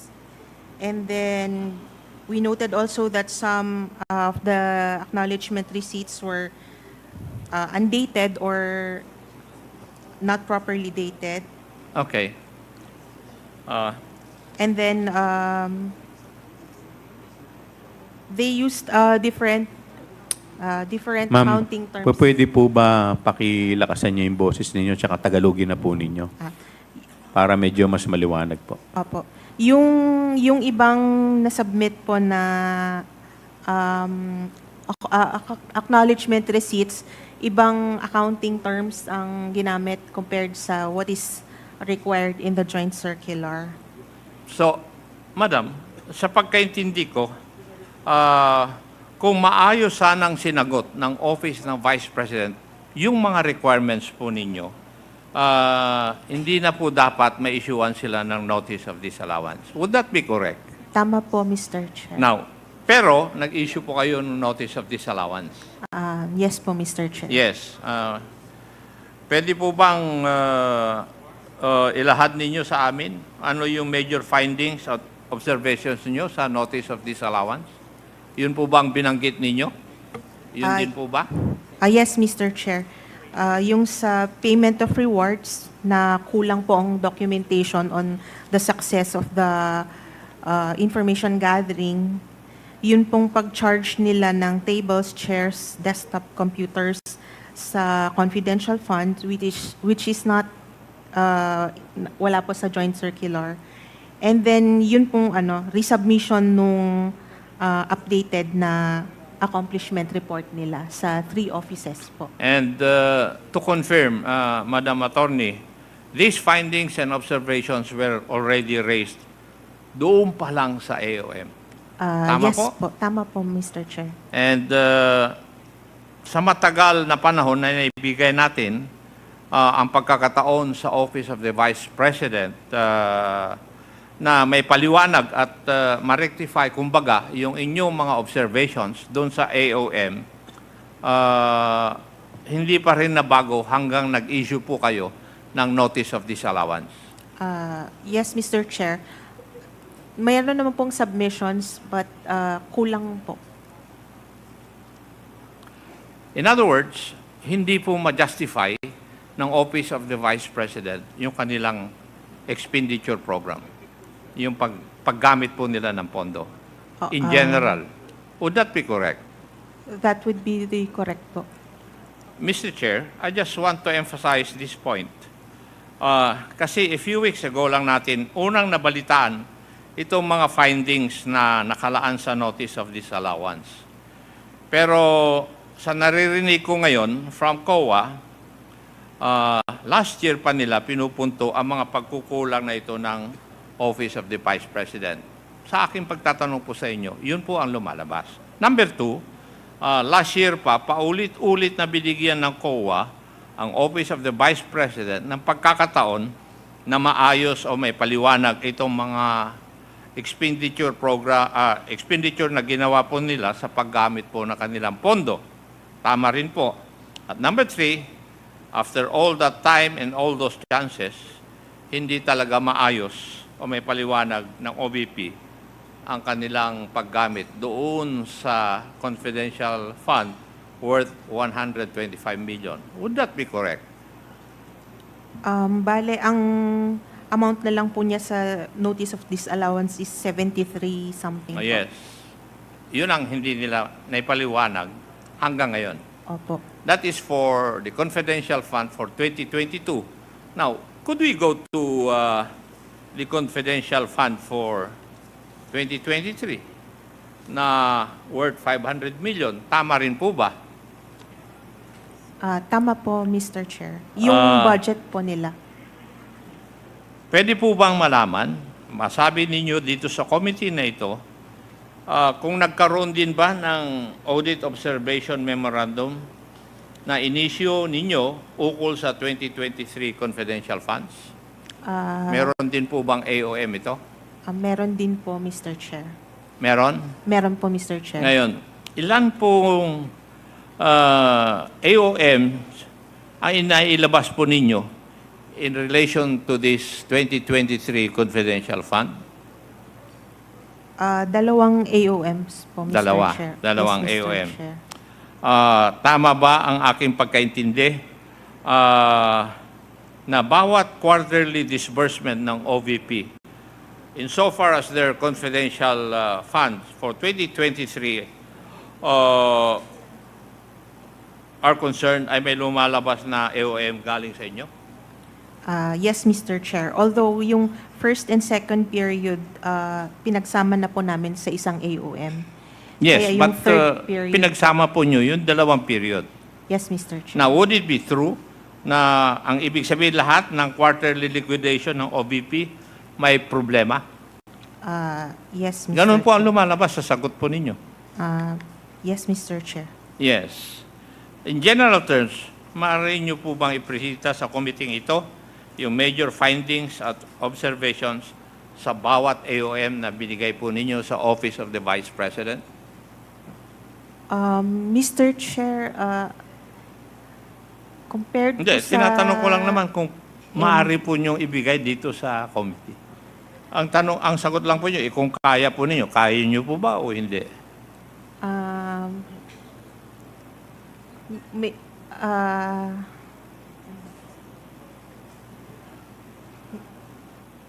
Before you answer, Attorney Kamara, the chair would like to manifest that the time of Congressman Acop is already up, but considering that Congressman Benny Abante already yielded to Congressman Acop, ibibigay po natin yung patutuloy po natin kay Congressman Acop yung time po ni Congressman Benny Abante.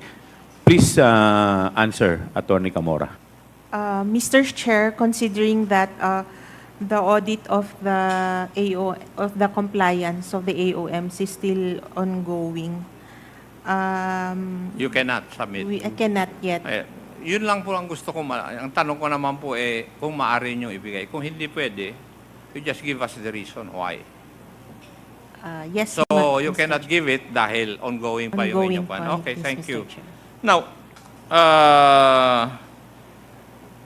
yung bang mga issues na nakikita nyo ngayon sa 2023, kagaya rin bang ng mga issues noong 2022 vis-a-vis their confidential funds?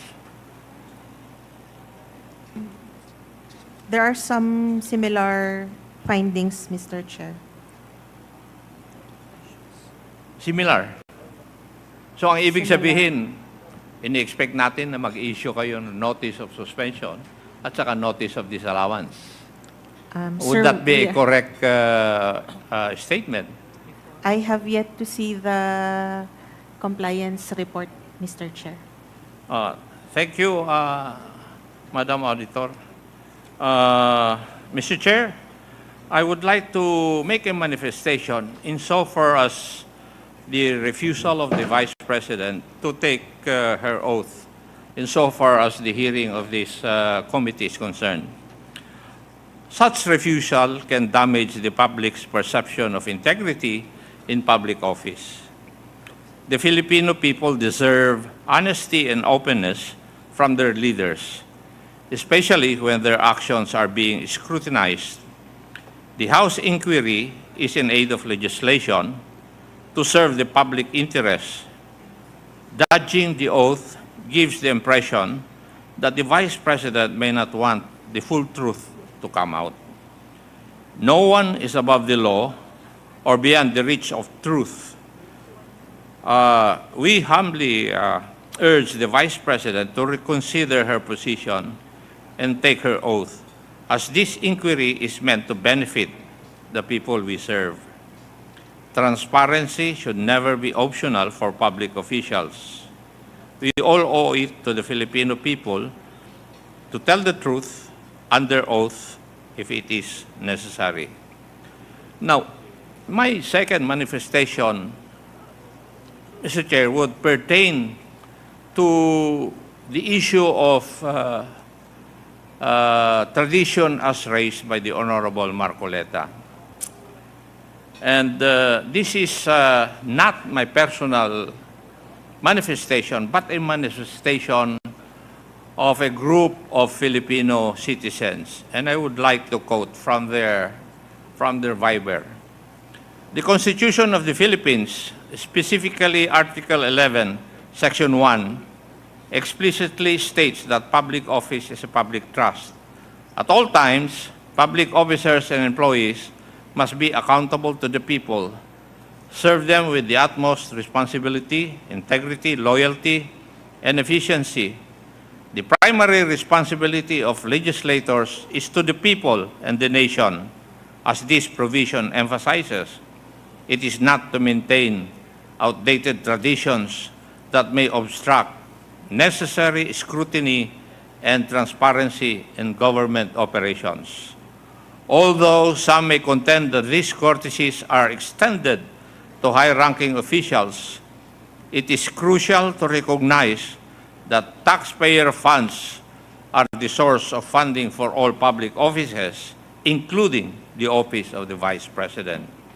Consequently, it is imperative that each centavo allotted to it undergoes the same rigorous assessment as any other department or office. Legislators are failing to fulfill their obligation to ensure that public funds are allocated responsibly and prudently by prematurely concluding budget discussions. The power of the purse is vested in Congress by Article 6, Section 24 of the Constitution. This authority requires the scrutiny of the national budget to ensure that it is in accordance with the requirements of the populace and that government programs and projects are appropriately funded and managed. Budget deliberations are not merely formalities. They are critical processes that enable legislators to evaluate and challenge the allocation of public funds. The constitutional mandate is directly violated by the use of tradition as an excuse to conclude these discussions. This is particularly true when the OVP's budget incorporates confidential funds, which necessitate even more rigorous scrutiny due to their nature. The people deserve transparency. It is time, I think, to discontinue a harmful practice. Not the deliberations themselves, but this long-honored tradition of circumventing critical budget evaluations should be terminated. Upholding such a practice particularly when it directly affects the management of public funds, is a violation of the public interest mandate of legislators. We are at risk of fostering corruption and mismanagement by allowing tradition to supplant accountability. We have the right to demand that our representatives in Congress carry out their obligation to scrutinize the budget without exception as Filipinos. The OVP, or Office of the Vice President, like any other office that receives public funding, is subject to the same accountability standards. In order to guarantee that confidential funds are utilized for legitimate purposes that advance the public interest, they necessitate meticulous supervision. The purse is a critical mechanism for preventing government overreach and the misappropriation of funds. Congress can guarantee that our government remains accountable to the people it serves by fulfilling this constitutional obligation. The public and our legislators are responsible for rejecting this detrimental tradition in favor of transparency and good governance. The integrity of our democratic processes and the restoration of trust in our institutions can only be achieved by doing so.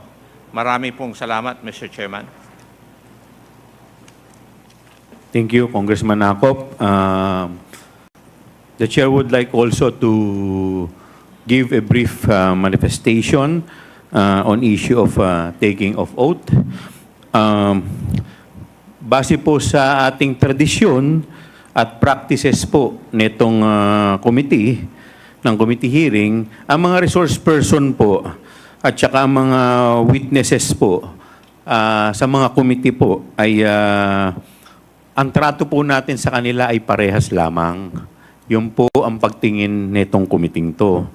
Kaya po lahat po ang mga witnesses at lahat po ng mga resource person po ay nire-require po natin sila na mag-take ng oath para po malaman po natin kung sila po ay nagsasabi ng totoo at pawang katotohanan lamang. Ito po ay nakalagay po sa ating rules of procedure at governing po ng inquiries in aid of legislation. At para malaman po natin ang mga testimonya at impormasyon na kanila pong binibigay po sa atin ay totoo at maaasahan po ng committee at ng August body. Kanina po, pinayagan po natin ang ating kagalang-galang na Vice President na hindi po mag-take ng oath at hindi po natin siya pinilit. Dahil sa halip ay hinayaan din po natin siya at pinayagan din po natin siya na mag-manifest o magbigay po ng maiksing pananalita.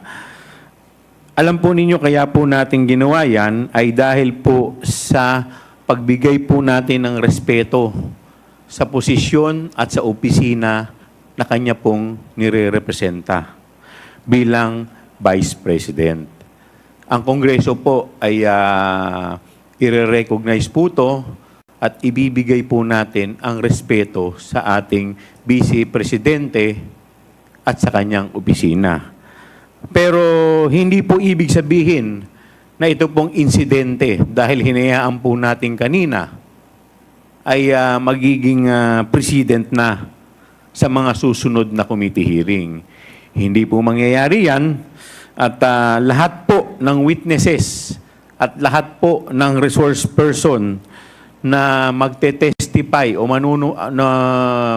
hihingian po natin ng paliwanag dito sa ating committee hearing ay i-require po natin na mag-oath. At yun po ay nakalagay dito po sa ating rules. In fact, pagka ito po ay isang ground para ang isang witness po ay ma-cite po for contempt.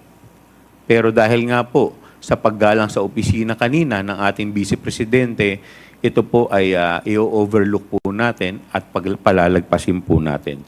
So, yan po ang opinion ng inyong chairman. Kaya po, with that, Ang susunod po na mag-interpolate po ay si Congressman Jojo Lara ng 3rd District ng Cagayan. Congressman Lara, kayo po ay nare-recognize. Thank you. Maraming salamat, Mr. Chair.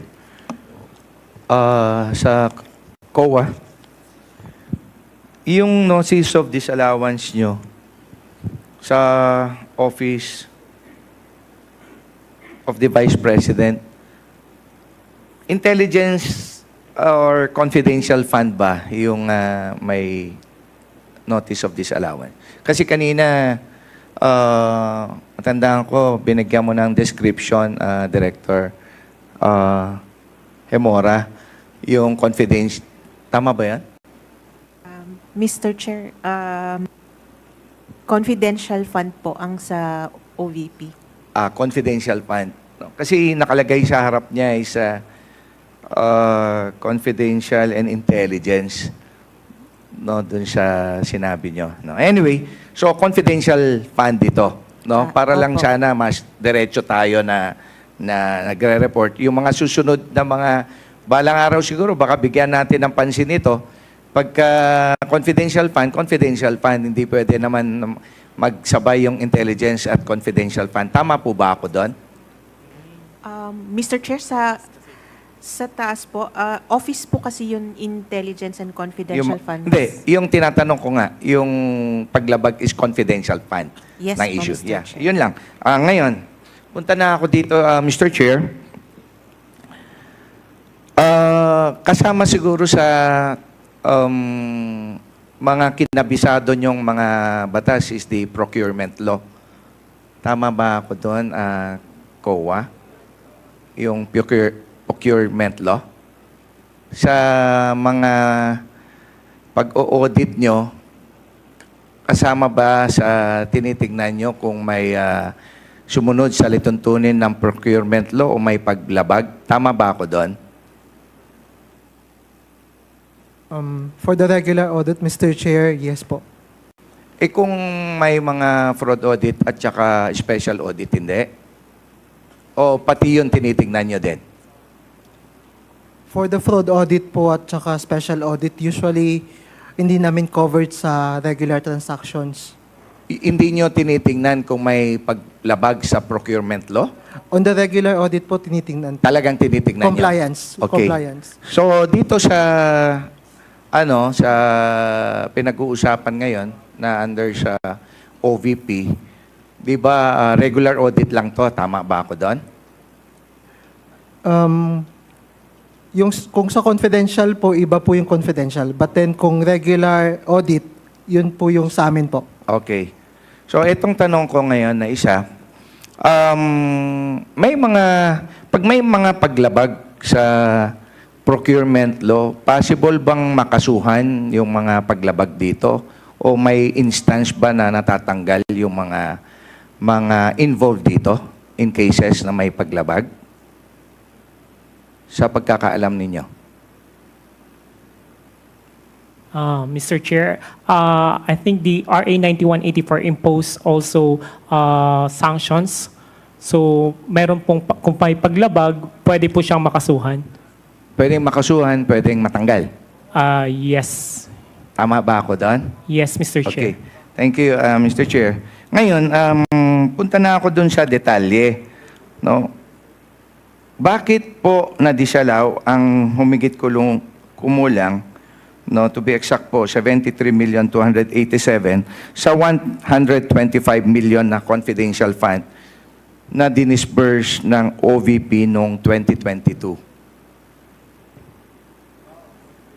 Bakit po na-disallow? As discussed po kanina, meron po silang mga hindi na-submit na documentary requirements. At saka meron din po yung expenses nila na hindi po pasok sa expenses allowed by the joint circular. So yung 73 o na lang for brevity, 74 million po na na-disallow, may tendency ba na pagka nag-submit ng mga dokumento, pwedeng hindi nakasama sa disallowance? Possible ba yun?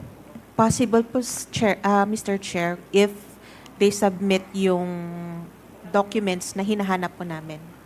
Kasi katulad nito, Mr. Chair, no, dun sa payment ng reward, no, in cash, di ba nakalagay dito, reward payment, 10 million. Various goods, 34,857,000. And medicine. Siyempre, ang unang tatanong dito, pagka sinabi mong reward, kanino binigay yung reward in cash na 10 million? Di ba? Kasama ba yun sa mga compliance nyo? Yun yung tinatanong nyo? Kasama po yun sa documents na sinasubmit nila sa amin. Although hindi naman po kami particular kung sino yung particular recipients since they could withhold yung names as long as sufficient siya na i-prove na reward siya na naibigay dahil sa confidential activities po. Yes. Siyempre, without going to the specification kung sino yung nakukuhanan, siyempre, i-breakdown doon na kailan binigay, bakit may cash reward. Tama ba ako doon, Mr. Chair? Tama po, Mr. Chair. Tama. So yung specifics and breakdown, importante ito kasi kailangan hindi naman pwede lump sum binigay mo without any accountability, di ba? Tama ba ako doon? Tama po, Mr. Okay. Chair. Ngayon, punta tayo doon sa payment ng various goods. Dinis-allow nyo yung 34,857,000. Ganun pa rin ba yung hinihingi nyo dito? Anong mga goods ito? Kanino pinamigay? Tama ba ako doon? It's more on yung ano po ang hinahanap namin, yung success kung naging success ba, yung successful po ba yung confidential operations nila. Because they could have given these to the informants pero wala naman po kaming information kung naging successful po ba yung confidential operations or hindi. So yung sinasabi mo, Mr. Chair, na success yung program, hindi ba... Not the program po, Ano Mr. yun? Chair. Successful yung confidential operations po, yung surveillance na na-conduct nila. Hindi, kasi various goods ito, ma'am. Yes, Mr. Chair.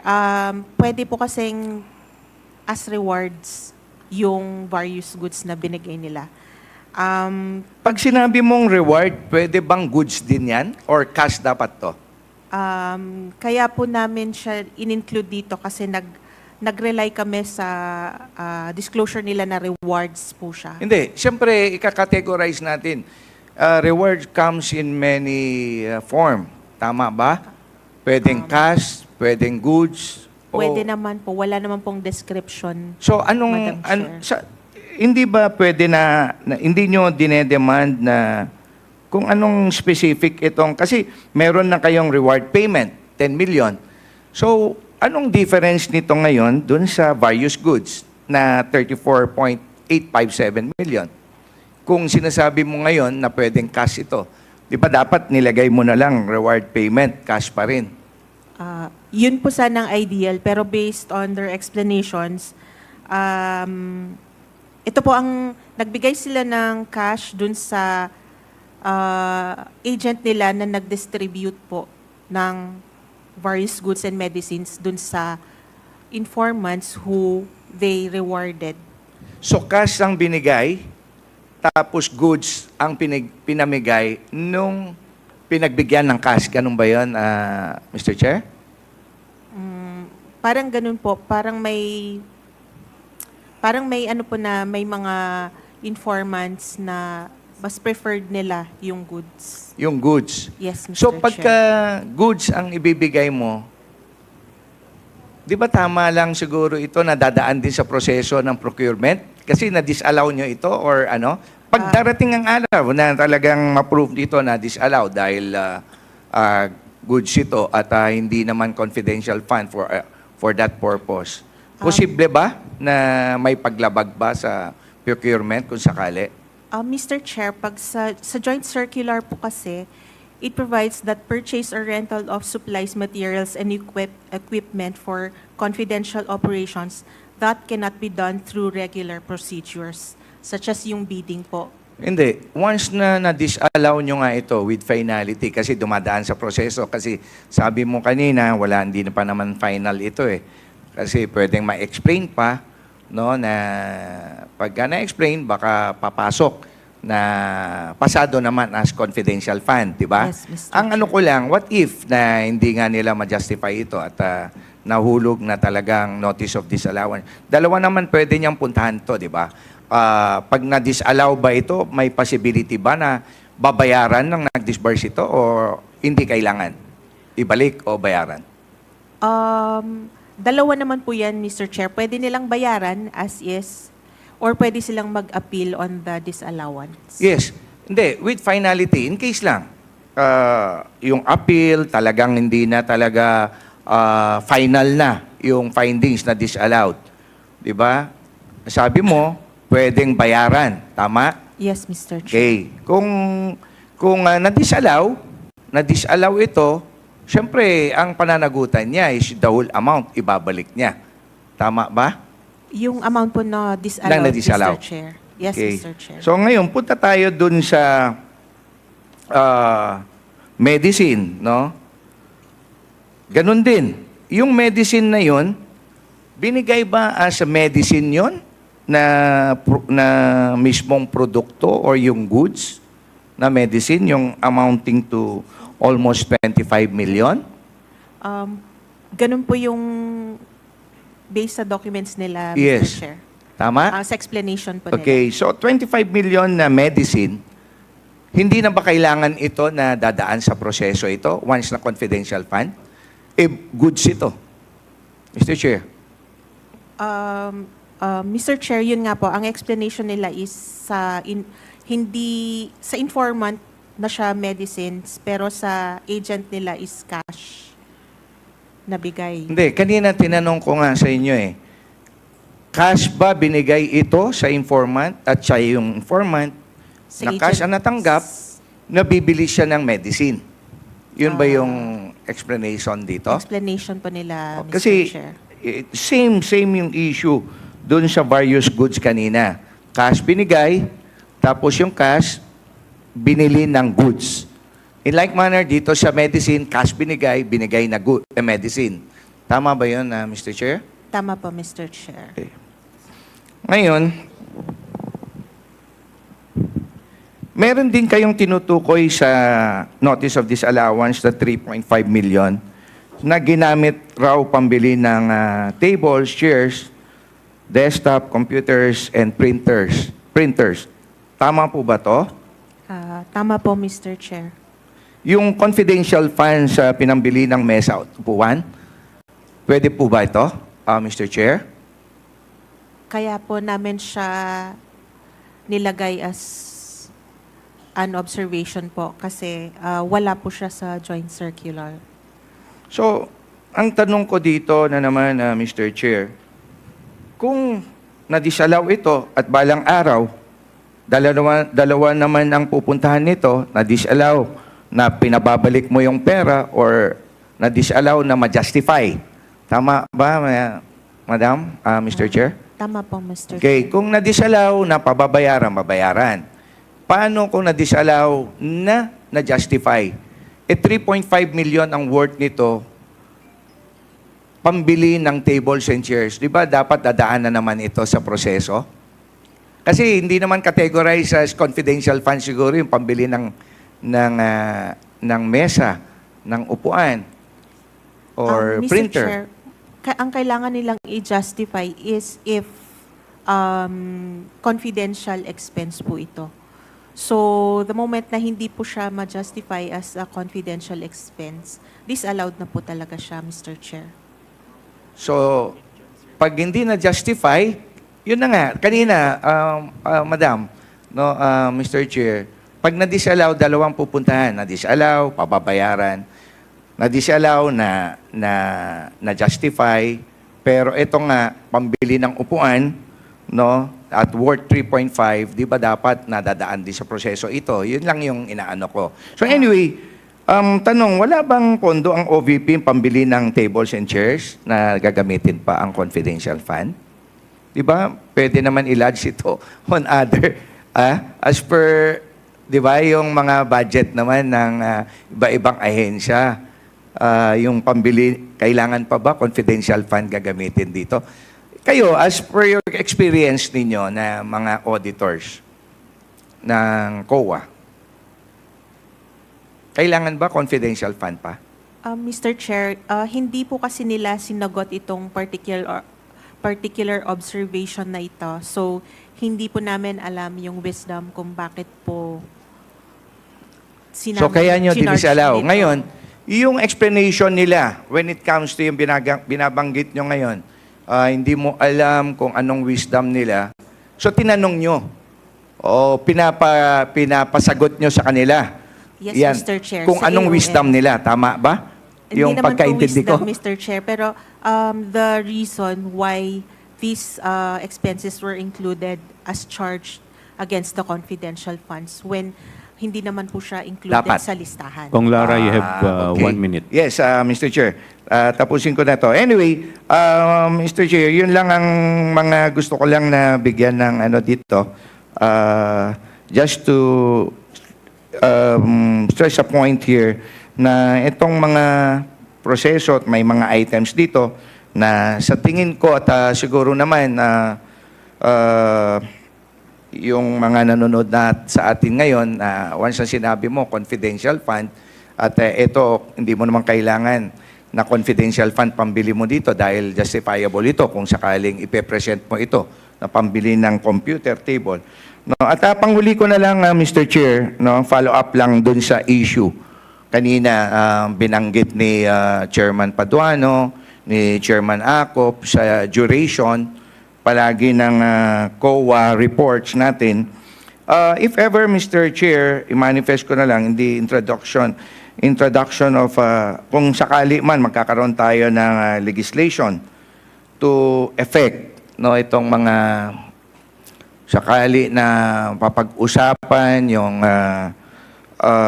paggawa ng mga polisiya, lalo-lalo na sa COA, na i-consider yung time frame, duration, no, ng mga reports ninyo kasi it might happen na ito kasi palagi kong sinasabi ito sa pagdinig, lalo na nga no, nag-start ito dun sa case namin sa Cagayan. It is a deterrent kasi kung mapabilis sana ang proseso natin, hindi na tayo aabot pa ng ganito eh. Palaging sinasabi ko, hindi titigil ang paglabag sa batas. Kung sakali, patayan, kung wala kang mahuli at walang makasuhan at walang masentensyahan, there's no deterrent anymore na gagawin ulit yan. So, ganun din dito sa mga paglabag na ito. And of course, i-ano ko na lang dito, Mr. Chair, na if I may suggest, no, para ito na yung mga COA auditors din, kasi nangyayari dito, with due respect sa inyo, auditor, no, and other auditors, no, kung talagang trabaho lang talaga ginagawa natin with no intent na madidelay ito, no, kailangan balang araw pag talaga yung very subjective ang pagiging cause of delay, dapat hold accountable din ang auditors at magkaroon din ng penalty. No, Mr. Chair, para maging deterrent din sa kanila. Kasi katulad nangyari sa public accounts, Mr. Chair, nagsabi yung in charge to submit all the reports on a particular date. Parang baliwala lang, natatawa pa sila na magsabi, di ba, Chairman Acop, no? Parang wala silang no sense of urgency, no sense of responsibility, kahit ma-delay na. Anong cost? So ito lang, Mr. Chair, sana po mabigyan din natin ng pansin ito at karampatang mga legislation. So yun lamang po, Mr. Chair. Maraming salamat. Thank you po, Congressman Lara. Mr. Chair? Yes, the Honorable Vice Chairman Acop. Yes, bago ko po makalimutan. Kanina po, nagkaroon po kayo ng manifestation regarding doon po sa hindi pag-undergo ng ating Vice President na mag-take ng oath. May I know if that is also a motion to see to it that such event will not become a precedent insofar as this or the committee hearings of this Congress are concerned. That is the ruling of the chair. So it becomes, shall we say, it has not changed our former rules and regulations. Yes. Thank you, Mr. Chair. Mr. Chair, may I clarify? Yes, Mr. Tumawis of COA. For the regular audit po, ang timeline po ng transmittal or submission ng report, annual audit report, which is September, end of the year. September of each year at after dun sa audit period. So for example po, for 2023 na annual audit report, dapat po ma-transmit po sa Congress, sa OP, and to the management of the OBP on or before September 2024. Thank you. We will now proceed to the next interpellator. Tapos na po tayo sa first round. Sa second round na po tayo, may isa lang pong nagmanifest.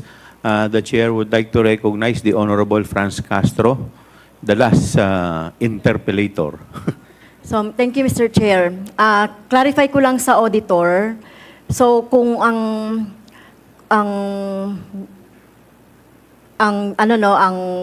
confidential fund ay 2022. So, kailan siya dapat na nagpapasa ng audit report? Confidential fund Attorney Kamara. used Who will answer? 2022. Attorney Kamara. Attorney Kamara, please reply. Mr. Chair, ang confidential fund audit po ay hindi regular audit. So iba po yung sinasabi ni Okay, so Sir, paano na po sa timeline. confidential funds? Na nakasama din kasi siya doon sa GAA. O nakasama siya na ginasta doon sa taon na yon. So paano yung submission ng confidential funds? Every quarter. Tama po ba? Opo. Yes So po, every Mr. quarter. Chair. So yung last quarter ng 2022, dapat na i-report, na i-submit na yung report by? Wala pong timeline ang sa joint circular, Mr. Chair. So kaya pala nung Mr. Chair, nung tinatanong ko to at in-expose natin ito, nang makabayan ito ng 2023 na budget, ay wala pa doon yung hindi pa sila nakapag-submit ng report. Tama? Yes po, Mr. Chair. So 2022, August 2023, wala pa yung audit report. Ongoing na po nun yung audit pero wala pa po yung report. Okay, ongoing na rin yung report. Pero nakapag-submit na sila ng report. Ay, ng liquidation report, yes, Madam Chair. Yung liquidation. Okay.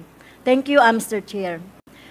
So, Mr. Chair, hawak ko ngayon yung notice of disallowance at saka yung accomplishment report ng Office of the Vice President. So, nakikita natin dito yung mga items. Merong 5 items dito, Mr. Chair. Dito sa accomplishment report, utilization of confidential and intelligence funds, submitted by Gina Acosta, Special Disbursing Officer, and approved by Sara Z. Duterte, the Vice President. Pero ito po ay pinirmahan din, sinertify ni Gina Acosta as Special Disbursing Officer, certified purpose of cash advance duly accomplished by Sara Z. Duterte, Vice President, certified supporting documents complete and proper, Chief Accountant Julieta L. Villadel-Rey. So para alam po ninyo saan yung pinanggagalingan ng aking Okay. So nakalagay po dito, Mr. Chair, nanggaling to sa Office of the President, period cover December 11 to December 31, 2022. So ang ibig sabihin niyan, 11 days yung utilization ng fund na 125. So nakalagay dito, total amount is 125 million. Okay, program, projects, activities per physical and financial plan, meron niyang annex kung ano yung mga activities niyan. Nakalagay dito, safe implementation of OBP initiatives and confidence building. Okay, nakalagay dito rin ang second column, Mr. Chair, actual outcome and accomplishments. Surveillance and monitoring. Nakalagay dito, Mr. Chair, letter A, purchase of information, 14 million. Payment of reward, 10 million. Rental of other incidental expenses relative to the maintenance of the safe houses, 16 million. Letter D, purchase of supplies, 35 million. Letter E, provision of medical and food aid, 40 million. Letter F, payment of incentives or traveling relative to the confidential operations, 10 million. Conducted surveillance, Mr. Chair, 132 areas. Letter B, 100% implementation of activities without untoward security-related incidents. So, yung summary, amount of the period, December 21 to 31, 2022. Okay, isa-isahin natin, Mr. Chair. Dito sa notice of disallowance, based dito sa utilization, may binabanggit kasi dito, number 3, non-submission of the revised accomplishment report to the Office of the President, Senate President, Speaker of the House as required by item 5211 of the JC. So yung tinutukoy natin, yung JC 2015-1. Okay, non-submission of revised accomplishment. Ito yung accomplishment report. So ano pa yung hinahanap nyong revised accomplishment report?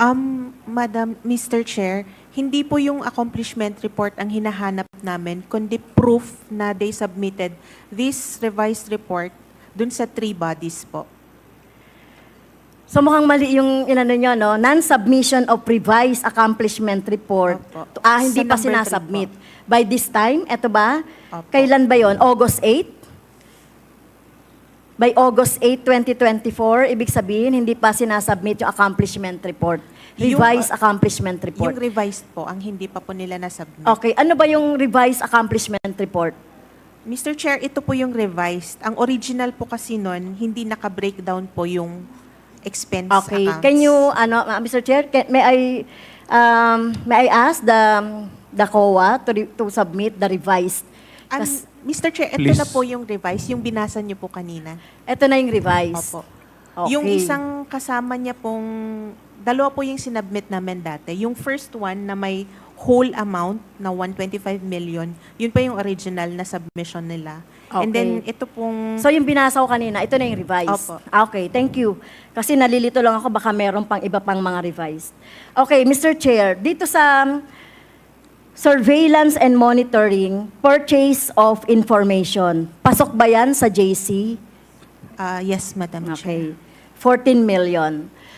So, paano nyo masusukat itong paano nyo, ano ba yung sukatan ninyo nitong purchase of information relative to the success nung success noong mga activities and projects or whatever. Kasi 14 million yan. So ano yung sukatan ng COA para masabi na, kasi hindi nyo nilagay sa non-notice of disallowance eh. So ibig sabihin pasok sa criteria ng JC or pasok sa criteria ng audit.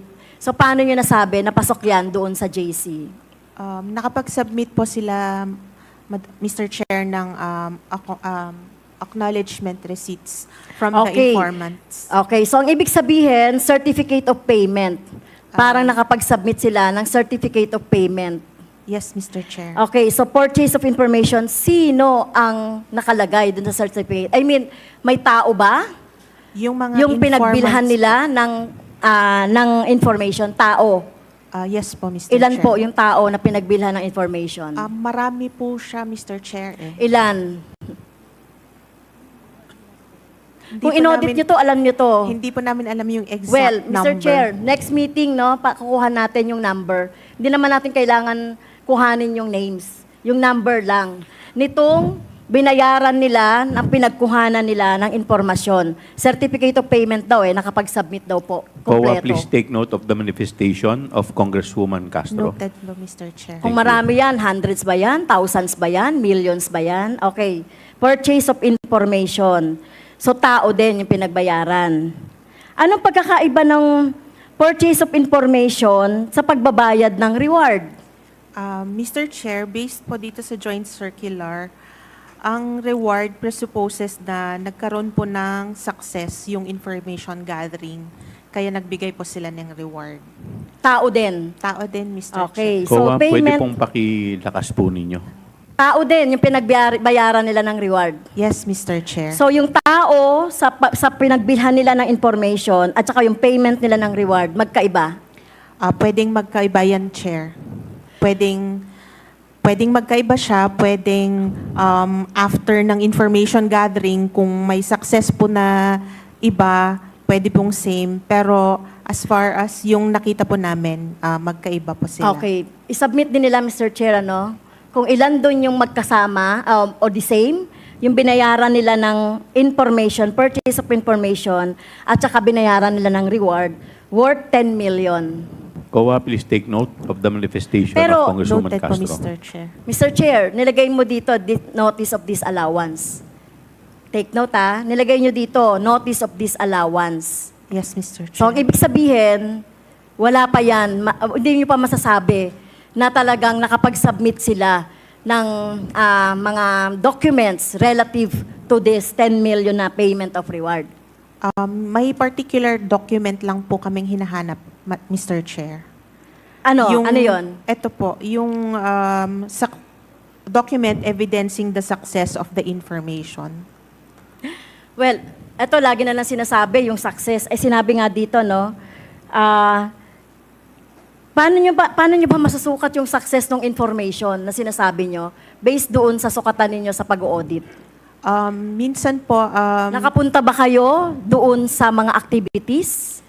Minsan po may mga particular reports, kunwari sa media, or reports from other law enforcement agencies, ganun po. Kung Okay, ano so man pakita yung- nyo rin sa akin yun. Mr. Chair, kuhanin din natin Mr. yun. Mr. Para Chair, malaman din natin kung kasama- talagang kasama yon doon sa... COA? Noted Yes. po, Mr. Chair. Okay, Please take note of the manifestation. Sinasabi dito, Mr. Chair, 105 activities out of 132 conducted surveillance areas attended by the Vice President and those conducted by all the offices during the period of December 13 to 31. Pwede bang, nakita niyo po ba ito? 105 activities attended by the Vice President. Meron po sa accomplishment nila yung 132 areas po. Yes, 132 areas. So, 105 doon, inatinan ni the Vice President. So, can you submit, Mr. Chair, yung 132 areas na yan? COA, please take note of the Yes, Mr. Chair. manifestation. Congresswoman, you have... Yes, Mr. Chair, please wrap up your konti na lang, Mr. Chair. So, yung purchase of information, ito kina-question ka pa rin to, Mr. Chair, na pinayagan nila yan, yung payment of reward. Ito, nakalagay dito, Mr. Chair, provision of medical and food aid. Dito sa accomplishment report nila, provision for medical and food aid, which is 40 million. Pero ang nakalagay po dito sa notice of disallowance ninyo ay 34 million and 24 million, a total of 59,787,000. So, may discrepancy po. May part nun po kasi na hindi rewards, kundi regular supplies na ginamit po nila sa confidential operations. So, pwede po yung medical and food aid. Yes, Madam Chair. Okay, Mr. so Chair. ilagay nyo rin po yung pinayagan ninyo. Yes, Mr. Chair. Okay, so payment of incentives or traveling relative to the confidential operations. So, pwede ba yung incentives doon sa ating Part po ng explanation nila na hindi po incentives yon, kundi transportation lang po, which is allowed naman po sa joint circular. Okay, pero nakalagay sa report nila ay incentives. So pinayagan nyo yung buong 10 million. Tama po ba?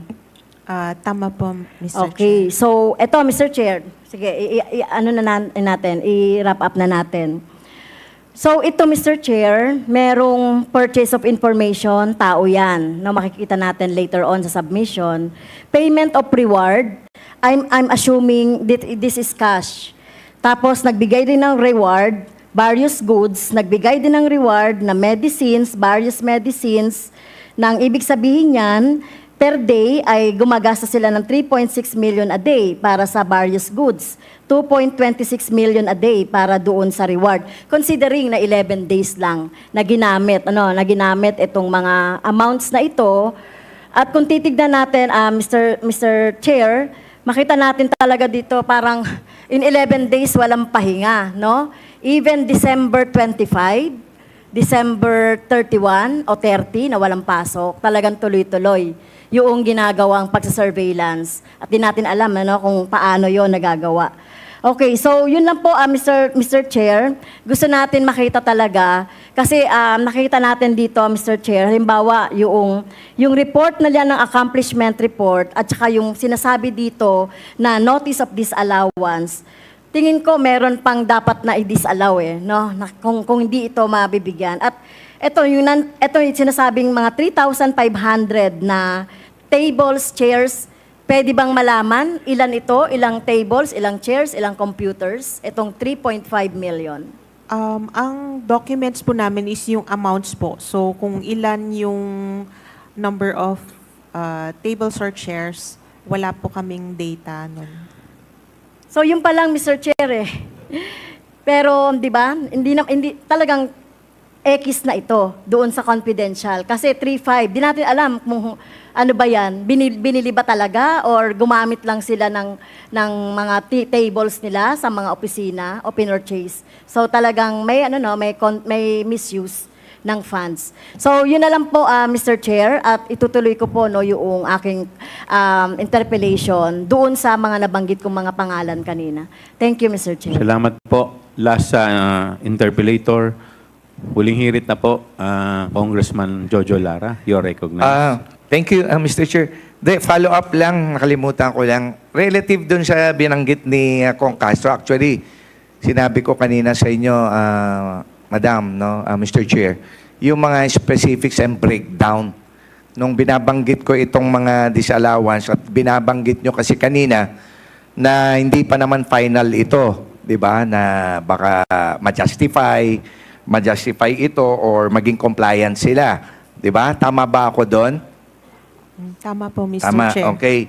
Ngayon, doon sa 73,287,000 na na-disallowed, pag compliant o ma-justify, walang problema. Tama po, Mr. Chair. Pero eto na, once na hindi nila maging compliant, so ibig sabihin, ginamit ito for non-confidential expense. Tama? Tama po. So, ulitin ko, balikan ko lang yung issue ko kanina.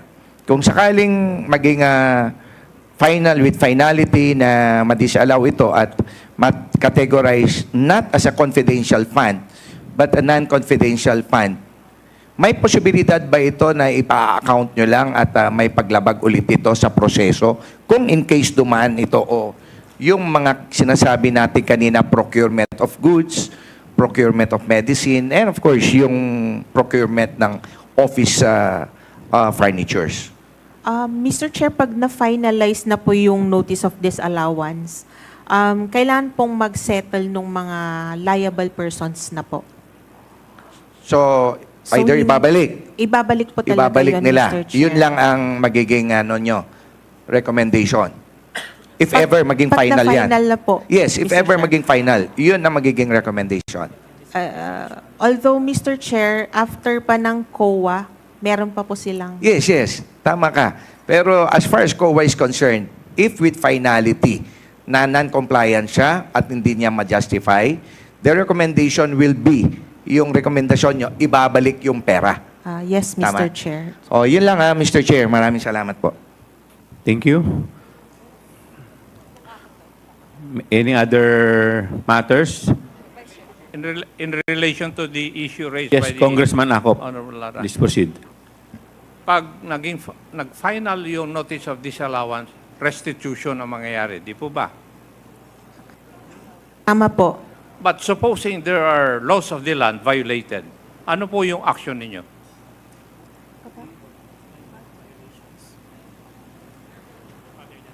Kasi Violations marami other- kaming naimbestigan na nangyari. Nangyayaring ganun eh. So, if in the process of the conduct of your audit, you will find out that there are certain laws violated by the head of the agency, ano po yung recourse ninyo? Is that in relation to the confidential funds pa rin po, Mr. Kahit Chair? na anong pondo, when you conduct an audit, Mr. Chair, in case of appeal of the notice of disallowance, the commission proper may refer or provide other sanctions. Like, for example, sir, Your Honor, the commission proper may refer it to the ombudsman for appropriate filing of the case, Yes. or may order to restitute the amount. yeah, that is a Disallowed? matter of protocol Yes. for COA. Yes. It is a matter of protocol. It's actually depends on the commission proper. Yeah, kasi kung may Mr. violation Chair. of law, sinong magfa-file kung hindi nyo i-refer sa ombudsman or the appropriate agency? Yun po yung katanungan ko. If in the process of the conduct of your audit, you can see that there are violations of law, bakit Yes, magiging matter of course? Dapat it is mandatory on your part to refer it to the appropriate agency for investigation and the filing of the necessary cases. Yes, that's correct, Mr. Chair. Yes. Thank you, Mr. Chair. Mr. Chair, Mr. Chair, if I may add lang. Oh, yes. One point. Last. Yeah. Congressman Jojo Lara. Of course, yung other charges that goes with the disallowance, di ba, kayo din magre-recommend doon? Or the commission ang magre-recommend? Mr. Chair, the commission. The commission will recommend yung charges kasi kayo magpa-file, di ba? No, Mr. Chair. Recommendation to the appropriate agency like the ombudsman for the filing of the appropriate charges. For the Mr. Chair. filing of appropriate charges. Yes, So Mr. it Chair. will be up to the ombudsman to determine. Sila bahala mag-determine kung anong mga charges? Yes. Basing dun sa findings nyo? Yes. Yeah. Okay. Thank you, Mr. Chair. Chairman, last, Mr. Chair. last one point lang po. Yes, In Congressman relation to Craps. the query asked by Kong Akop, Chairman Akop, kasi yung unang narinig ko is May.